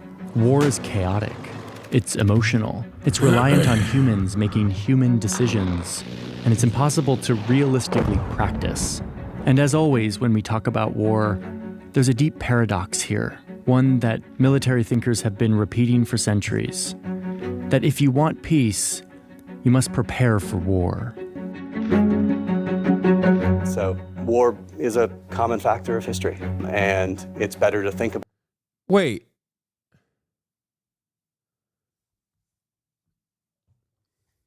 That's it? So he... Wait, I'm sorry.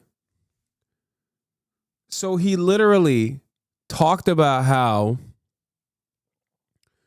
the U.S. war games and the Millennium Incident and the Millennium Challenge ended up with America losing, and therefore they fucking changed the dynamic and cheated. They save scummed to ensure a victory. And then we don't even watch the rest of the video of like what happens when China and America duke it out. Dog, you're really not going to show us?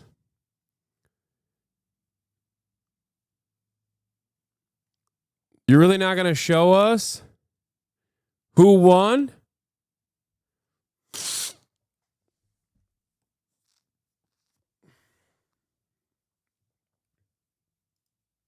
In 2002, a Marine general led a fictional version of Iran in a war game against the United States and won. The U.S. military tapped What is this? We Are the Mighty? I don't know what this is. Lieutenant General Paul Van Riper to lead the Red opposing forces in the most expensive military exercise in history. He was put in command of an inferior Middle Eastern-inspired military, and his mission was to go against the full might of the American armed forces. In the first 2 days, he sank an entire carrier battle group. The exercise was called Millennium Challenge 2002. It was designed by the Joint Forces Command over the course of 2 years, and it had 13,500 participants, numerous live and simulated training sites, and was supposed to pit an Iran-like Middle Eastern country against the US military, which would be fielding advanced technology it didn't even plan to implement until 5 years later. The war game would begin with a forced entry exercise that included the 82nd Airborne and the 1st Marine Division. When the Blue Forces issued a surrender ultimatum, Van Riper, commanding the Red Forces, turned them down. Since the Bush doctrine of the period included preemptive strikes against perceived enemies, Van Riper knew the Blue Forces would be coming for him, and they did.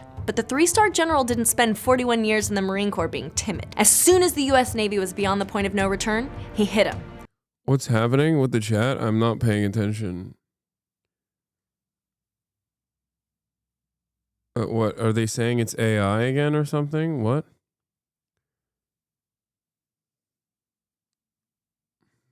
They're being misogynistic? Oh.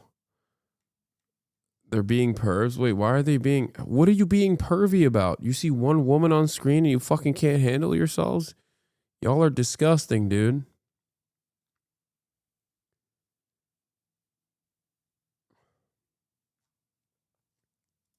And he hit him hard. Missiles from land-based units, civilian boats, and... Says you? Wait, what? Says me? You are too? Wait, what? What did I say? I didn't say anything. The fuck?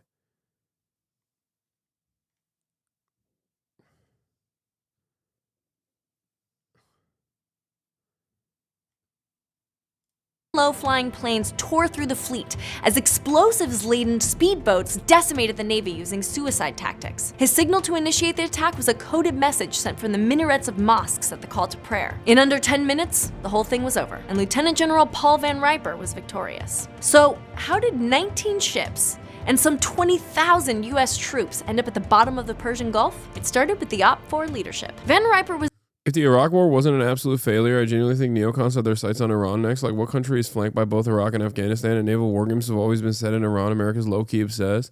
Yes. That is the dream. That's not even a secret. That is the wet dream of neocons.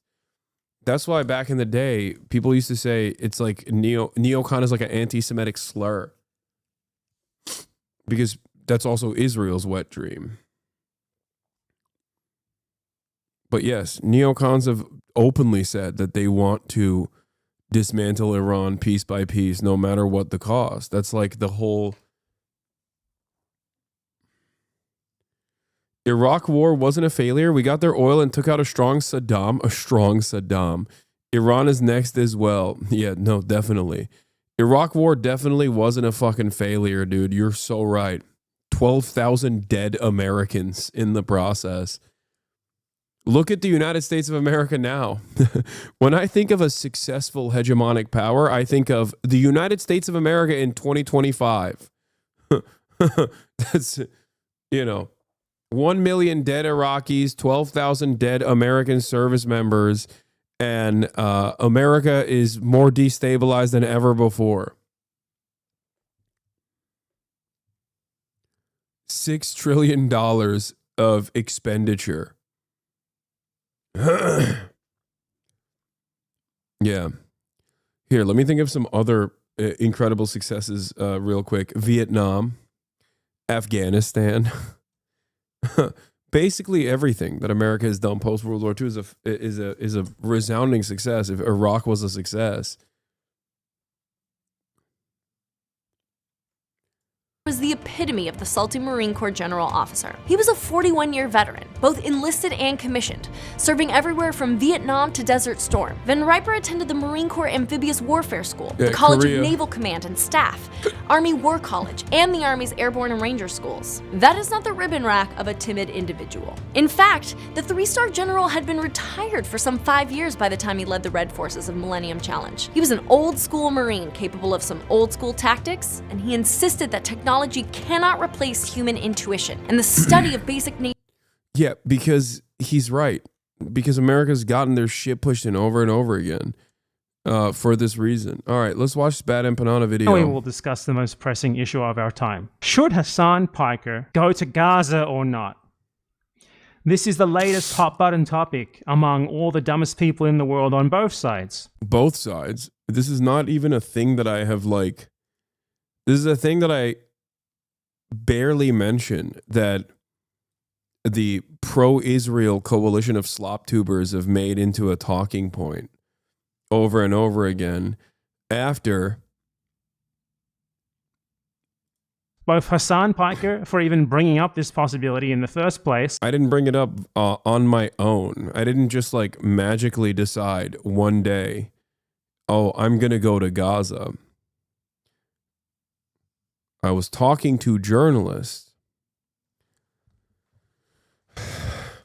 that are in Gaza and journalists that work with Al Jazeera about potentially going to Gaza. It was more so an invitation. And I said that the only way that I could make it up, the only way that I could do this is if I could get assurances in terms of security. There's a reason why no Western journalists have also gotten into Gaza. I assume he means, why bring it up on stream? I'm not saying he's right. No, I know that that's what he's saying.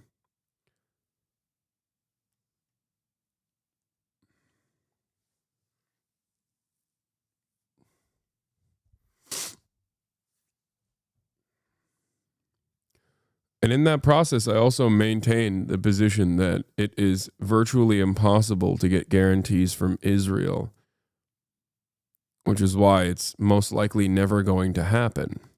And all the morons who were like, oh, why did he change his mind? Why won't he go to Gaza now? So this all begins with Hasan Piker a couple of weeks ago bringing up this abominably stupid, incredibly naive and childish idea for reasons that I'm going to explain to you in a minute on whatever this is, like a dude bro gym tan laundry podcast. Dude, I might actually take Marsh with me to Gaza. I don't know who Marsh is. Oh, Gaza? Yeah. Marsh, you can say no. I already asked him. He said yes. I'm not going to Gaza. I was not asking you to go to Gaza. Well, I don't like that I'm not invited now. I do kind of have a little bit of FOMO, Cutie and I. This is such a fucking weird interaction. What the hell? Are both? We want to go to Gaza. Why did you say it like it was a designer brand? Yeah, well, you know, I'm working on it right now, but this is like fucking talking about going to Auschwitz the way they're talking about it, man. Come on. Who knows what'll happen? Is it dangerous? Yeah. Yes.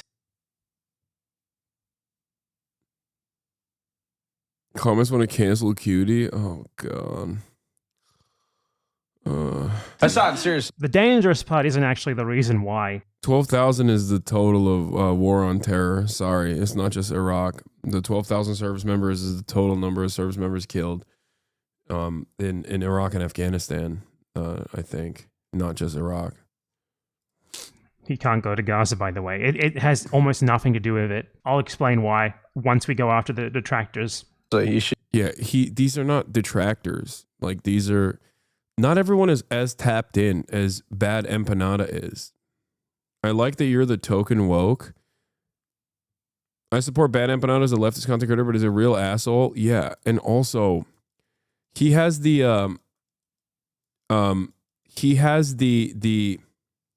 it's not purity politics. He's just he has the same attitude that a lot of like old school leftists have, where it's just like so fucking hardline. The expectation is like everyone else is supposed to be as knowledgeable as him. Like no charity whatsoever to people, instantly dismissive. We just have a difference in opinion on how to change people's minds. Okay? That's it. And I'm not even talking about my fucking podcast co-host here. Like and there's a place for people like Bad Empanada. Like he plays a very important role as a provocateur, who I believe has like somewhat of a dogmatic approach to these sorts of things, and it's understandable. Yeah, but he is the guy who doesn't listen to me when I say be normal. When I tell you guys be normal, know your audience. You are literally misinterpreting what is being said in this video. You are doing the same thing. No, I'm just fucking defending my podcast co-host that he's like ripping into. Like, this is not a political podcast. These are not political people. They're not equipped to having this conversation in a serious matter. And his criticism is as though like these are people who are like fucking I don't know, liberal Zionists or some shit. Like they're just oblivious. And if someone is oblivious, but they also pro-Palestine in general, they are all pro-Palestine. But if someone is overall not spending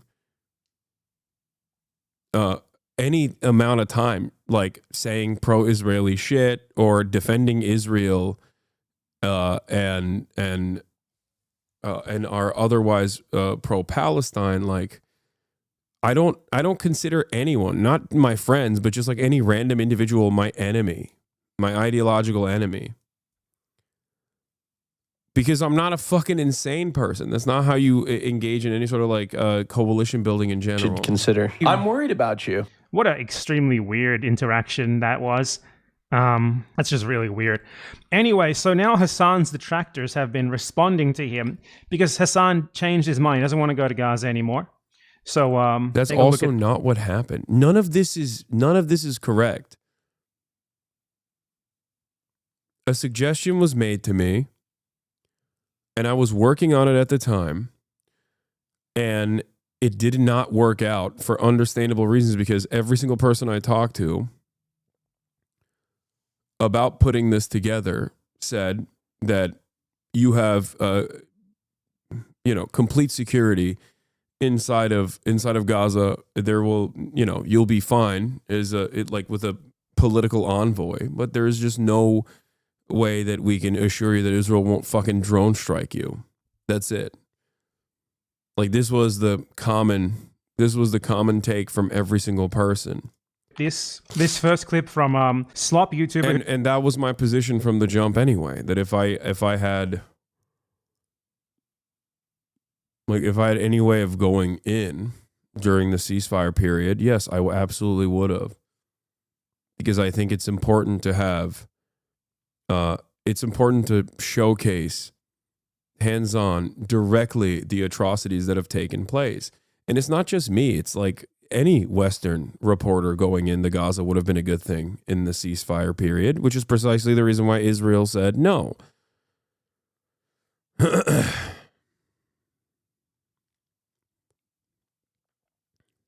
who no one knows why this guy's famous. Like, he makes videos where he plays video games and rants incoherently about saluting the troops and shit. Like, I have no fucking clue who this guy is, what he's famous for. Just another example of the like randomness of getting big on YouTube. All right, they're above the whole drama side of the internet because I guess they're covering like politics. I've never actually seen any form of political action. I've never seen any canvassing done by this guy.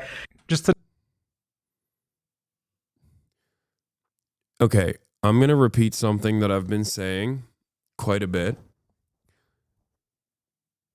You are not a baby, Mudahar.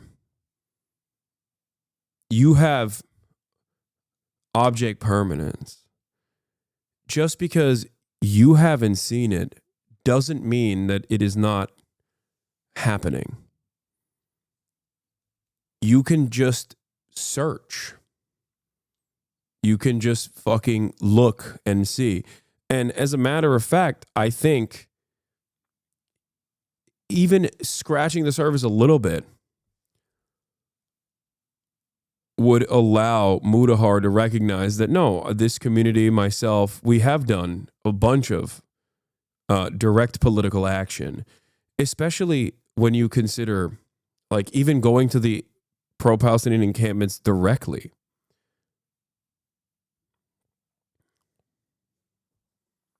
Canvassing is not the only political action that I have engaged in, even though I have done that as well, for Bernie Sanders, of course.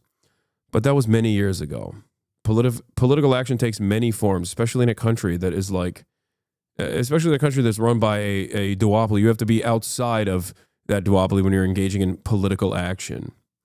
Whether it be fundraisers, whether it be awareness campaigns, which I do virtually every single day, interviewing politicians, interviewing organizers, interviewing labor activists, interviewing labor leaders, the fucking chairman of the FDC. Like, what are we? It always feels weird when I'm defending myself, interviewing wildfire firefighters that are incarcerated, working with a local organizer in doing direct mutual aid in Skid Row, while also simultaneously talking to people that ahead of time gave consent and wanted to be on camera to humanize homeless people. All of these things are, maybe you don't agree with my position on any of this, but those are all political actions. Now, a lot of this stuff is also, fundraising for Amazon Labor Union, fundraising for, immigrant charities, interviewing politicians alongside political action groups that defend undocumented migrants, going to Japan, interviewing the Japanese Communist Party leadership. I don't know. There's so much. It's so fucking stupid. Interviewing direct genocide survivors like Motaza Zaiza in my home. Or interviewing the now Oscar award-winning documentarians from the West Bank, also at my home. These are all moments of political activation and activism.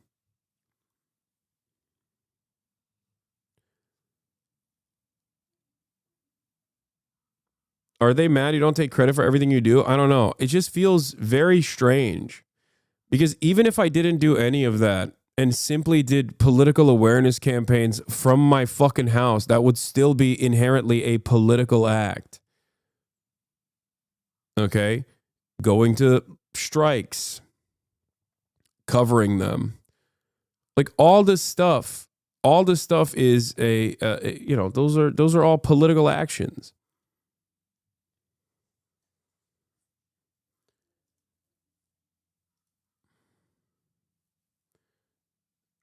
When did you canvass your community? I did it for Bernie Sanders, but I don't know why. Where is he lying, though? Why haven't you called your community? Are you a fucking baby? Did you just not hear any of the words that came out of my mouth? I never saw you at UCLA. You're joking, right? Why lie? Lamau, Hasan, you didn't do any of that. Why lie? I never saw you at UCLA. Oh, this is so sad. I know you're joking, chatter, but there are people who unironically think this. Also, yeah, thank you for the bait. That was really good. Also, just Google it, okay? And as far as canvassing goes, that is not the fucking end-all be-all of political activism. What the fuck are you talking about? I was literally at the DNC. What do you mean? When did you canvass? I did not canvass for Kamala Harris. Yes, I didn't. The fuck are you talking about? What is this expectation that the only... So Mudahar did not lie? No, you fucking baboon. Mudahar did lie by saying you've never engaged in any political action. You've never canvassed, which is already a lie. As I told you, I did canvass. I did not canvass for Kamala Harris. That does not mean that I didn't do any sort of political action. Why is your definition of political action simply canvassing for a fucking candidate that was dog shit?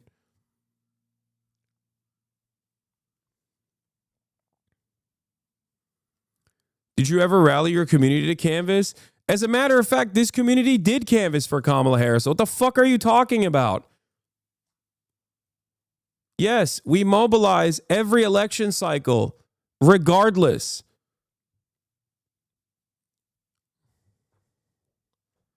Yes. I also literally went to the DNC, interviewed Democratic Party politicians. What are you talking about? Interviewed the uncommitted protesters. You are just simply, telling the people to vote. Oh my God, doesn't count. Man, shut the fuck up. Shut up, please. You don't have a point here. You are unable to comprehend that political action is not simply just fucking door knocking for Kamala Harris. Okay? If that is your narrow definition of political action, then you're a fucking baboon.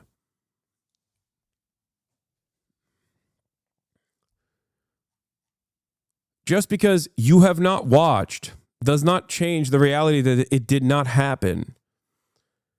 Oh my God.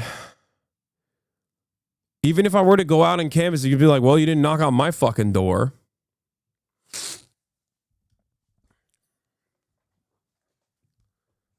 Bro's like, you didn't do any fucking political canvassing. I literally lent support to fucking Greg Kazar, who is now the head of the Progressive Caucus. What are you talking about? That is also canvassing, you dumb fuck.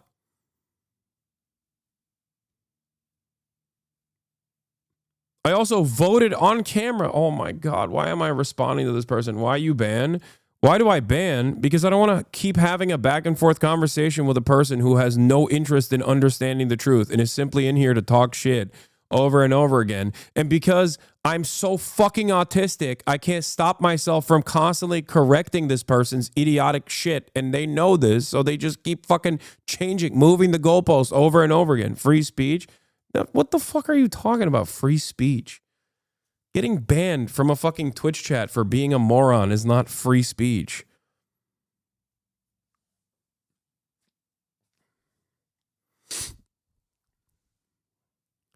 Arresting someone in the dead of the night for not a crime that they've committed, but instead for their political advocacy is actually a violation of free speech. To know, I don't exactly understand how exactly canvassing for like a Democratic Party candidate would possibly ever be more effective politically than speaking to like hundreds of thousands of people about politics. Like you go to some fucking grandma's door and try to tell her not to vote for Trump. How is that possibly a better use of your time as someone with a platform that gets to hundreds of thousands of people than just talking to those hundreds of thousands of people? What a fucking dumb thing to say. You know, I'll actually go as far as to say it like this. I will. Also, it was a lie. Like he literally said, I've never seen this guy ever do any political action, which I corrected, and that dumb fuck was still like, well, you didn't canvass, so where did he lie? Like politics. I did canvass, just not for Kamala Harris. I'm not going to fucking canvass for a person who is not. There is no way that I can get people to vote for Kamala Harris by outflanking or outright lying about her positions. The fuck do you mean? She had horrible positions, and she fucking lost for that reason. Never actually seen any form of political action. I've never seen any canvas. Yeah, see, I've never seen any form of political action. That is an objectively untrue statement. This is precisely the reason why I explained a number of different things that I've done in terms of political action. It's just shit that you don't care about. It's not like you weren't open to the idea either. You literally said she would sign an arms embargo into law. You would buy a bus and door knock across the country. I know, but that doesn't matter. Canvassing done by this guy. Just to know, I don't exactly understand how exactly canvassing for like a Democratic Party and try to tell her not to vote for Trump. How is that possibly a better use of your time as someone with a platform that gets to hundreds of thousands of people than just talking to those hundreds of thousands of people? What a fucking dumb thing to say. You know, that also is true. And I did tell my platform of hundreds of thousands of people to not vote for Donald Trump. Actually go as far as to say it like this. I will, on my own dime, pay for both of. How about this? At my own dime and my own expense, and like, you know, I'll give up my days of work and making serious money. I will fly both of us down. Like you wouldn't make. Damn, dude. Yeah, money was the object here in terms of going into Gaza and not the fucking genocidal apartheid regime. This in and of itself, either deliberately, for the record, is another form of fucking Holocaust denial, genocide denial, where you are so stupid that you unintentionally are making it seem as though it's fucking somewhere that you can just go to and that money is the actual object here. That's not the problem, you fucking superficial moron. The fuck? You think I don't have money? What are you, stupid? I thought that everybody knew I was like the fake socialist because I'm so fucking rich. I'm so caked up. I thought that was the other side of this equation.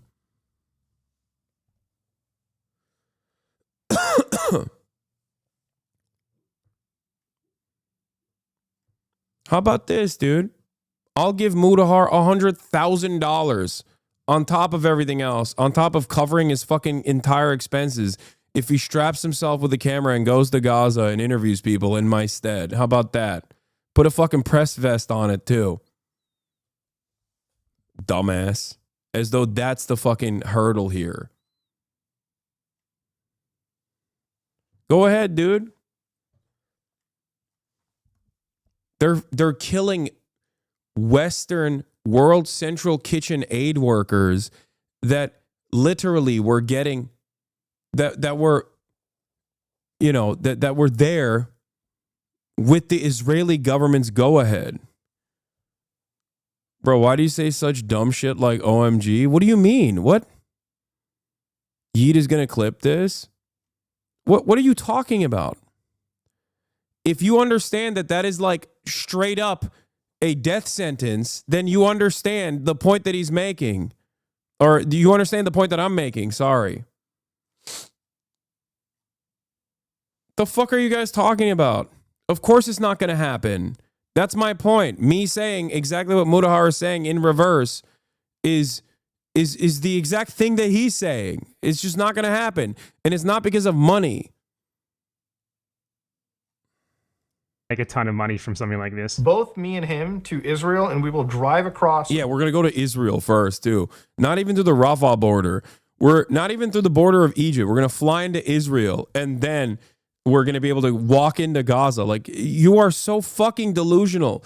You should be fearful to talk about politics if you're this stupid about politics. Yeah, we're just going to drive in. We're just going to drive into the fucking concentration camp, dude. Israel's totally going to let us do that.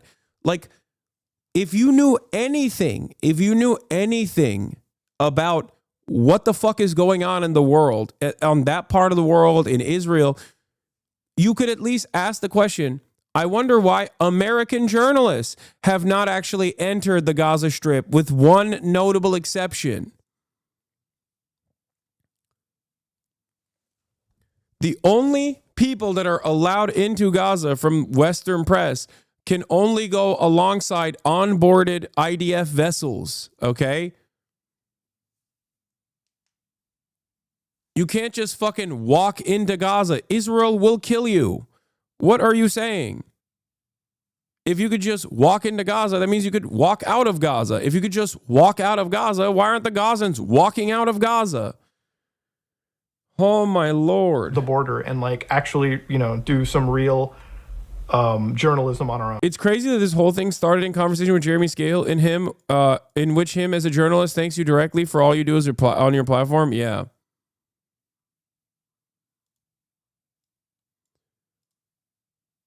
I will pay for all of it myself, okay? I will do it on my dime. I will get them there, and that's it. Simple as that. That's my offer that I put up there, okay? So this is genuinely just insane, just on the face of it. We're going to get to like other reasons in a second. So the first reason is that Hasan Parker would never be allowed into Israel. Not just into Gaza. He would never be allowed into. Yeah, he's 100% right on this as well.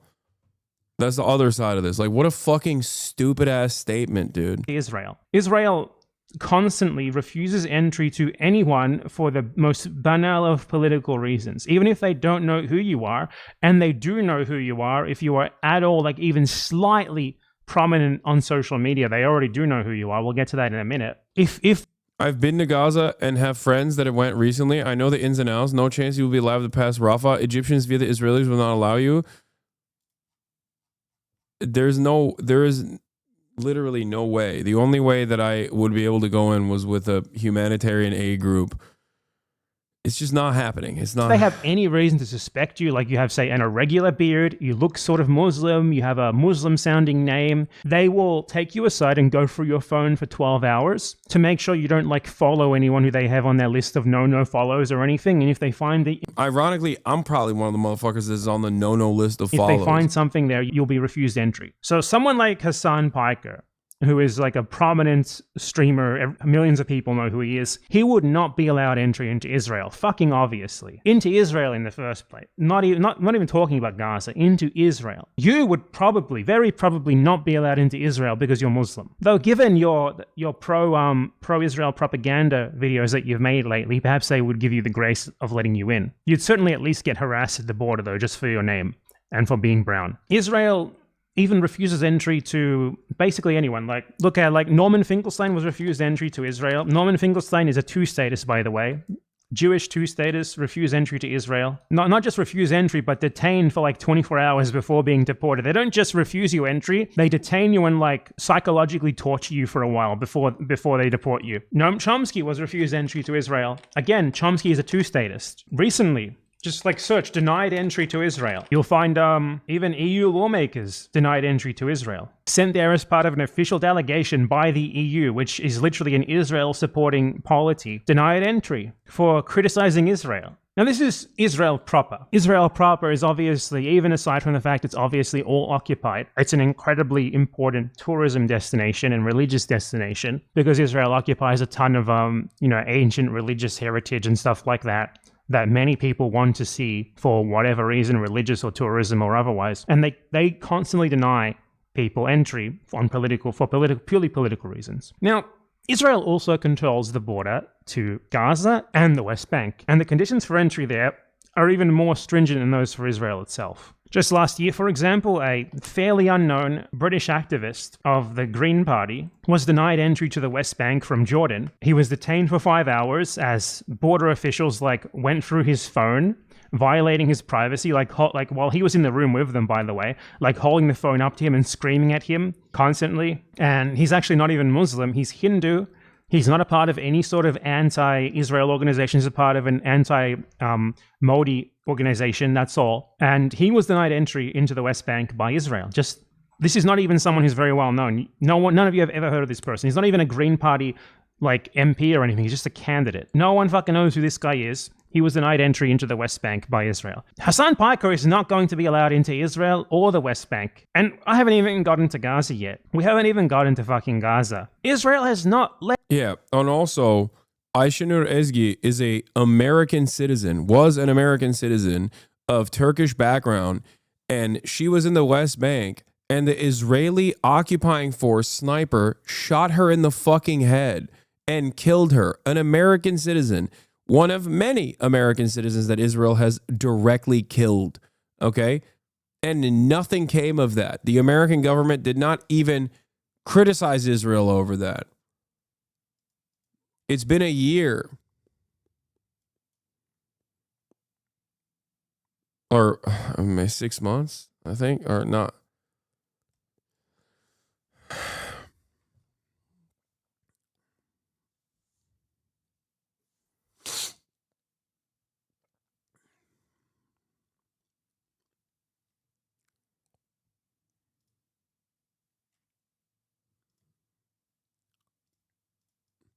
I hate that other people's stupidity on this stuff becomes my problem. I hate that so much. I fucking hate that so much. Like, Mudahar is a fucking moron. You know what I mean? I'm sorry. He might be very smart about Linux and other shit. But when it comes to politics, he is a fucking moron, an imbecile, okay? He does not have any understanding of Israel or Palestine or anything.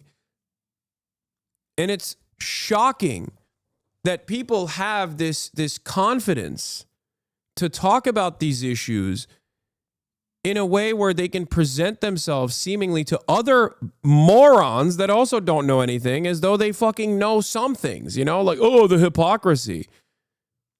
If you knew a fraction of what Israel does to social media influencers, not even just fucking straight up journalists, okay? You would know that you know that there are very serious setbacks here.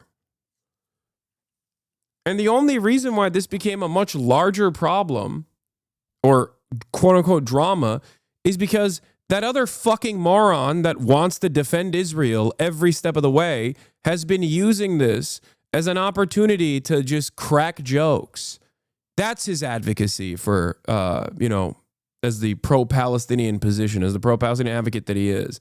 He just keeps saying, lol, I'm thinking about going to Gaza as a meme. It's gross as fuck. Which one? There's 5. I'm talking about fucking Ethan Klein, dude. And in the process of saying that, they're also lying about Israel's conduct. It is a very cynical way to try and make it seem as though there's safe passage into fucking Israel, or to claim as though there's any sort of safety or security assurances given by Israel, or rather that the real fear is Hamas inside of the Gaza Strip. That's what Hamas is going to do. They're going to fucking, they're going to force me at gunpoint. They're going to fucking take me hostage. They're going to be like, oh yeah, finally, sick, an American. Let's take him hostage as a bargaining chip. It's so fucking stupid. They're stupid. That's the point.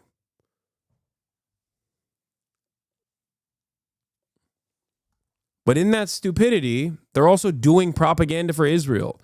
My fear of going into Gaza or anywhere else really is not, it doesn't stem from Hamas. They're not fucking barbaric animals that have no that have no way of like thinking about anything other than just like, oh, there's a non-Palestinian here, time to take him hostage. If that was the case, why haven't they taken aid workers hostage, you fucking moron? Why have they not taken World Central Kitchen aid workers hostage? There are non-Palestinians that operate inside of Gaza. Why are they not constantly taking them hostage then? If they're just like, if that's the only goal that they have is to take people fucking hostage. Doctors Without Borders doctors that operate inside of these hospitals. Why are they not taking them hostage at gunpoint?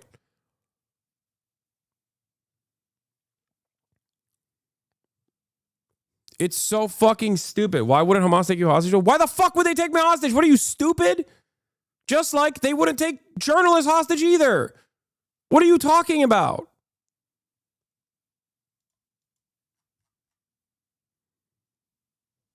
Oh my God. It's the same reason why the Viet Cong didn't take Jane Fonda hostage. Why the fuck would they take her hostage? Are you stupid? They understand the necessity for awareness of the plight of the Palestinians. The fuck is wrong with you? You think they're just like, do you think they're like monkeys or something? What do you mean? If that was the case, first of all, yeah. Imagine, Hamas takes me hostage. Israel's not fighting for my ass. What are you talking about? Israel will be like, where is he? Tell us so we can bomb him.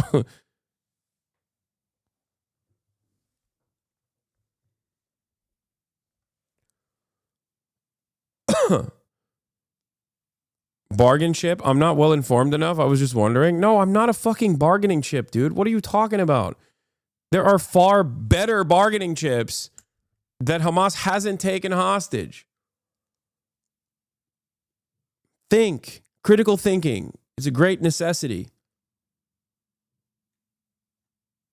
Let any foreigners into Gaza, aside from humanitarian or medical staff, for the entire duration of the genocide. No one. The only journalists who have been allowed into Gaza are embedded with the IDF and given like a chaperone tour of what the IDF wants them to see. The only instance where a Western journalist was able to sneak into Gaza was literally CNN's Clarissa Ward, the last ceasefire period, and she was able to sneak alongside the Qatari, the Qatari aid workers. That's it. That's the only time where like a Western journalist was able to do that. And obviously Clarissa Ward is not the best journalist. We know that already, but. And no, that was valuable coverage that she offered in that process. Guess what? They didn't fucking detain her. Hamas didn't actually kidnap her. I wonder why. This fucking moron's like, I'll pay for it. I'll pay for it. All I need to do is pay for it. You can tell these people know nothing about the world, because in no world where someone knows fucking anything would they ever say something like that. Israel literally has an outright ban on foreign journalists entering Gaza. Outright ban. Only very few are allowed to enter, and it's with the Israeli military, okay? That's why almost all reporting comes from Palestinian journalists. Because they were there before the genocide began. They're the only ones who can report. And we're going to get into what happens to them soon and what happens to foreign aid workers. Now, if you're a foreign aid worker in Gaza, you're just as much risk as the Palestinians are of being killed. In just a year, 300 aid workers were killed. There were multiple attacks on convoys, very targeted attacks. They literally directly targeted World Central Kitchen aid convoy at one point. Let me show you the picture. That's a nice little precision strike, isn't it? Being a foreigner in Gaza, even if you... That was a Western foreign aid organization led by a dude who was pro-Israel at the time, okay? Led by a dude who was pro-Israel at the time. The Israeli government themselves invited World Central Kitchen to Gaza to do propaganda to make it seem like, see, we're letting humanitarian aid in. Here's one of the most famous humanitarian aid organizations on the fucking planet. They triple tapped that fucking convoy full of Western aid workers, like fucking vets, like British vets.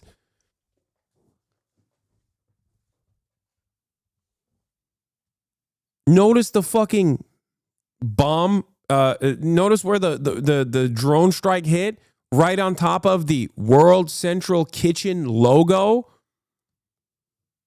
It's on the roof of the car.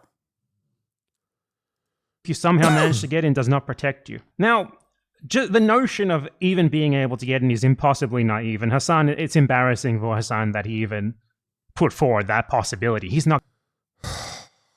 Shut up, dude. You don't know. You don't know, okay? This was suggested to me from people that are in Gaza, okay? God damn it. He's making it seem like I just like casually fucking brought it up on my own, that I wasn't like actively. Oh. Anyway, whatever. Not getting into Israel, let alone fucking Gaza or the West Bank. No, it wasn't going to be through fucking Israel. It was going to be through Rafah, potentially, because at the time, if the ceasefire stuck, they would have reopened the Rafah border. Obviously, that's not even a thing anymore.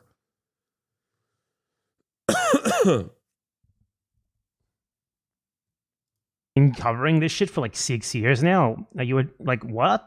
How'd you even come up with that idea? I think you made a big mistake there. But Hasan would never be allowed into fucking Israel. And that this guy, who, by the way, his name is Some Ordinary Gamers. What the fuck does that mean? You're multiple gamers.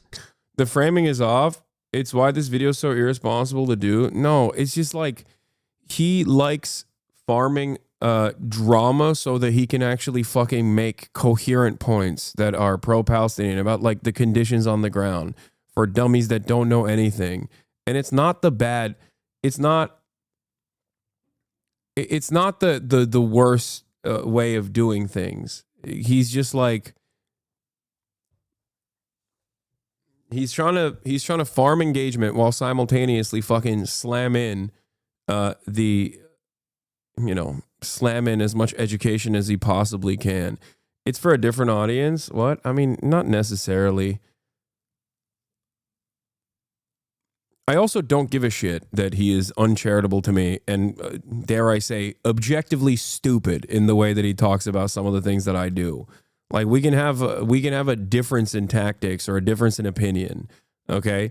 But it's just like idiotic to be like, it was such a bad thing to say. It was such a bad idea. Like, I fucking came up with it on my own. You know what I mean? Like, I was just like, yeah, I'm gonna go. No, and even then I said it's very unlikely that it will happen because it's impossible to get full safety.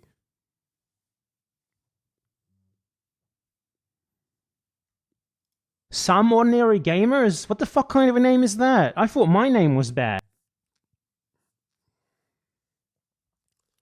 Yeah,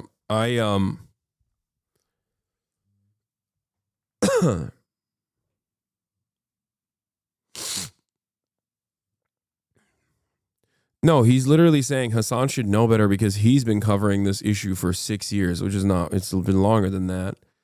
It's 10. But he's saying Hasan should know better and know that he would never be allowed into Gaza, let alone Israel, which I know. Yeah, no shit. I know that.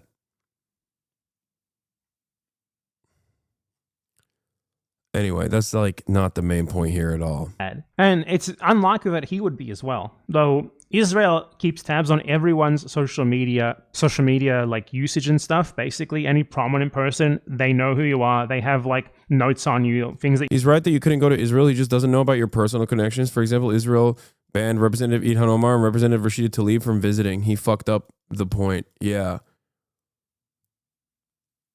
But even then, it would never have been through Israel. Like, that's insane to think.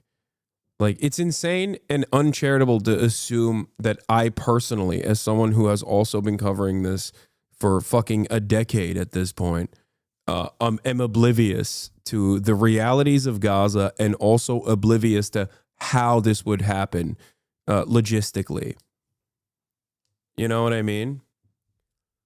Especially because I'm fucking Turkish. Like, Mavi Marmara happened already.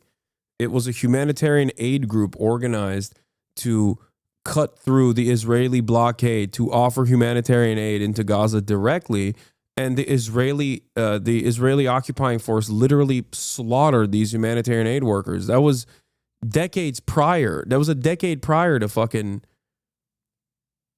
a decade prior to October 7.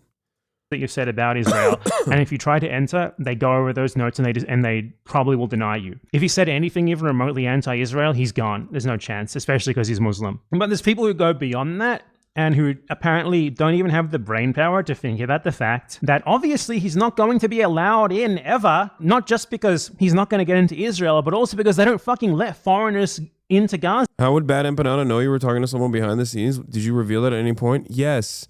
At the beginning of the point. Why does everybody here know how the fuck I was? Yes, I did. Of course I did. Once again, people are being fucking stupid. Just because they didn't seek out the context of how I was talking about this doesn't mean that that context was never revealed. Why is that my fault? You didn't fucking look for it.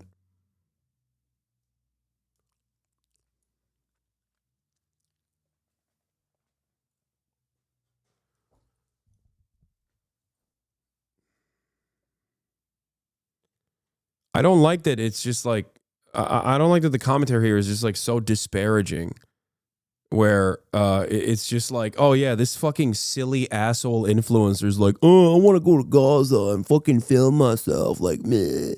Like I'm fucking Johnny Somali or some shit. Like, what are you guys, fucking stupid? What are we doing here? What am I doing? What the fuck am I doing at all? I hate this. I hate that like other people's stupidity and lack of interest in like seeking out the truth somehow becomes my fucking issue, you know? Free Rand is not the only place I talked about this, dumbass. This conversation first materialized on stream when I was talking to Jeremy Scahill. And I even brought it up on Fear End as well. But even if he was allowed in, you know, it's a fucking active genocide. What do you think would happen? Well, don't worry, because Ethan and Hila Klein are on the case to let us all know about how Hasan Piker should apparently enter Gaza, which is a thing that they keep putting forth as even possible, but that if it were possible, that's like a death threat. Go to Gaza, that is just... But Bad Empanada only saw the Fear End clip? Yeah, he should fucking know better. That's my point. Perhaps he should know better if he knows of my advocacy of the work that I've done in this, you know, in this regard. Maybe he shouldn't also fucking think that I'm some dumb fuck, broccoli haircut Zoomer TikToker who just wants to go to Gaza and film it. Like, you know, why is that your first inclination? Why is that the first assumption that you have? Because you adopted the framework of like these fucking douchebags, you know? It's kind of funny that Chad is getting mad at you for contextualizing and basically want you to let Bad Empanada say whatever he wants with no context. Yeah, that's what I'm saying. Like, what are you guys talking about? And it's not like I hadn't explained this, you know? Bad Empanada knows what clip chimps look like. Why the fuck is he also leaning on the clip chimp? You know? Anyway, I know this is how he is, which is why I normally don't cover it, because I also don't want my audience to develop resentment towards him either. I don't give a shit that he's doing this. Yeah, he can farm me all day, every day. As long as he's fucking pro-Palestine, which he is, unconditionally and uncompromisingly, I don't care, okay? But when dumb fucks in my community constantly go, why don't you watch Bad Empanada's latest video? He called you out. He said you enable liberal Zionism. This is why I don't watch it. Because my disagreements with Bad Empanada in terms of tactics, in terms of rhetoric, in terms of what I'm trying to do, ultimately are for the same fucking goal, okay? Palestinian emancipation, an end to the occupation. So I think it's fucking irrelevant and distracting to just constantly chirp back and forth at one another over clips that I'm sure some of his fans, that are my fans as well, will clip and then feed to him, and then he'll make another video on it. It is utterly unproductive. You know, this is the downside of engaging in serious analysis but you know, dipping your toes in the fucking slop tuber drama focus side of things.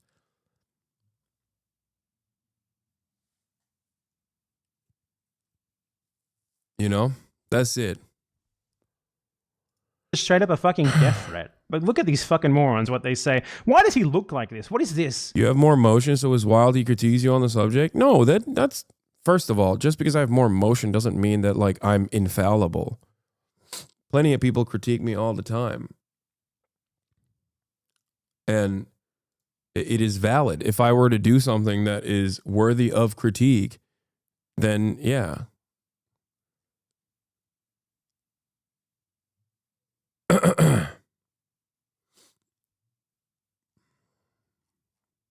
Hair. Just get the Harley and get divorced already. You're already there. Ethan, buy the Harley Davidson. Get like a custom. Yeah, like this is the type of shit that I don't really care about. You know what I mean? As far as like the way that Bad Empanada does stuff, like I think like it is, it's irrelevant. And Ethan will cry about this over and over again and be like, "You're so ruthless to me," or whatever. Meanwhile, he's literally fucking endlessly more ruthless to anyone who is not even directly attacked Ethan, but you know, simply attacked Ethan's favorite apartheid state that's currently doing a genocide. But it is what it is, you know. Brown poop Harley Davidson. That'd suit you. Get divorced. Start driving around. Begin the midlife crisis. You're already there, dude. You're there already. Stop delaying. Ongoing joke we've had on the show. Hasan was like, I'm thinking of going to Gaza. And then the guy on TikTok was like, he's actually... You Go would ahead, much Dan. rather spend your time going after someone who is actually considering genuinely going to Gaza. Wait, what is happening here? Like, what? Who is this other voice? What is this? What? What? What the fuck happens in this broadcast, bro? I swear to God, every time I see a new Ethan Klein clip, I'm like, things have devolved so dramatically. Like, what is this? Is this even a soundbite that's for goofs and gaffs any longer? Is there a person in the room speaking? I don't know what the fuck is happening. Some TikToker that defended you, I assume. What?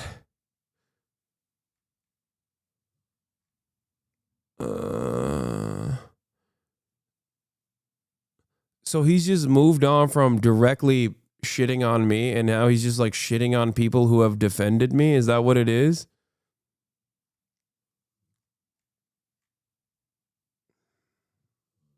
How could this be fun for anyone? This is what I don't understand. Like, how could you be a guy who's like, I want to know about, I don't know, Blake Lively, right? And you click on, and this 40-year-old man with dyed hair is just like crying about some random fucking 33-year-old douchebag on Twitch. How the fuck is this in any way, shape, or form entertaining for you, unless you already came in locked in with hatred in your heart towards me, or because you love Israel or some shit? I genuinely don't understand it.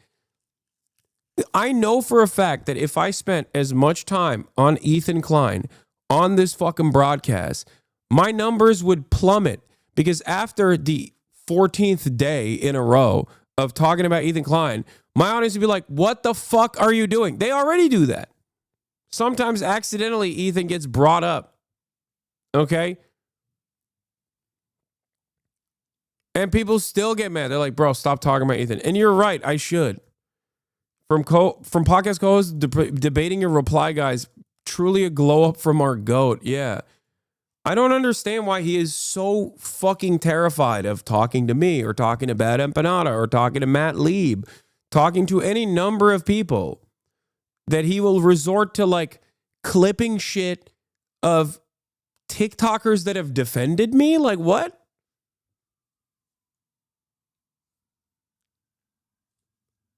You know? Why? Why? What is going on here? He offered to debate the TikToker in the soundbite? No fucking shot.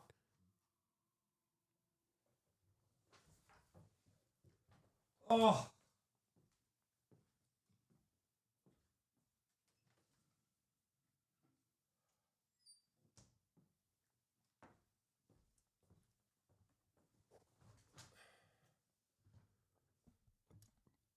That's crazy. Oh, so there are people he's willing to talk to.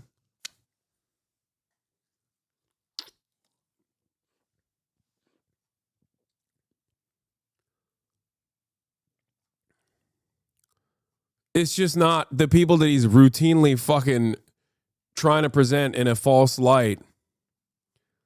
Yes, they DM random TikTok accounts that defend you and ask them to come on. That is so cowardly, dude. Oh my God. What a cowardly little fucking baby. Oh my God. Ugh. Ugh. He just like, he's so scared. Holy shit. Now, this is funny, and everybody knows it. This is where it came from. And I'm just showing the stolen valor that he's trying to claim. So stolen valor? Stolen valor? What the fuck does that mean? This is from his subreddit, people glazing him up. He's thinking of going to Gaza. Dude, I might actually take Marsh with me to Gaza.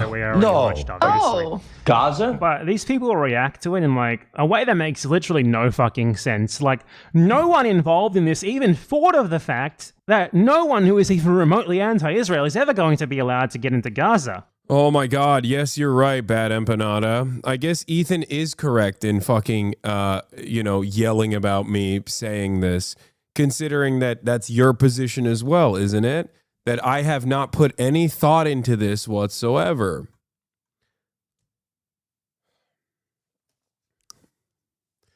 Bad Empanada's a little autistic chill. Yeah, so am I, dude. This is not a fucking political podcast.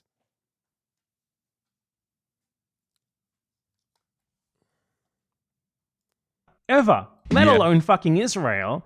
Certainly not Israel. Certainly not Gaza. Did you say Gaza? No. You can say no. I already asked him. He said yes. Marsh, are you serious? Look. I'm not going to Gaza. I was not asked. This segment, they call it Hasan's Crazy Theory. I wonder what the crazy part is. Well, now that I've heard that it's dangerous. Oh, that's crazy. Hasan, seriously, you should consider. I also was... Okay, so here's Hasan. He's back. He's all like, yeah, no, guys. And here he look at all the kudos he's getting on his subreddit. The most recent fear, and Hasan mentioned possibly going to Gaza, and it seemed pretty serious about it. Has this been discussed before? My God, you guys. Oh my God, you guys. I just want to note, like, the background noise in this show, how the fuck is that even possible? They have 20 employees. Listen to the fucking mic noise. What is this? Listen to you can hear, like, it's like 20 fucking decibels, dude. What are they in a fucking air tunnel? Just the joke. It's very funny. And so now here he is trying to listen to how he's trying to frame this now. You know what he probably realized? He can't go. He can't get into Israel. He certainly can't get in. Yeah, and this was already a part of the conversation from the jump.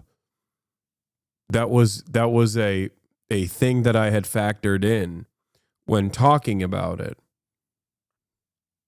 The origin was from your interview with Jeremy Scahill, yet he pulled a clip from your subreddit. Truly not cyberstalking at all. No, it wasn't even from the... Here.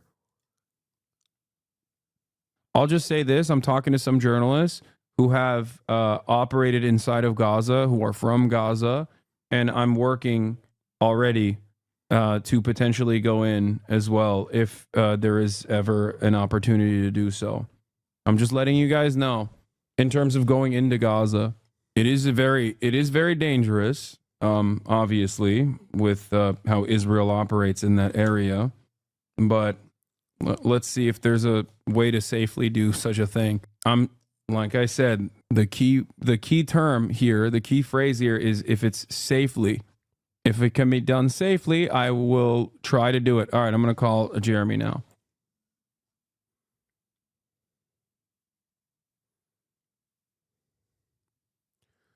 That was the first time I ever brought it up.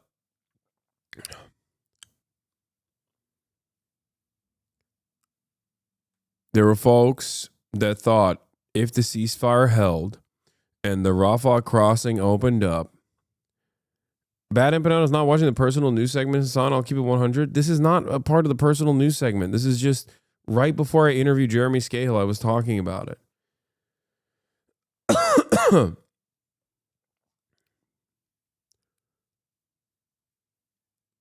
This is also before the Trump administration had started detaining and fucking trying to deport people for even being pro-Palestine. So if you guys want to understand the context, this is the context. This is how I started talking about it. When you see, here's the problem. When you see something that's 30 seconds long or a minute long, why the fuck is your assumption that there is probably not more thought being put into it? This question is not for Ethan. This question is for Bad Empanada. Okay? Like, you know what I do. You know the people I work with. Why the fuck would you also assume, like this donkey over here, that I had not put any forethought into this whatsoever? And the same goes for dumbass chatters.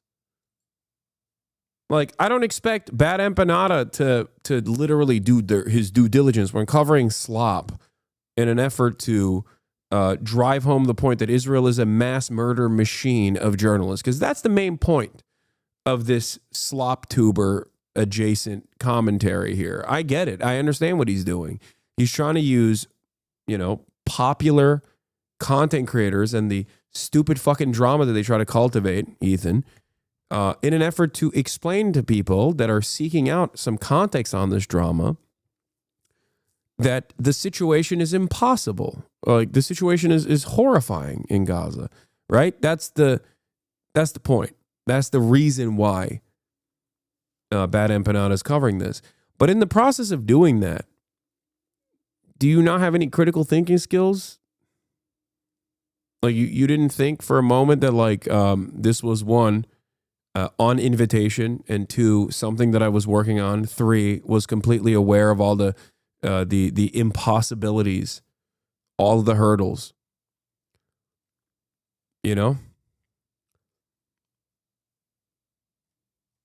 That's it.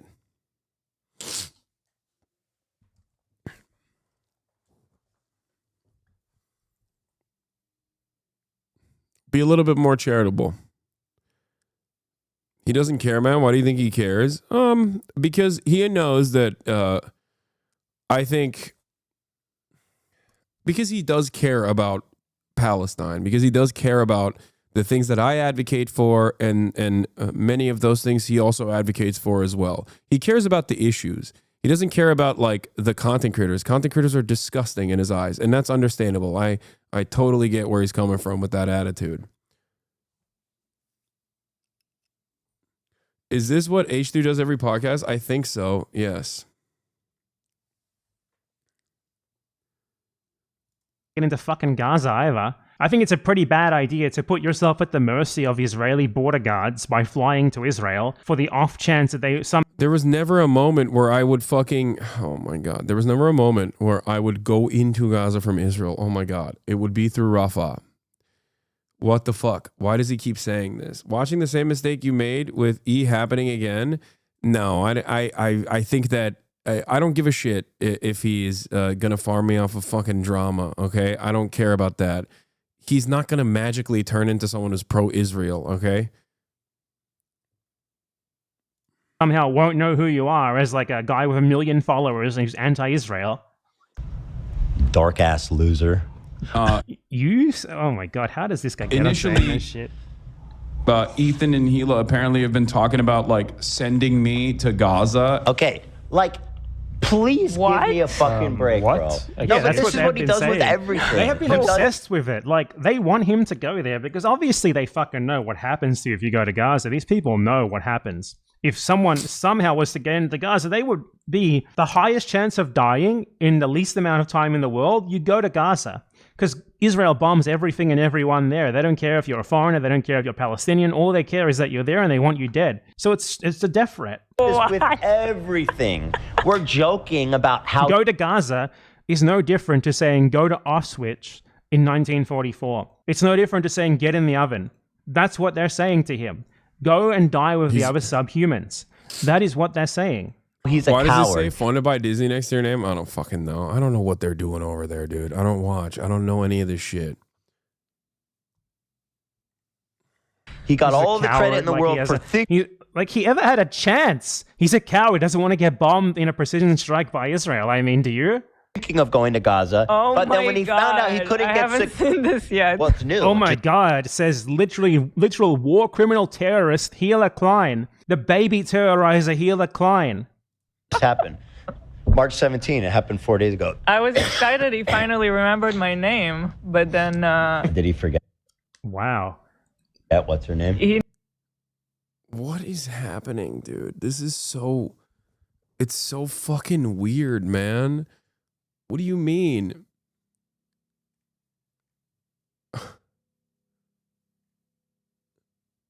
Part of the reason why I don't really talk about Hila all that much is because, oh God, they're going to clip this and they're going to fucking freak out over this too. Part of the reason why I don't talk about it is because it's mostly Ethan that's doing this shit. I don't care what the feedback or input is from anybody else. And it's also out of respect still to a certain degree that I try to keep my defense of myself as directional as possible. You know? It's just like, it's so strange.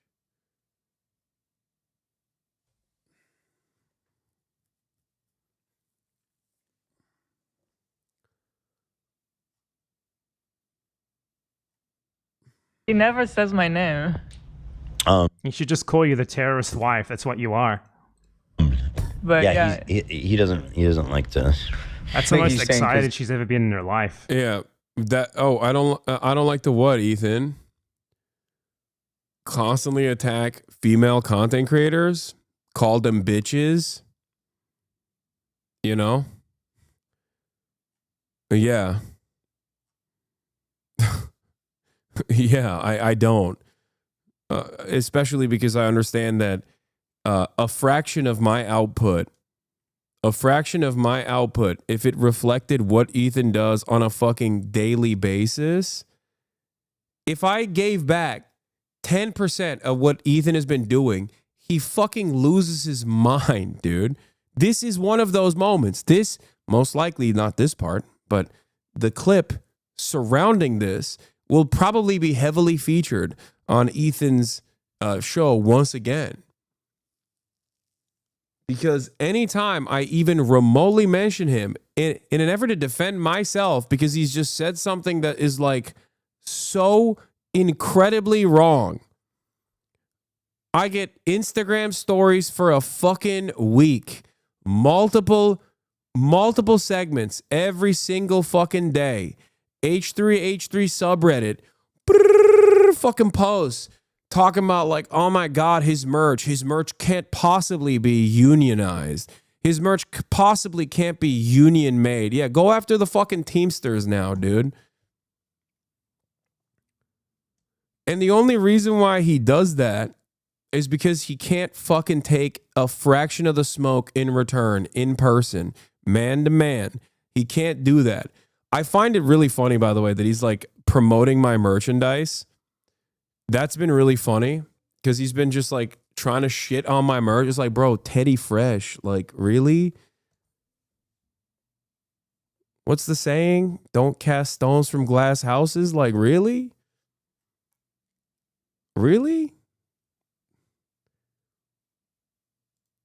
He's allergic to research, I think. Yeah, the Teamsters logo is literally on the fucking tags. Like, it says Union Made in the USA.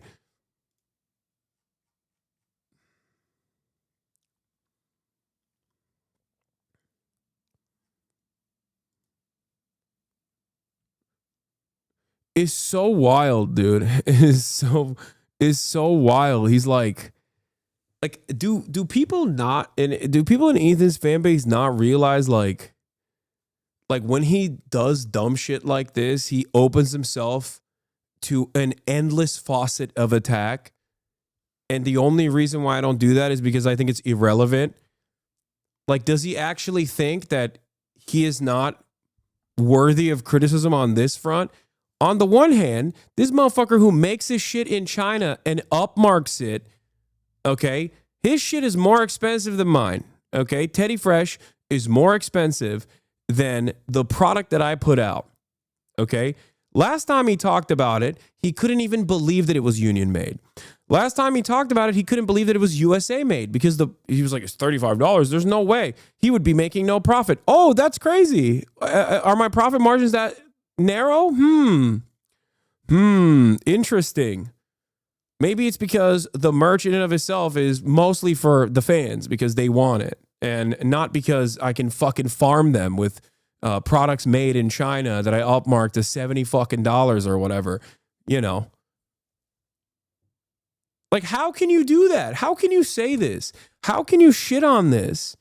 How can you fucking shit on this with no research whatsoever while fucking simultaneously putting out Teddy Fresh garbanzo?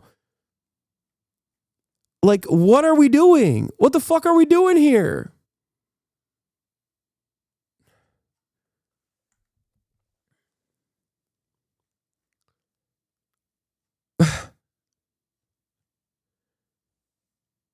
What's next, dude? Is he gonna start suspecting that I'm like on Ozempic or some shit? Oh no, I gave him a new line of speculation.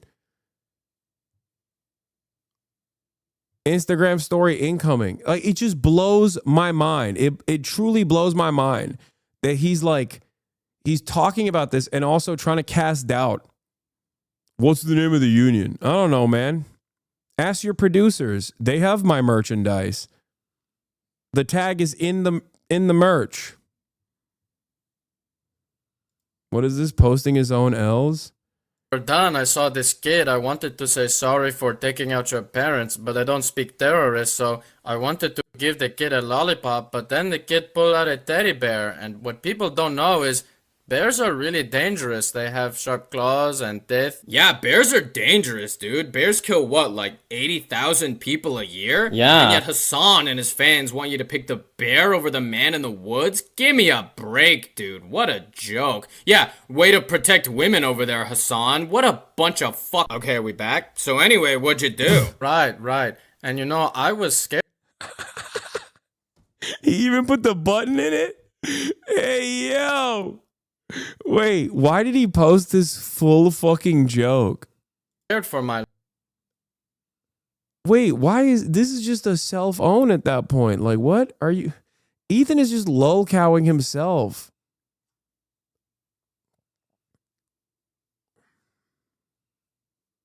Just for clarity, this TikTok is not a fan of yours.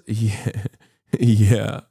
I know. I remember he was upset because you know, he thinks I'm also not sufficiently woke, or I am pro sex work, and that's, you know, something like that. I remember my life, so I just opened fire. Viral TikTok about Hela killing children. There used to be neo-Nazis making these jokes. I don't understand. Oh, he thinks you're a misogynist. Yeah, I think he likes me, but he thinks I'm a misogynist. Something like that. I don't know. I don't remember. It doesn't matter. He's funny. This is a funny fucking joke. And yeah, people can have disagreements with me. It's fine. Other than these clips in the video, their whole show was shitting on your merch and your dog. What the fuck?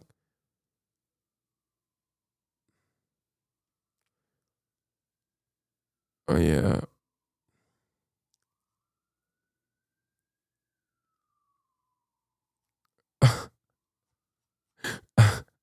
Why would you post this?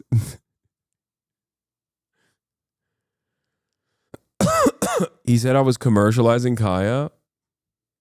Again, stone glass house. Ethan has done photo shoots with his dogs. What the fuck?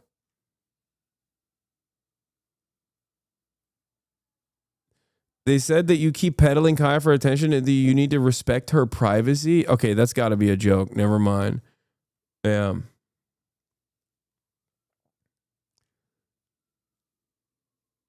Also, they're lying about the brothel now. They've done a full Epstein at this point. I'm pretty sure that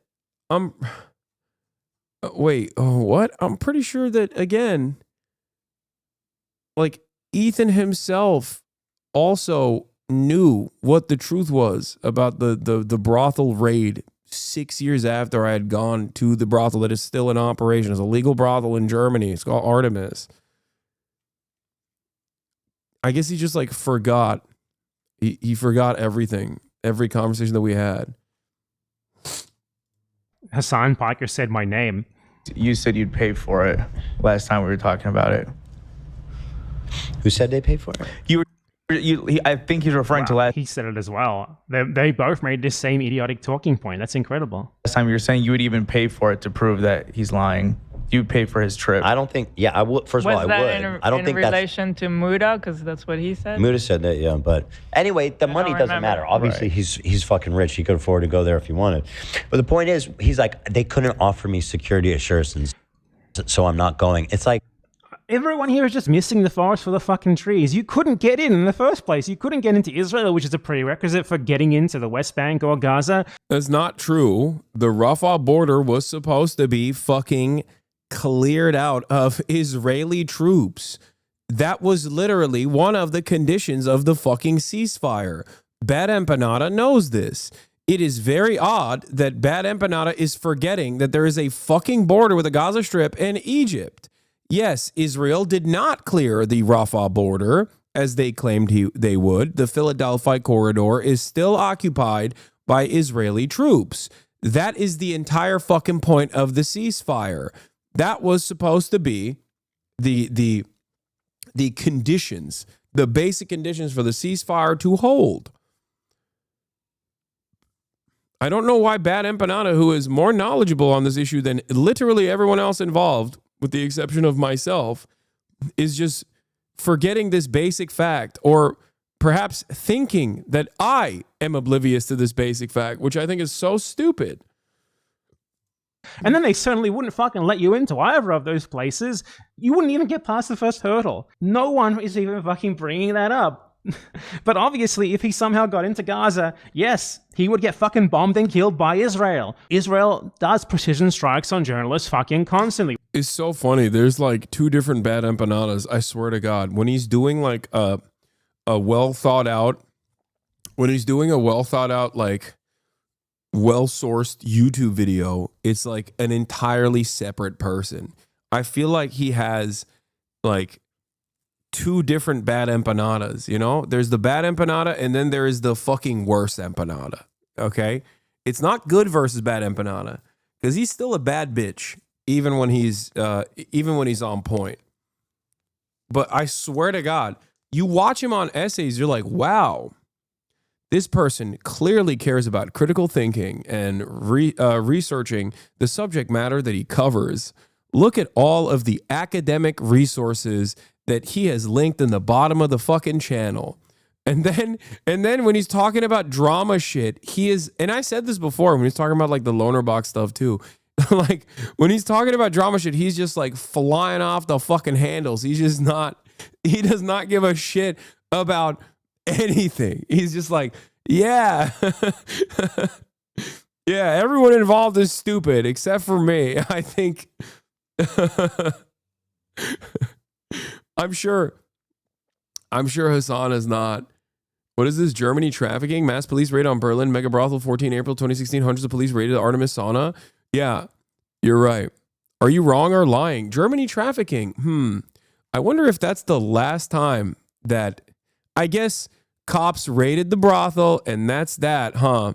Please don't look into anything else. Please, no matter what you do, don't Google anything else about the Artemis sauna, which is still in operation. So strange that it's still in operation. I wonder how that happened. How is it still so no trafficking? Yes, dumb fuck, that's the point.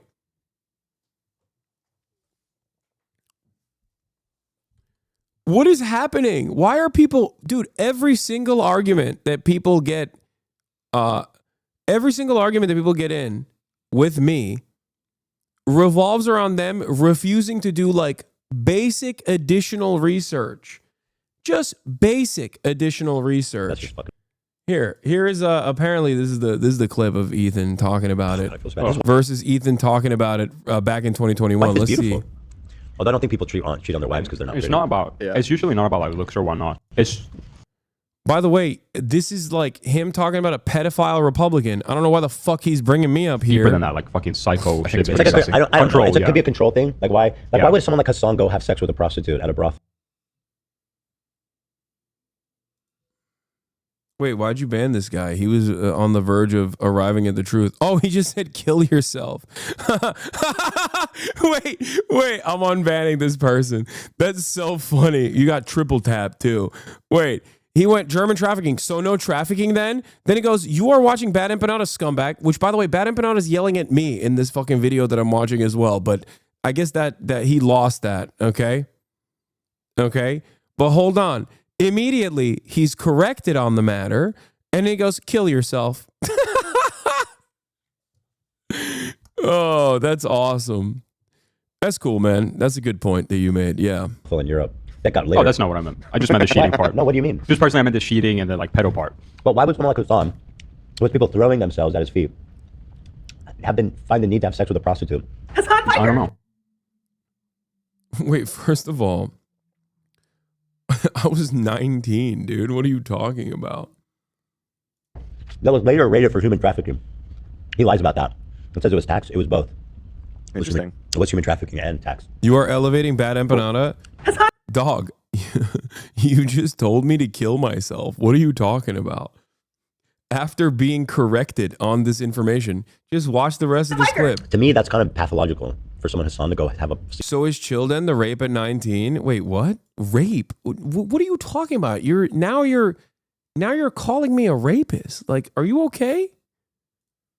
Are you all right? Chatter, you're fucking hallucinating. Okay? Sleep with a prostitute, like that's just fucking weird. You are fucking trafficked women. No, I'm not. You know what I mean? Mm-hmm. Anyway, they might have a good time going to a brothel together. Hasan Piker went to a brothel. I was chewing loud and I must have missed something. No, you didn't miss anything. I was talking about Hasan Piker going to have sex with a prostitute at a brothel. You know what I want for my birthday?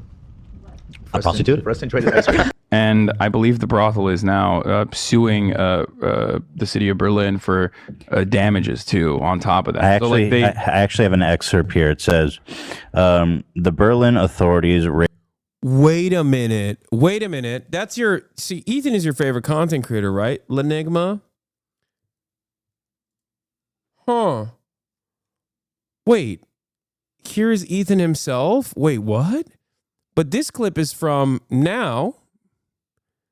And this is from back then. Wait, what? Wait, hold on. I have an excerpt here. It says the Berlin authorities raided Artemis in a human trafficking investigation. Some people on, let's see here. Basically what they do is, I guess the authorities do routine investigations. They drop in to see if there's any like human trafficking there. They didn't find any human trafficking there. Yeah, but he's implying that there was. Right, because what they actually did arrest people for, as you said, was tax fraud and withholding Social Security contributions. So there was no arrests about human trafficking, in fact, and it's routine. But you were manipulating him and hiding your real positions? It's just odd because he found this information himself. So how the fuck did that happen? And anyway, it was the people arrested were related to tax fraud. Yeah, I mean the fucking. But I'm not the one who brought this up. Ethan did. He's reading from a news article. So it's not even me manipulating him. I guess he's manipulating himself. And in this situation, manipulating himself requires him. Manipulating himself in this instance means reading a fucking news article. This is from 2023, 2 years after. Remember when I said the brothel is also famously suing the Berlin government? Yeah, here's the end of that lawsuit. Berlin pays brothel $250,000 compensation over police raid. The operators of the Artemis brothel had launched 2 lawsuits after the police raided the premises in 2016. The city administration has apologized for detaining staff and making prejudicial statements at a press conference. The city of Berlin has issued an apology to a major brothel and paid 250,000 euros $269,000 in compensation over a police raid that happened 7 years ago. Hundreds of police raided the Artemis sauna and brothel near West Croix in 2016, detaining several people on suspicion of human trafficking, tax evasion, and other violations. Crimes like these can be common in the German sex work industry, which in and of itself is not illegal. At a press conference afterwards, public prosecutors made references to organized crime.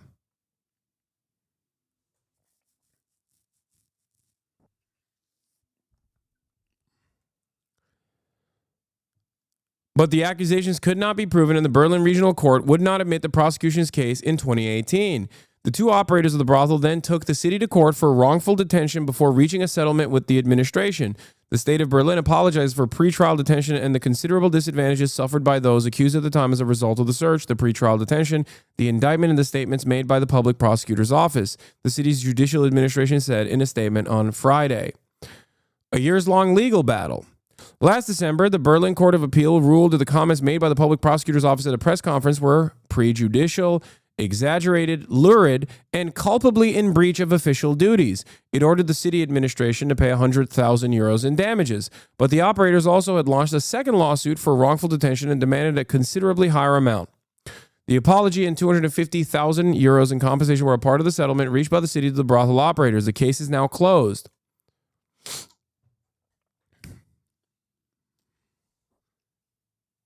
They claim they will use the cash to compensate the female employees who were detained at the time and will donate the remainder to charity.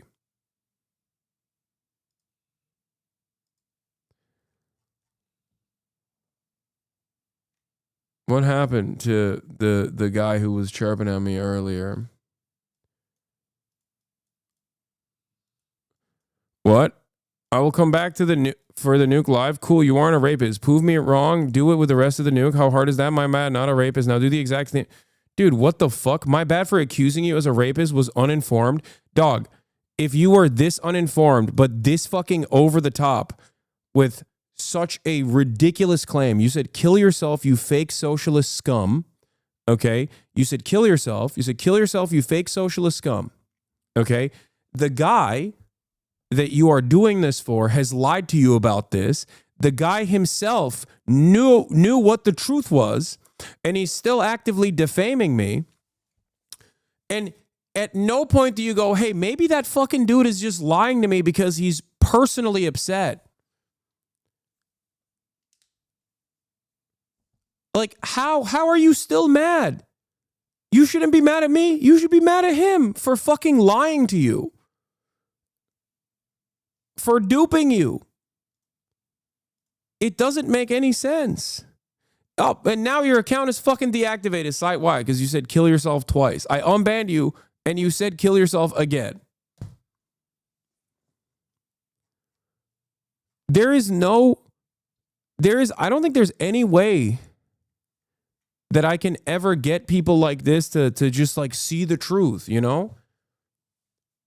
If someone lies to you, okay? If a content creator lies to you for one reason or another, and then you get corrected as you are in the process of fighting their battles for him, you know, telling me to fucking kill myself or whatever. By the way, I'm not like Ethan, so I won't be posting this on my Instagram stories and crying about how Ethan just fucking defames me on a daily basis with like easily identifiable lies that he himself knows the truth about, and therefore opens up a faucet of harassment by fucking fans of his that come in here to tell me to kill myself, that they're going to fucking walk me out back, find me in West Hollywood and shoot me in the fucking head because they believe the lies that Ethan has said. If I was like him, if I was a whiny little fucking baby like him, I'd be making a million videos about this, constantly crying about it and being like, see, this is what he's doing. Why does nobody care? This is what he's doing. And the difference between me and Ethan would be that I would be valid in actually talking about this shit because I have not done a fraction of the things that Ethan has done to me for the past 15 months at this point. Okay? That's the difference. And he mistakes my lack of interest in entertaining his fucking drama slop loving ass for some sort of fear, I think. That's the difference. brothel is still in operation. Yeah, it's not like This man went from making fun of Ryan Kavanaugh to becoming Ryan Kavanaugh. How the fuck do his fans not realize that? He became everything he hates. He shit on Keemstar. Now he's aligned with Keemstar and turning into Keemstar. And it happened like so fast. Like, you That's know what I mean? total bullshit. I mean, what the fuck? Why would he do that? Well,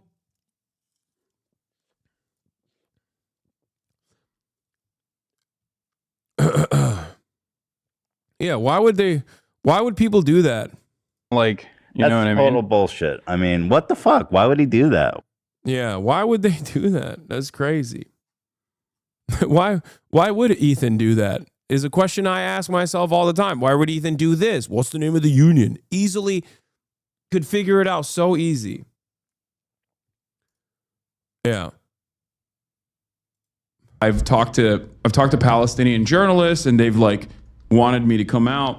Really? Wow. That. Oh my God. And wait, what? So what? No counter to that? Just really wow. Oh my God. That's it. Okay. I can't get any security assurances against Israel, obviously. Well, bro, it's not like Israel that is worried. Look, it's not like Israel's going to do a precision strike on Hasan. They don't. Really? Now, why would he say that? The notion that Israel would not do that is insane. You must not have been paying any attention to what Israel has been doing. You must not have paid attention to the conversations that you and I had over Israel doing exactly that to Shireen Abu Akleh. That was one of the last episodes that we ever filmed of The Leftovers post October 7. Israel has killed American citizens. Israel and Shireen Abu Akleh was an American legal permanent resident as well. I talked to him about this. He knows this. I talked to him on camera. Don't fucking kid. Yeah, but it is dangerous. It's a war zone. Like, I agree, it's dangerous. They might. It's a war zone. They may. But what? He was in the running for anti-Semite of the year. They may. Nah, I don't think you guys understand Israel. It doesn't work like that. They're not. Oh, it doesn't work like that. We just simply didn't understand Israel. No, I think it's because we do understand Israel, and we know that it fucking works like that. I think it is you who doesn't understand Israel or refuses to understand what Israel does. Now, if this wasn't dovetailing on a faucet of misinformation, in this circumstance, I wouldn't care about it. I'd be like, oh, there must be a mistake and it's fine. I'd be more charitable. But at this point, I know that this is in defense of Israel. Okay? This is no longer stupidity. It's malicious. That's it. There was a point in time where I would have considered this just like, oh, they just don't know. They don't know. It's fine. Like, I can have a conversation with them.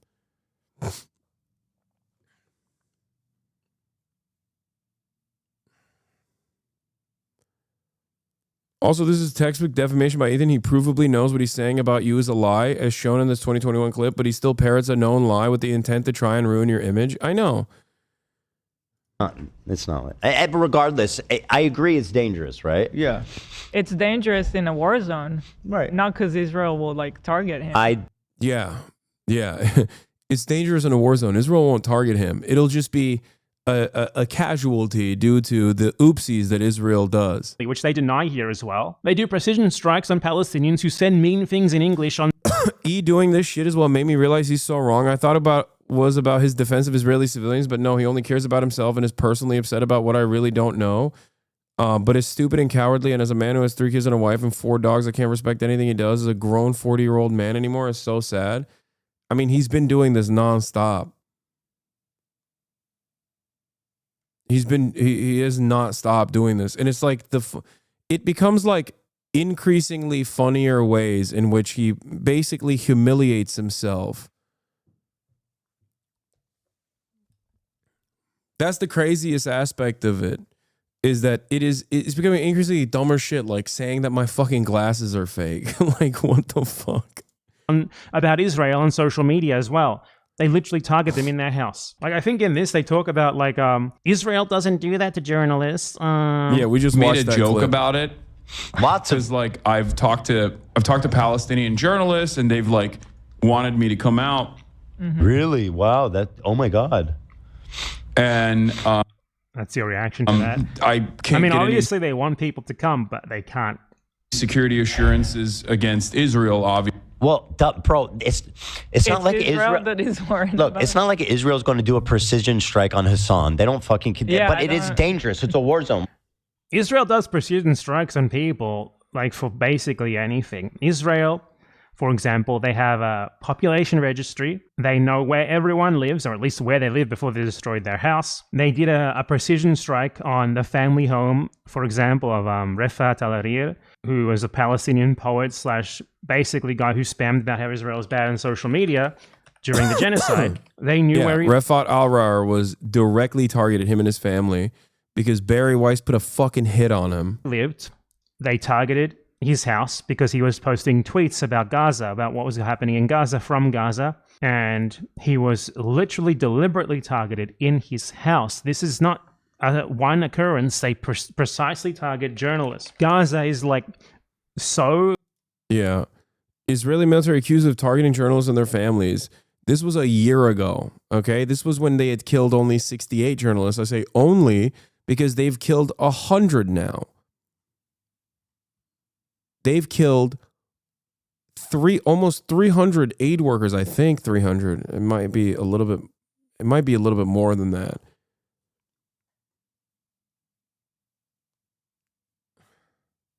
They've killed hundreds of journalists, hundreds of aid workers, and they've deliberately targeted them in the process too. It's not like it's just a war zone. That right there is not so subtle genocide denial, by the way. Because, it's a war zone. It's not a genocide.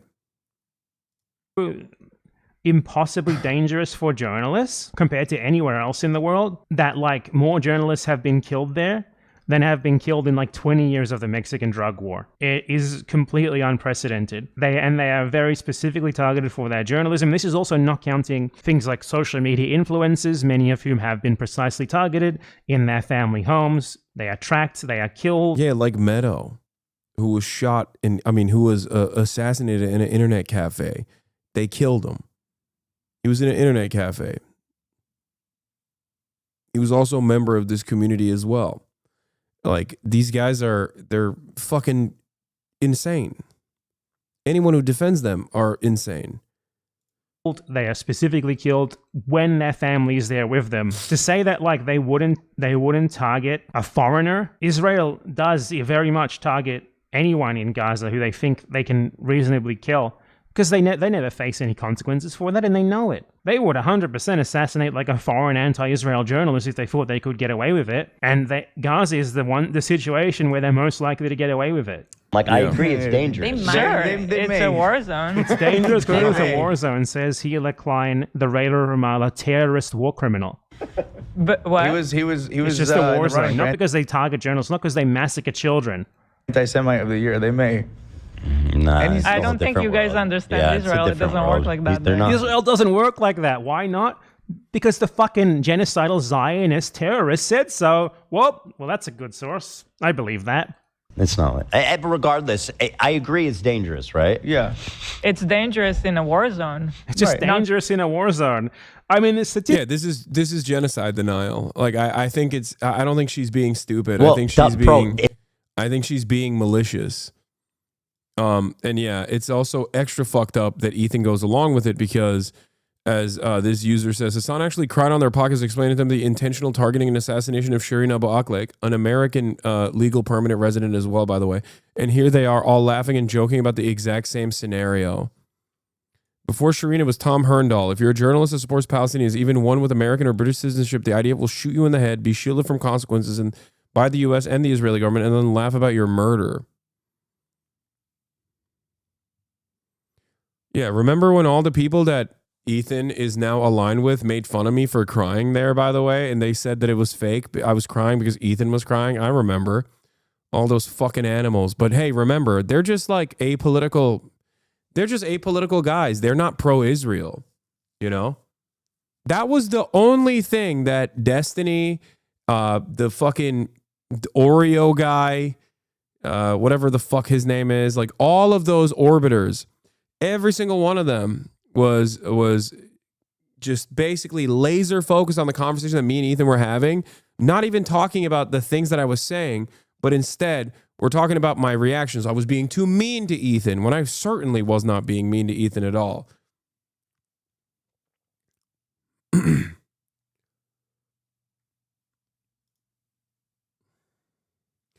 No, they're not being paid by Israel, Shadows. What the fuck are you talking about? No, I think this is sillier than that. That makes too much sense. I think it's legitimately because as a narcissist, Ethan can't fucking handle the fact that people don't think he's a brilliant advocate for progress because he is dick riding an apartheid state that's doing a genocide into oblivion, and he can't contend with that. If it was about money, if it was about drama farming for the pure monetary purpose, he would have dropped this shit a long ass fucking time ago. Okay? He would have dropped it a long time ago. No, this is pure, petty, vindictive, malicious smearing. He's burning through his audience, dude. He's willing to go all out. He's willing to fucking lose Instagram followers because he's constantly fucking chirping about this shit. He's willing to lose sponsorships because he's constantly chirping about this shit. He's willing to lose subscribers because he's constantly chirping about this shit. Yeah, Willie Mac, Turkey Tom, Nick Eats Oreos, Chud Logic, Sloppers That Need E for Views. Yeah, all those. I don't even know half these fucking dudes, but yeah, those guys.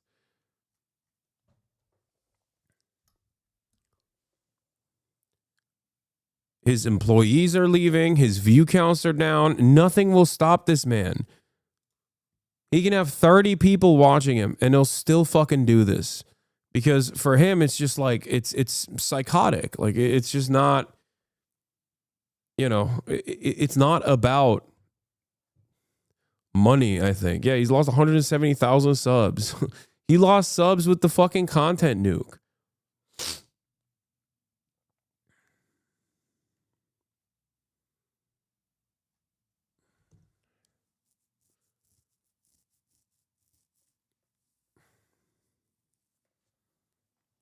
It's truly insane. Like, he would nuke his own career, and he doesn't even care. Statistically, that is proven wrong. Also, he can defend a fucking genocidal apartheid state. It is crazy. Okay, let's look, for example, how many journalists died in... You realize this means he will be forced to pivot to full-time anti-Hasan content as a way to keep the lights on? First of all, I think he has enough money to never make videos ever again and still be fine. That's number one. Number two, he already is doing that. That's my point. He is literally doing that. Every day, every time he goes live, he does that. Every single time. And he's doing it at a detriment to his own community. Like, his community is completely gone. The remainder stands are the foot soldiers that carried over that will, you know, they're his fedayeen. They're not very knowledgeable on politics, and they'll just fight his battles for him. They're the girly pop nation that will go and like viciously dox and say horrible things to people that Ethan has in his crosshairs. But outside of that, the remainder of his like 10K, if his fan base, if his core fan base now is like 20K average viewers, right? 10,000 of them are just like the slop tuber orbiters that are constantly looking for a new lol cow and have been for the past couple of years at this point, hoping that I become this lol cow. So Ethan is like continuing that battle for them. Okay? This man used to have like 40K on a bad day. His podcast used to have 40K on a fucking bad day.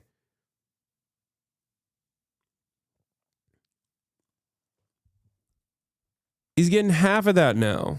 It's crazy. And it's like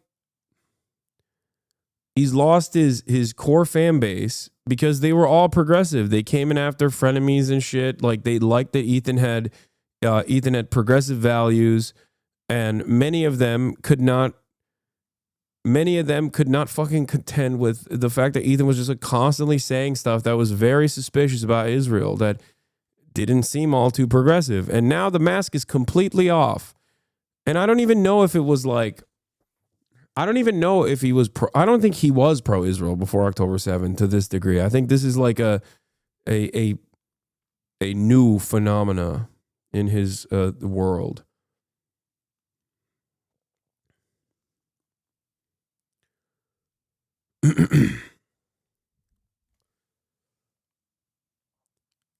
I'm not even at this point, I'm not even sad like, oh, I lost a friend.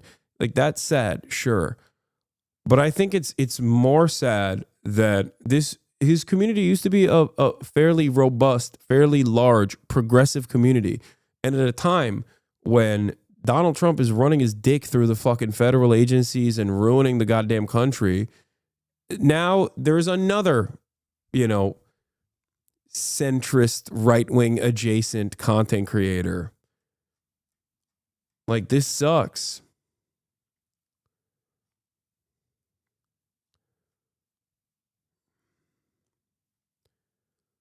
Like, think about that. Under normal circumstances, someone who claims to be pro-Palestine, would they be occupying themselves with, like, making a joke about how Israel would never fucking kill journalists? What are you talking about? Or would they be talking about how the Trump administration has unjustifiably deported and also locked up American legal permanent residents, green card holders, and have deported students on student visas for being in the proximity of a fucking pro-Palestinian protest? Like, what do you think is more important to the pro-Palestinian cause if you claim to be a fucking pro-Palestinian advocate? Coming after me in increasingly sillier fucking ways, in increasingly more personal ways, like smearing me all the time, thinking about me when I'm not even the subject matter. Like, this dude literally brought my name up. He brought my fucking name up while talking about a pedophile, rapist, Republican congressperson. Like, that's insane. Like, that's the image that you want your fans to associate with me. Like, I get it. You want them to hate me as much as you do, but god damn, dude.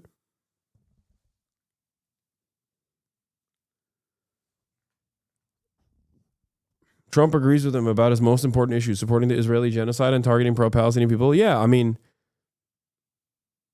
the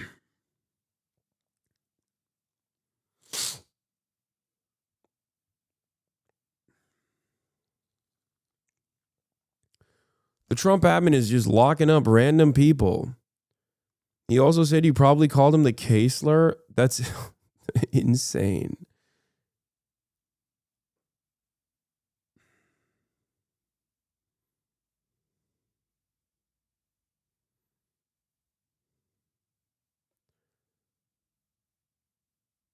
Did you know that Ethan's stream is constantly on the Hasan viewers also watch recommendations for your stream? Great. I don't care. I don't think anyone that fucking watches my content is, if you watch what I talk about with regular frequency, I don't think you're going to fucking, I don't think you're going to entertain the insane shit that Ethan says. You're going to be like, what the fuck? Wait, why is the Vape Nation guy doing Hasbara, doing fucking insane defense for the apartheid state? Like, if you're a fan of mine and then you encounter any Ethan Klein video, you're going to be like, what the fuck?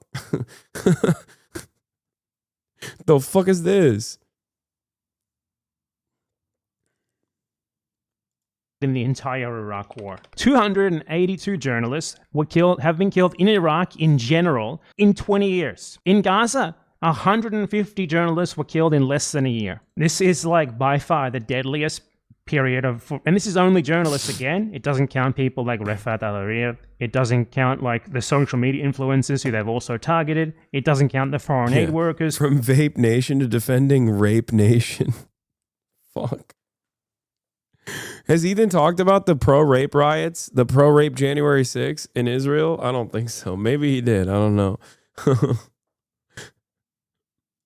they've also targeted. obviously, before they can get out and talk about what they saw. So there are many reasons why someone cannot simply go to Gaza, even if they did want to go there, even if they did want to take the immense risk of doing so. Reason one, Israel doesn't fucking let you into Israel in the first place, and in order to get into Gaza or the West Bank, you have to go through Israel because Israel occupies Gaza and the West Bank. They're completely under Israeli control. Obviously. What else? If you somehow did manage to get into Gaza, you would be fucking killed. More than likely, you would just be fucking killed.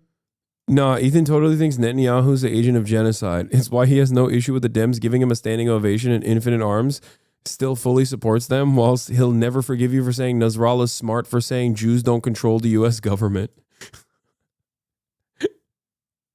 Yeah, he probably hates me more for that because he's like, how dare you show Hasan Nasrallah in his words about how Arabs are being anti-Semitic when they say Arabs are being dumb and anti-Semitic when they say Jews control the U.S. It's the other way around.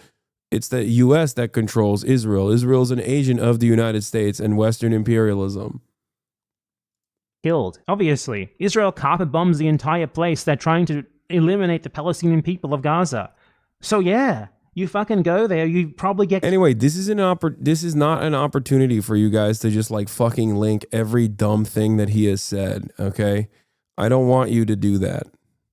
We're done with this segment, okay? I don't want to do an entire segment dedicated to fucking Ethan. And every time I talk about Ethan, all the fucking usual suspects come in and they go, see, he said this about you. He said that about you. Okay.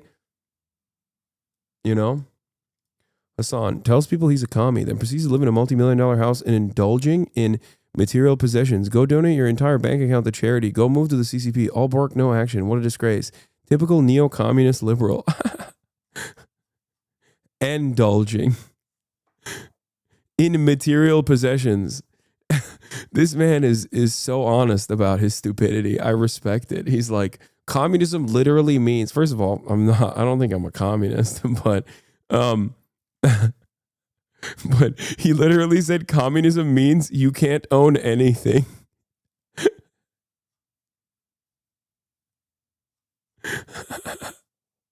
Respect. Killed. Telling fucking someone to go to Gaza is a death threat. It's like saying, get in the oven. And these guys are just saying it openly. But again, that's besides the point, because the idea that you could even somehow get into Israel, let alone Gaza, is in the first place. Yeah, he said move to the CCP, which is also very funny. How the fuck do I move to the CCP?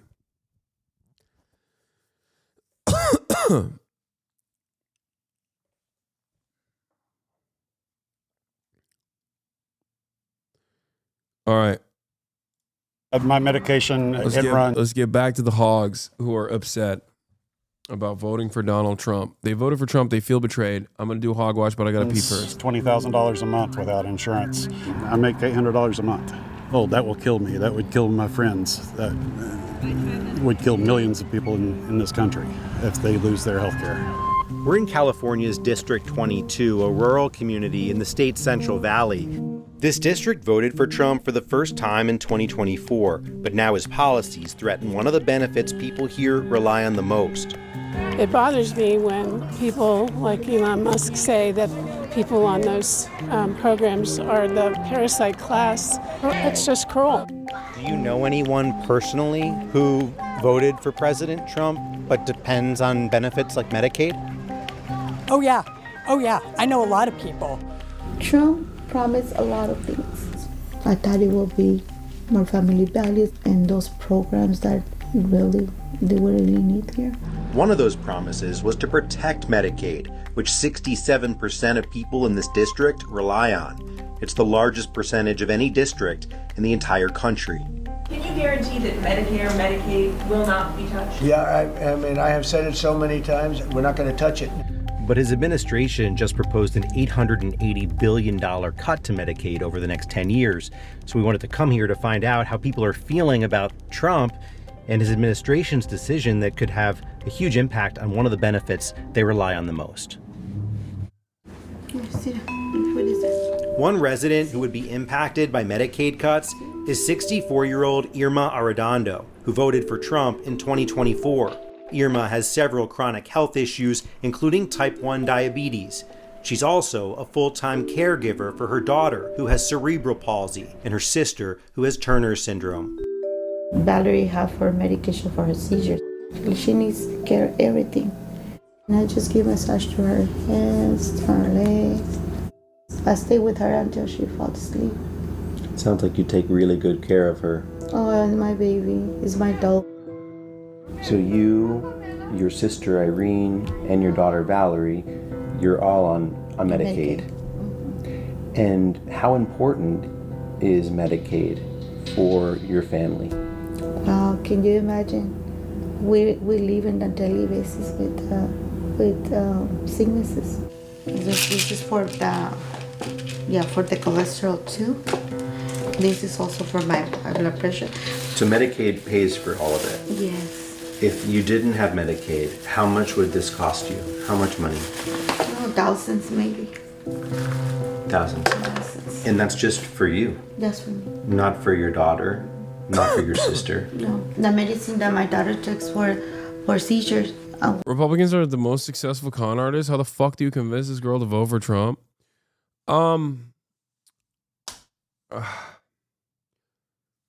People don't have any hope. I don't know. It's just like, when I watch stuff like this, I'm just reminded of the failure of the Democrats once again. I know people will say, Hasan, you just shit on the Democrats all the time, but like the Democrats lost these people to Trump. It's important to try and understand the severity of their failure. Won't be able to afford it. So we feel hopeless if those cuts come, you know. What we're going to do. Irma was a farm worker for more than a decade. She believes that some of her and her children's health issues can be linked to the pesticides she was exposed to while working in the fields. When I was pregnant with my child, I was working in the field. I remember it was this little airplane and sprayed us. But when my baby born, the doctor just said, "Uh-oh, something's missing." And when he gave me my baby doesn't have her arm. So with these risks that you and your community face in agriculture, and then to have the system threaten to take away your health insurance, to take away protection, how does it make you feel? Like I told you, I feel like this stubby nuts in the back, you know. But why? Why when we put food on their tables? You know that we risk our health. Look at me right now. Look at me, how many sicknesses that I have.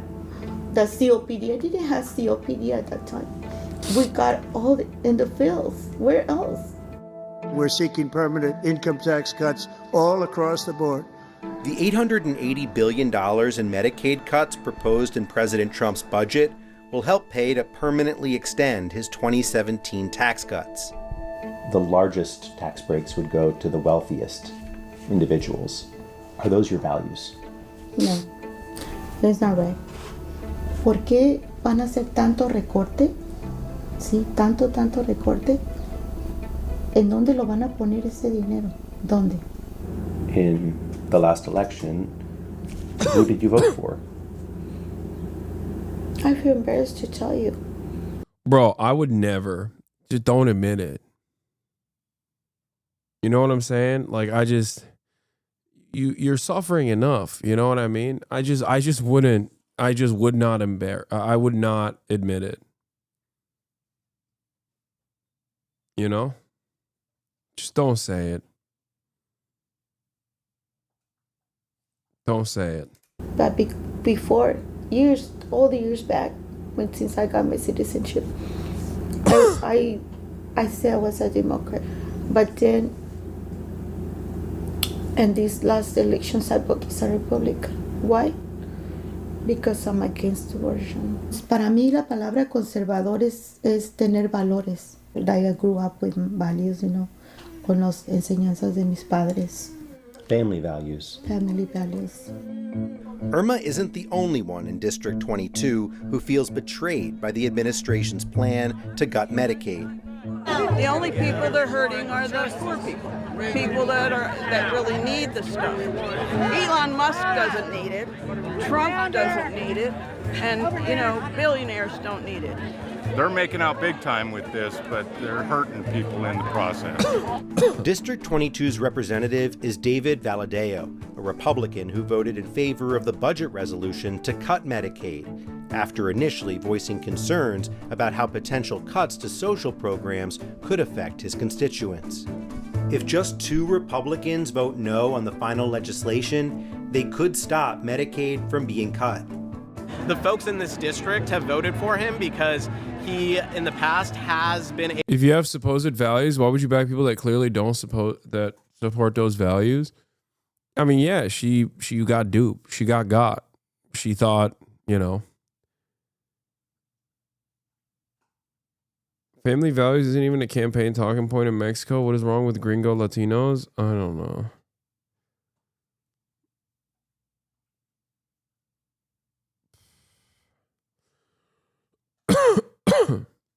Able to stand up against his party, but now he's really stuck between a rock and a hard place. Bro, the craziest thing is being like Chicano, being a Latino person in America and voting for Trump, because like half of the conversation is about how you're the enemy. You know what I mean? Like half the convo, it's not like Trump was hiding it. He just straight up was like, yeah, they're all rapists, bro. And then it seems at least 50% of the Latino voting bloc was like, yeah, we are rapists, actually. There's a lot of rapists amongst us. We have to deal with them by fucking forcibly deporting them. My cousin, he's definitely a rapist. Got to get out of here. Like, I don't know how the fuck that happens. I don't know.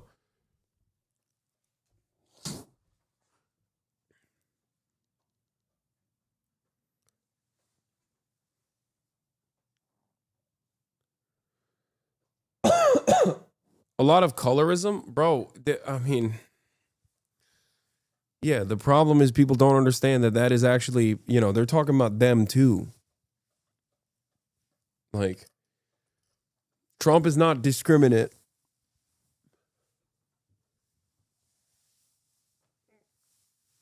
In his hatred against all brown people. Like, it's indiscriminate, Their discrimination is indiscriminate.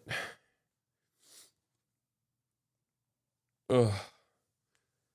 But yes, on the other hand, yo voy a votar por Donald Trump. Ay, ay, ay, ay, por Dios.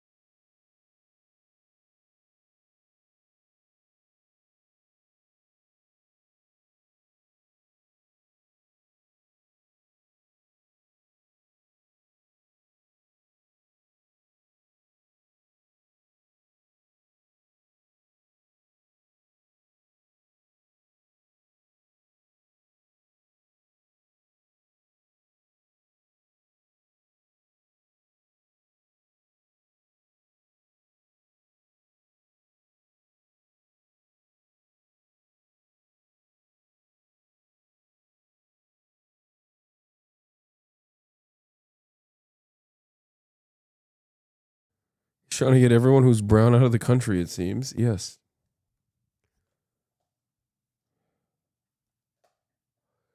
Why should I be sympathetic for the people who voted to have their faces eaten by leopards? Because they're still human beings. What do you mean? And deportation is an incredibly cruel act that, you know, no one should be subjected to unless they've done something fucking heinous that's worthy. You know?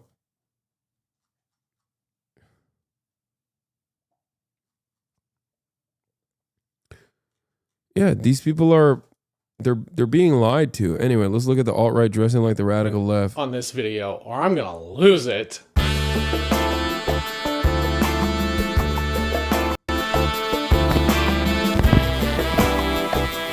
If you're watching my videos, we probably have a similar algorithm, and you've seen the clips and heard the discourse around the Sam Seder Jubilee video titled 20 Trump supporters take on one progressive. If you have no idea what I'm talking about and don't know how you got here, don't worry. I'll explain everything. Consider sticking around for a while. A lot of the discourse around that video is your typical frustration with most Jubilee content. How it's a complete spectacle where nothing is accomplished and no one learns anything. Okay, respect.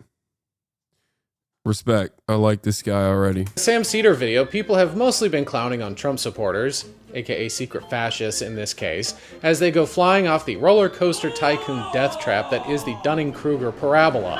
As per usual, there was also outrage at Jubilee themselves for platforming a bunch of dipshit cultists who have fully drunk the MAGA Kool-Aid, and allowed them to spread harmful misinformation on their platform. There were also a few folks confused by something else that didn't have anything to do with the rhetoric or regurgitated Jordan Peterson talking points. Didn't have anything to do with their ideology or worldview. It was something that might actually be more nefarious than outright Sieg Heiling or calling immigrants rapists because of how surreptitious and deceptive it is. The fact that a lot of the conservatives didn't look like conservatives. This type of guy specifically, who looks like he unironically refers to himself as an ally, and owns and operates a bisexual vegan bakery where polycules get a discount on iced matcha that they can pay for in vintage vinyl records. Fashion is more than just buying and wearing the trendiest, most expensive designer clothes. The way we dress sometimes tells others about ourselves more than what we say does. And you can infer a lot of things about a person based on their style and fashion sense. Is it always accurate? No, absolutely not. But one of fashion's main functions is to signal to others that you may have aligning interests and even political views. Take this guy, for example. The fleece vest, the laminated name tag, the ill-fitting bootcut jeans that match his wife's probably lead you to believe he works in tech, which might lead you to assume other things about him. Probably not a fan of the gym, socially awkward, wants to save the world through technological advancements of his startup, might even be a World of Warcraft incel of some kind. Anything is possible. Now take a look at this guy, the skin-tight. Yeah, Dominican Ray, dude. It always works, baby. It always works. 100% success rating, okay? Hit him with the motherfucking Dominican Ray. Just like Mark Zuckerberg. Yeah. This photo is screaming, Yo voy a votar por Donald Trump. That's what it's screaming at me. Ay, ay, ay, ay, por Dios. Yo voy a votar por Donald Trump. Dan Flash shirt wrapped around his bulging pecs, the awful white pants and matching belt, even the way he accessorizes his new wife's laminated face tell you a completely different story. This guy's definitely a meathead who could be mistaken as the founder of the XFL or Tap Out, not a multi-billion-dollar tech company that is actually destroying the planet and not saving it like the other guy dreamt of doing. He may have changed the way he looks, but you can't cure social awkwardness by buying designer clothes, unfortunately. Certain aesthetics, including clothing and hair and makeup, are more than just trends. There's historical and cultural context that we all understand to a degree, whether consciously or unconsciously. And everyone appropriates fashion all the time. It's how you get new trends and subcultures. A lot of the time it's done out of respect, or as a way to reclaim a narrative or to make a subversive commentary on class division. Conservatives and even further right groups are no different, co-opting certain aesthetics and fashion styles for different means, with different intent. For example, what do you assume about these guys? You might be concerned that they're racist Nazi punks since one of them looks like a skinhead, and they're both wearing military-style jackets covered in band patches and pins with the big romper-stomper boots. But you'd be wrong. They're what's known as sharps, skinheads against racial prejudice. If you look close enough, they're both wearing Sharps t-shirts, and one has a gay pride patch, and the other has a patch that says, "Boots and braces don't make a racist," a reference to the style of boots and suspenders that are synonymous with Nazi skinhead punks. In this context, the broader aesthetics might confuse the average person who's unfamiliar with punk or skinhead culture. Yeah, the laces that you wear in your Doc Martens apparently is what brands you as a Nazi punk or a anti-Nazi punk. And I only know about this because I got those Rick Owens Doc Martens that have like the gray Rick Owens laces. And apparently Nazis have white laces. So there were fucking dumb chatters. Lace code is dead. Okay. Oh, red laces as well, apparently. But there were some dumbass chatters who were like, "Oh, dude, why did you buy Doc Martens with fucking white laces?" It's like, first of all, they're not white. Okay? They're not. They're fucking like the very clear Rick Owens colored fucking fat laces.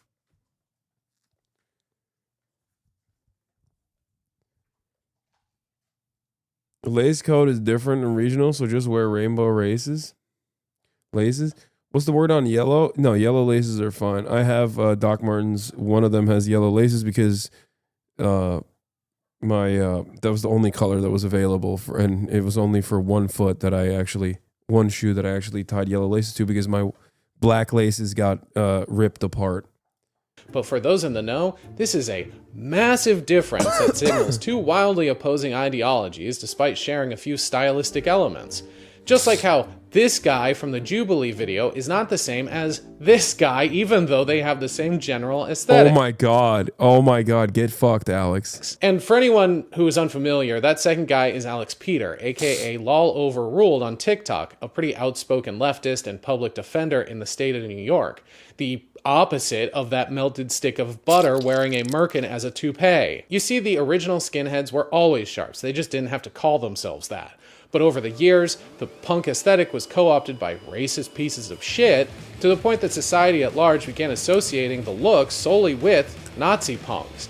Sharps emerged as a response to fascist appropriation and have tried to reclaim the movement and the aesthetic to a certain degree. As for the Jubilee Trump supporters, people have been pointing out, well, they're basically doing the same thing. They've taken a look and appropriated it as a kind of soft rebrand, but more on that later. You can find this appropriation among all sorts of styles and fashion aesthetics. Someone who's rocking a linen skirt and white dreadlocks and a septum piercing could just be into New Age spiritual hogwash and crystals.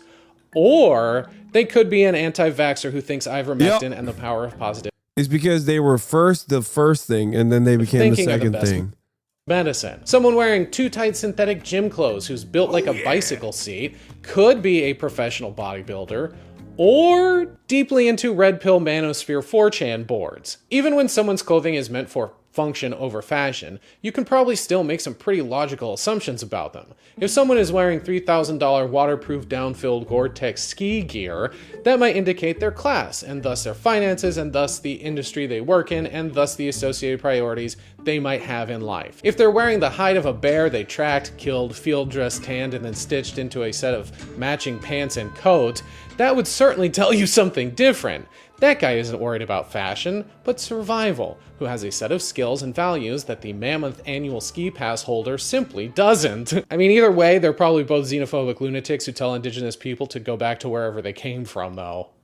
So there's that. Fashion isn't a frivolity and... Okay, bro. The fucking bearskin guy got hated on for no reason.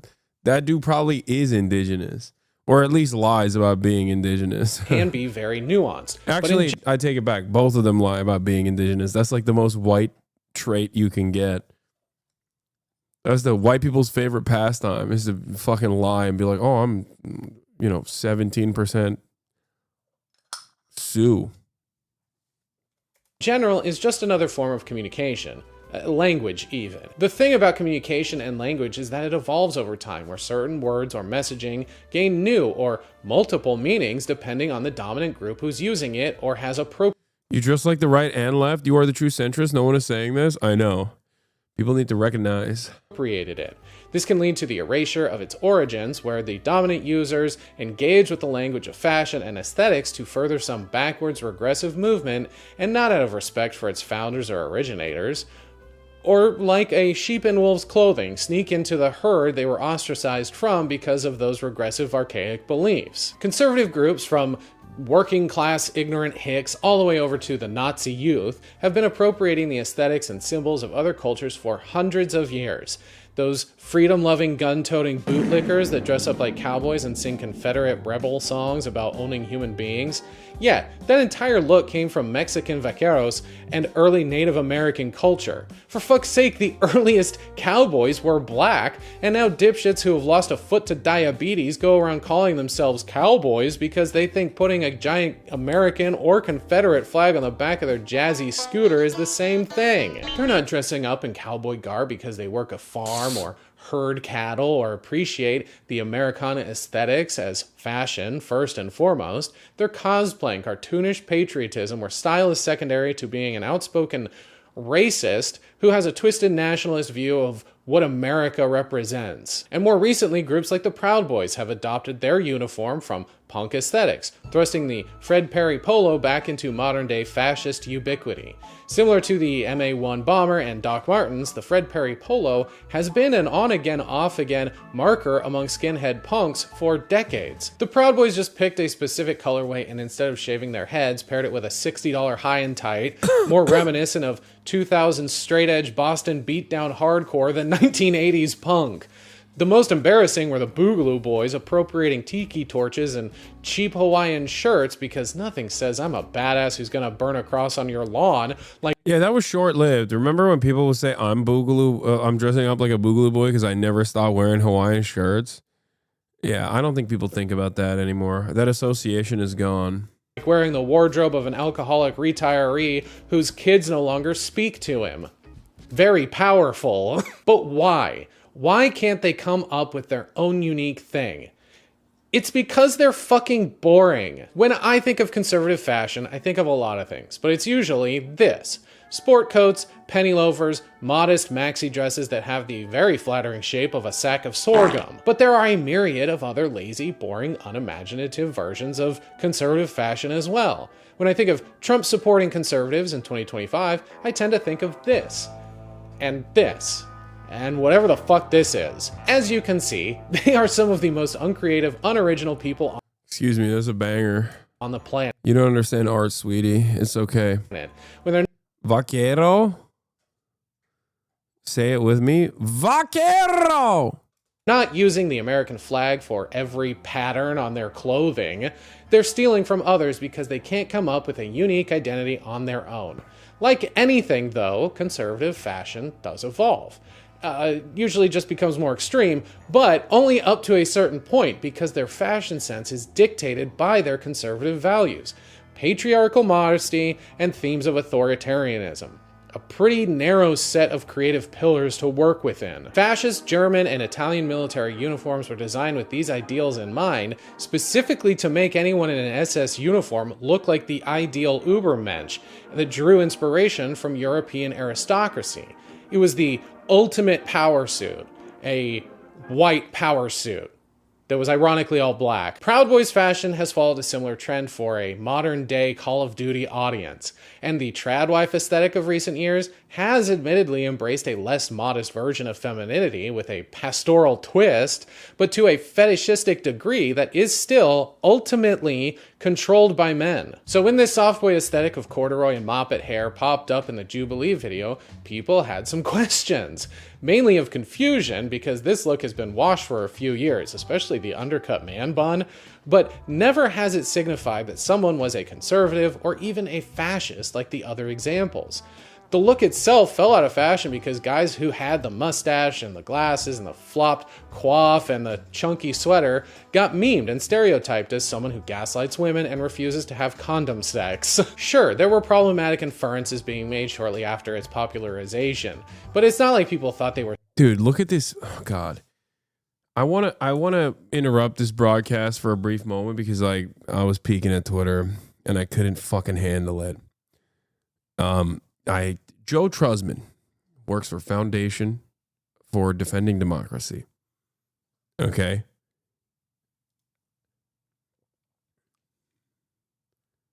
He's kind of cooking you? Wait, what? No. Look at this fucking tweet. Mohammed Shahada says, Israel just bombed a key Gazan hospital under the pretext of targeting a wounded politician, non-combatant, while he was on a hospital bed receiving life-saving care. If Russia did this under the same pretext, the Western world would condemn this nonstop as a terror attack. Joe Trusman, Ismail Barhoum was involved in financing terrorism. He was sanctioned by nearly half a dozen countries for his role in raising funds for Hamas through charities and other means. Hamas is a terrorist organization. To which I responded, oh shit, thanks for this information. I now think bombing... oh fuck, I fucked it. I was so angry, I typed it so poorly. I now think bombing a hospital is perfectly cool. Totally not a war crime anymore. Thank you for defending democracy. I said, I now thinking... Wait, you can't edit replies? God damn it. Whatever. I know thinking.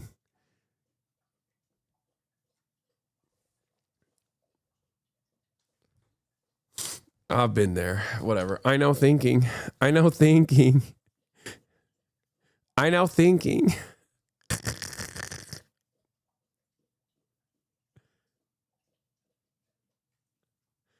too late. It's already out.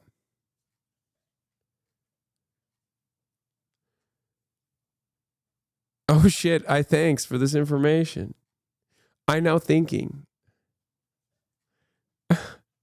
I thanks for this information. I now thinking.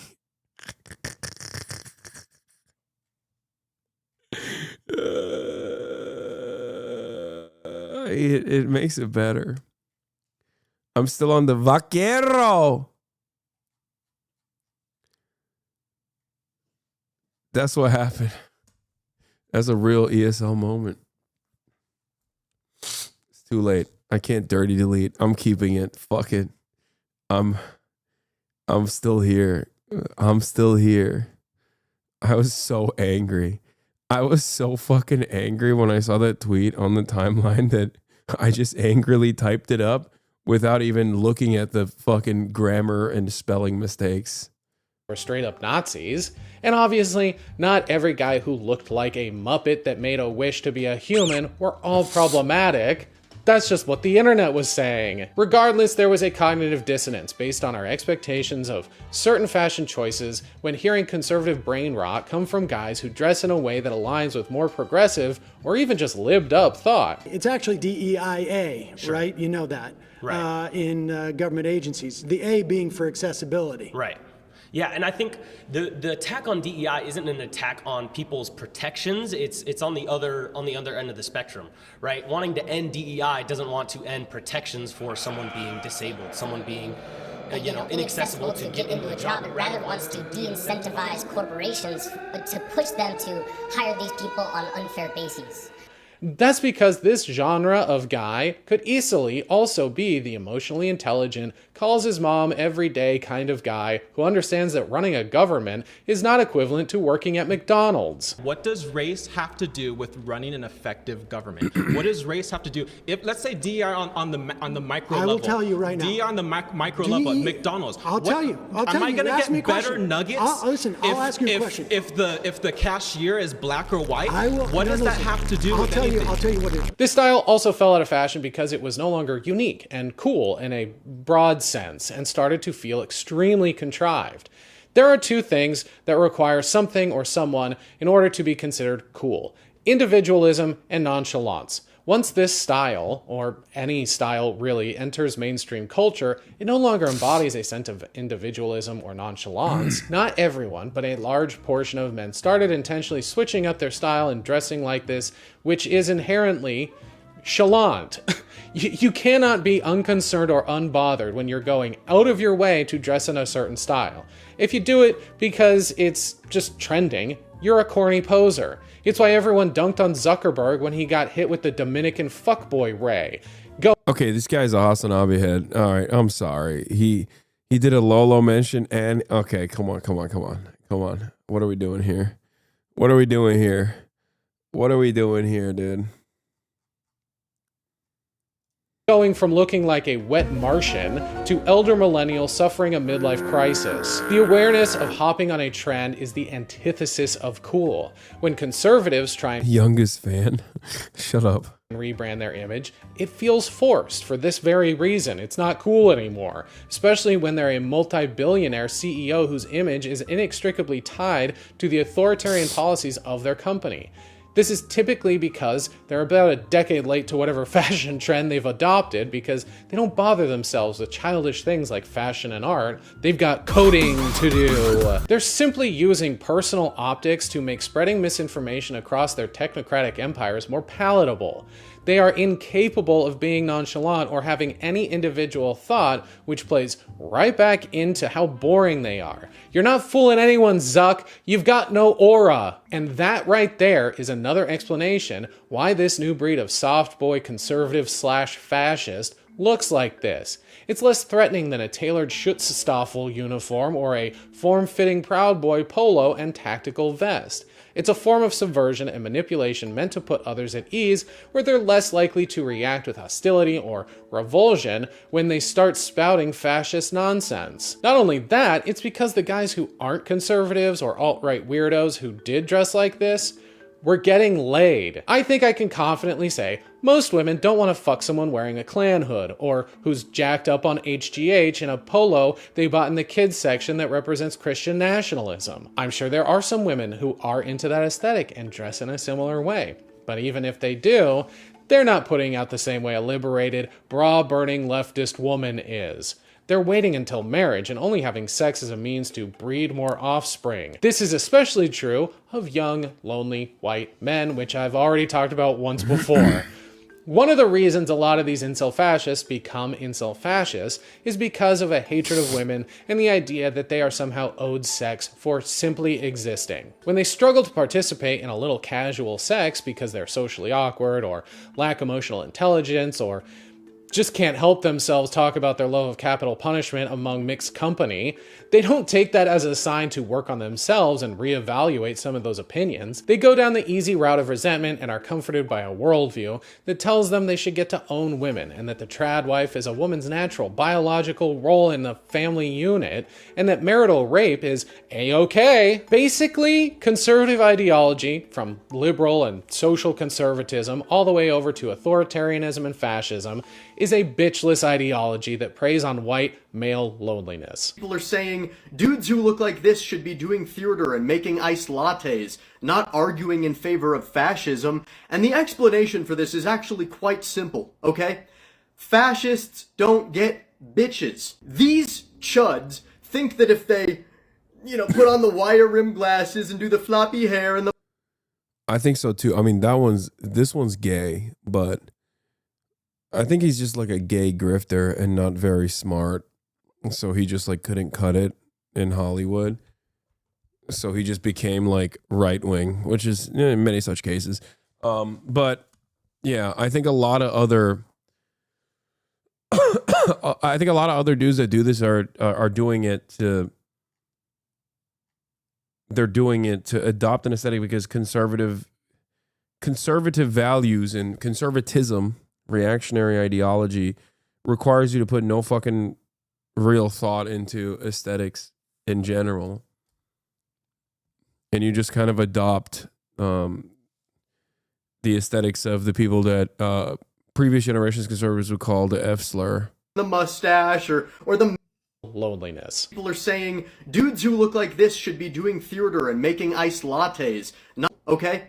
If they put on the wire rim glasses and do the floppy hair and the mustache or the man bun, that will attract women to them because they know in their heart of hearts that women are not attracted to fascists. They're attracted to nice people. People who actually, you know, are normal, dress a certain way. They have stable lives and partners who they love. And fascists have none of that. So they start doing this. And then this quickly becomes the aesthetic of fascism. It's also important to note that not all right-wing men turn to conservative ideology because they can't get laid. A lot of it is, unfortunately, much more petty than that, to the point that it's almost a lazy trope. History is riddled with failed artists turned fascist. Many of the biggest names in today's conservative spaces ended up there because they were rejected from the humanities and then developed this chip on their shoulder and went even further right, almost out of spite. Ben Shapiro is a failed screenwriter, Jordan Peterson is a failed intellectual, Steven Crowder, failed stand-up comic, Dave Rubin, failed actor, Hitler, failed painter. That Vinny guy who had a meltdown on Piers Morgan is not only a failed comic, but a failed Twitch streamer making his red face.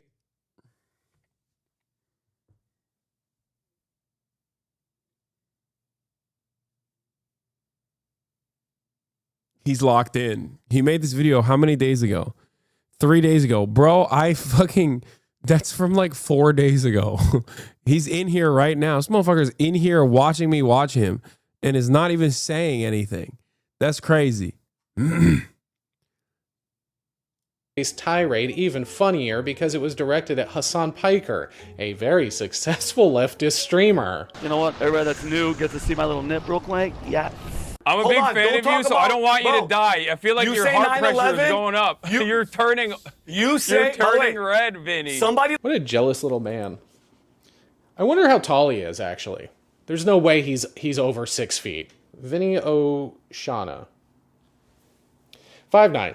This typically happens because they're egomaniacs who can't handle criticism or rejection and lacked the critical thinking skills necessary for them to understand what differentiates good and bad art, and that maybe they needed to work a little harder at acting or screenwriting, but then they didn't because they're lazy and entitled. Also, getting paid to make art is not very lucrative, and more difficult than people think. It really can't coexist with conservative ideology that favors monetary value and short-term gains over prioritizing one's passion to become great, or just as a means to catharsis and self-reflection. Those don't really coincide, but becoming a professional troll with a podcast funded by right-wing donors is very lucrative. Unfortunately, this means certain fashions and aesthetics become the de facto uniform of fascism because normal, empathetic people don't want to be associated with symbols of hate and have to constantly update our wardrobe.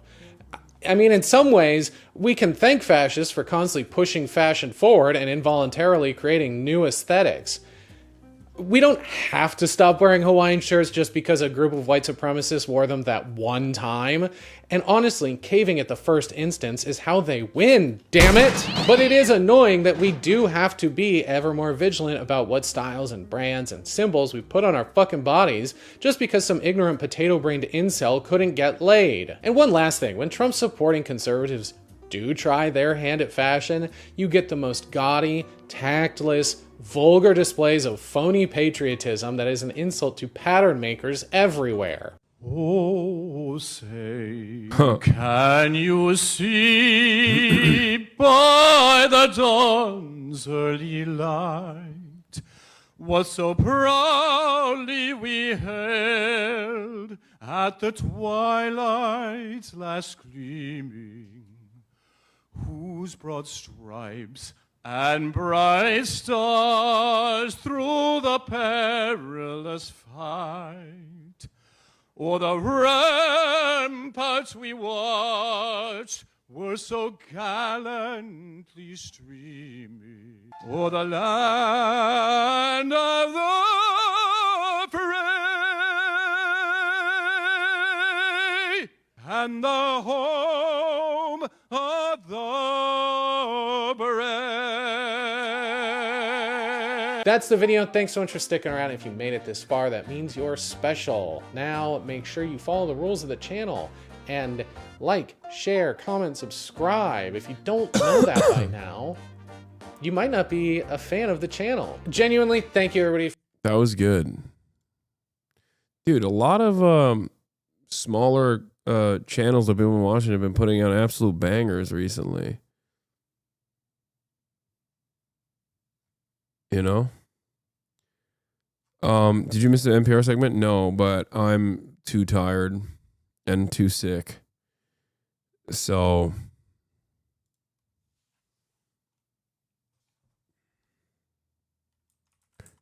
thanks for the shout out. So I'm gonna end it here. I'm too tired. And I gotta get ready for tomorrow. Big day tomorrow. Monday news day, baby. Love you all, and I will see you tomorrow as always. Feel better, dumbass. Oh, that's mean.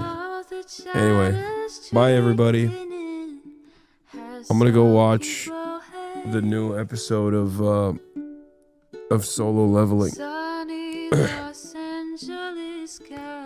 Play some Kingdom Come, maybe some Assassin's Creed. Peace. The starlock